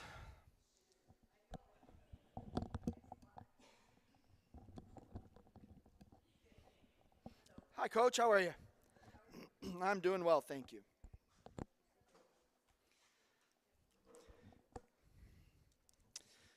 All right. Save the best for last here at the West Media Day at Independence. Coach Debbie Hall and the Brooklyn Hurricanes. Yes, there's that little black switch. When you're ready to talk, just flip that up. Yes. All right, Coach, well, I'm going to let you introduce yourself and the players you brought with you, and then just give us a quick little elevator pitch. What can we expect out of the Hurricanes this year? I'm Coach Debbie Hall, and this is Melaine Fernandez, senior Melaine Fernandez, and senior Savannah Coyle. They've been playing with us since 7th grade. They're 4-year letterwomen, and they're part of our 7 seniors that we have on the team this year. So it's going to be we're still in the building phase, however, even though we have 7 seniors, but I see a lot of potential We have some coming up the ranks. We actually had our alumni game, our first, hopefully, annual alumni game that we had just this past weekend, and to see the girls all together playing together against the alumni was, it showed us a lot of what we can do, and I'm looking forward to what the season will bring. Jaden Waltz show up? Jaden and Julia both show up. Outstanding. Yes, Outstanding. they come back always. You know, they leave college and they call me up in the middle of summer saying, "When's your first open gym? Can I come?" You know, so That's they're great. Yes. We've talked today, probably 3 or 4 different coaches, and we've talked about alumni games and just how that helps build a program and the culture around a program. And, you know, the former players just want to continue to give back, and that's just great for a program. So to see you guys do that and to see your great players from the recent past come back, that's great. So looking at what you have this year, you know, how optimistic are you that you're building and headed in the right direction? We are definitely heading in the right direction. We still have our numbers are not as high, but I think that's a lot through all the schools. But we do have a freshman team again. Oh, that's so good. This is our second year with our freshman team, so that's going to help. We have, again, we are losing 7 seniors, but we have quite a few juniors that would be coming up the ranks. Some decent sophomores, and some definitely promising 9th graders as well as 8th graders coming up from that. So the numbers are there, the skill level is there, and I'm just looking forward to watching them grow. Excellent. All right, I'll come back to you, Coach. Let's start Milena? Milane. Okay, Milane, I'm going to start with you. Go ahead, introduce yourself, name, grade, and what position do you play? Hi, I'm Milane Fernandez. I'm a senior, and I'm a back row setter. Back row setter. So you get to run the offense. Yes. And now being a senior, it's your last year. You want to make the most of it. How excited are you for this last year? Obviously, very excited, but it's sad at the same time because obviously I love my coach, and I've known her ever since my sister was playing varsity for Brooklyn. So it's like weird seeing how like my sister played, and now it's me, and I'm in my final year. So it's very like heartfelt, and I'm just very excited for the season and what comes. Time flies, doesn't it? It's I was crazy. 13 yesterday. You know how old I am today? I'm telling you, it goes fast. Yeah. But so yeah, obviously, you know, Brooklyn volleyball hasn't had great years recently. You know, Jaden Waltz a couple years ago was you know, she had a great year, a lot of excitement, and now it's your senior year. How do you want to leave the program? What legacy do you want to leave behind? Obviously, as like I'm on the shorter side, I usually playing volleyball, I always imagine myself just doing defense, and then freshman year getting thrown into like setter position out of nowhere. I just want to like, I just always be like I guess on the shorter side, be like, hey, you can be short and still be a well setter. You can set up the offense. Like setters are the reason for the kills. Like they set up the offense, and I just want to like be like, hey, just because you're short, you don't always have to do defense. You can set up the offense. I see your smile. I see the way you talked about your coach. And we can look at Brooklyn's record over 4 years, and we could say, oh, you know what? Brooklyn didn't have a great record, but you've had a great experience. And that's more important. Yeah, I'm obviously, like, winning isn't everything to me. I love the experience of playing volleyball. I just, like, hope to just improve over the years and, like, fix, like, mistakes I've made in the past and, like, just grow from it. And the experience that you had is you're going to want to come back to these alumni games to help build a program. So hopefully one day they have a state championship team that you can say, you know what, I helped to build that. That's and that is what high school sports is all about. Winning is great, but only one team ends their season with a win, and everybody else has to say, you know what, we lost our last game. So what do you see as a strength of this year's team? We have a very strong offense this year. Our sophomore, Allie, she obviously has 2 more years, and just to grow from that, was strong her freshman year. On top of that, incoming our first year varsity player, Desiree. She's still new to volleyball, but she has so much potential for her senior year, and I can't wait to just see her improve and grow. And then also our middle, Tiana, is great with blocking, and I'm excited to just set to her and help her get kills. And then our other setter, Taylor Ruffin, is very good with setter dumps, and I'm just like excited to see like them attack and get kills. I think I remember Taylor. I think she was at Media Day last year, right? Okay. what do you want to end your senior year with? What are you hoping to accomplish this year? Honestly, just not get as many doubles as I did last year. Oh, sorry. Just not get as many doubles as I did last year, and hopefully do better on serving. That's like my main goals this year. All right. And then looking at the preseason so far, you guys have a bunch of new players, some returning players.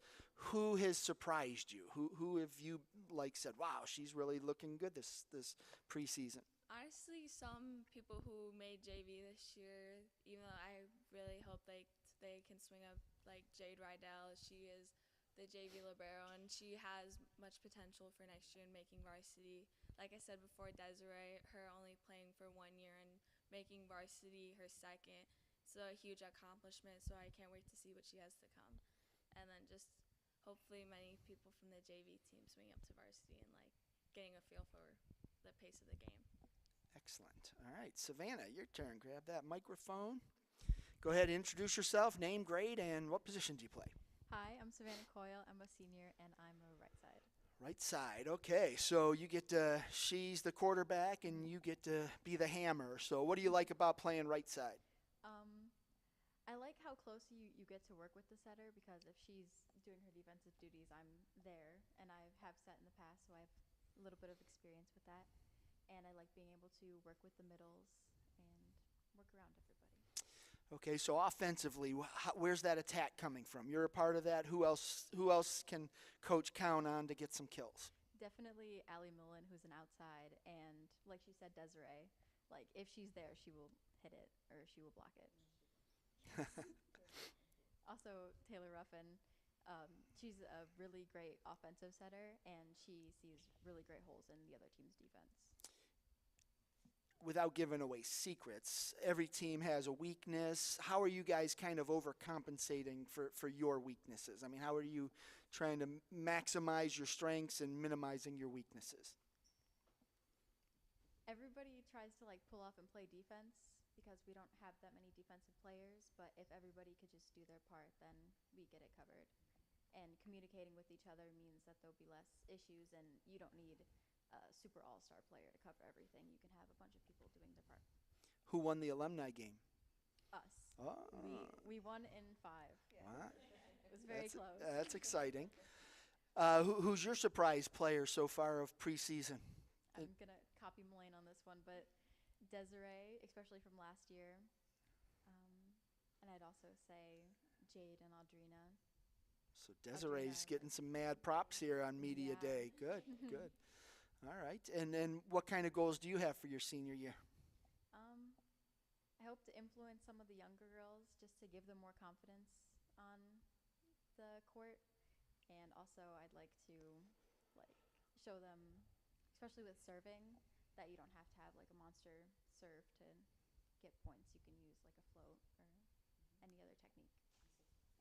All right. Coach, back to you. Talked a little bit about your setters, a little bit about your attack. What else are we missing? Talk about the flow of the game. How are you trying to get your girls to take control and win some matches? Like they were both saying, we are working together as a team as a whole, and that everybody will communicate, everybody works together. We're trying to make sure everybody is confident in what they can do and surprising them in what they thought they couldn't do. We do have more hitters than we have defense this year. The two seniors that we lost last year one was my libero and the other one was my number 1 DS. So we did lose them last year, so we need to compensate for that. And I do have a few players that I have in mind that are working very well as 6 rotational players, as well as we have 10 on varsity, and we have 8 or 9 on JV, many of which are juniors, which did hopefully want to be on the varsity team, however, with not that many positions to fill. But my goal is to get them dressed for almost every game that I can, bring the defense in, keep the competitiveness alive, so that if they really want to work hard in practice, they can also show the ones that are playing on the court, hey, I'm here for you if need be. Just working together as a team. That I think that's the big thing that I really try to focus on, is that everybody the volleyball program as a whole is the volleyball program. We all work together, even from middle school all the way up. We support each other, and we're just trying to keep the program growing and building confidence in their skill. And I know a win builds confidence, so that's what we were just talking about, that the more you win, the more confident you are. However, you have to learn to take the loss and just go with the flow and know that, hey, I got this, coach. You can do it again. You can do something better next time. Right. How are you going to define success for your team this year? I would definitely like to improve our win, our record from last year, and I think the potential is there. My goal is to better each girl's skill, and I think we're doing that. I actually have two additional coaches added this year, a new freshman reserve coach and a new middle school coach with tons of experience. They play JO, they coach JO, plus JV coach who happens to be my daughter. She also coached for years and has been my assistant for years. So I think we have a very strong coaching staff this year, and we all have the same goal. We're all trying to teach the correct way to do things, the correct way to react to things, and just to play together as a team. Because if you win as a team and lose as a team, and I think you can have the best team in the world, but if they don't learn how to play together, there's no chemistry, and that's when the losses really start to hit. So. And those hurt a lot more because you have all the talent and you're blowing it. And it's a lot easier to say, you know what, we didn't have as many wins, but we had a great time as a good team, and that's good. So, and I think you guys are on track with that. Sounds like you guys all get along pretty well. You're building a nice culture around the program, and hopefully the wins start to follow. So good for you. All right. Well, I appreciate you all making the trip, and I wish you the best of luck this season. I'm glad to see you got an alumni game going. I hope you keep that up, and next year you guys will be in the alumni game. Hopefully you can, even it up and get the alumni a win next year. So, all right. That is the Brooklyn Hurricanes volleyball team here closing out our first Media Day event of 2022. I appreciate Brooklyn being here, and I appreciate you all tuning in. I am going to wrap this up and go home and tell my wife happy anniversary. So thank you. I appreciate it. Appreciate you all tuning in, and we will see you on Tuesday live from Kirtland High School for our Central Media Day event. Thank you again.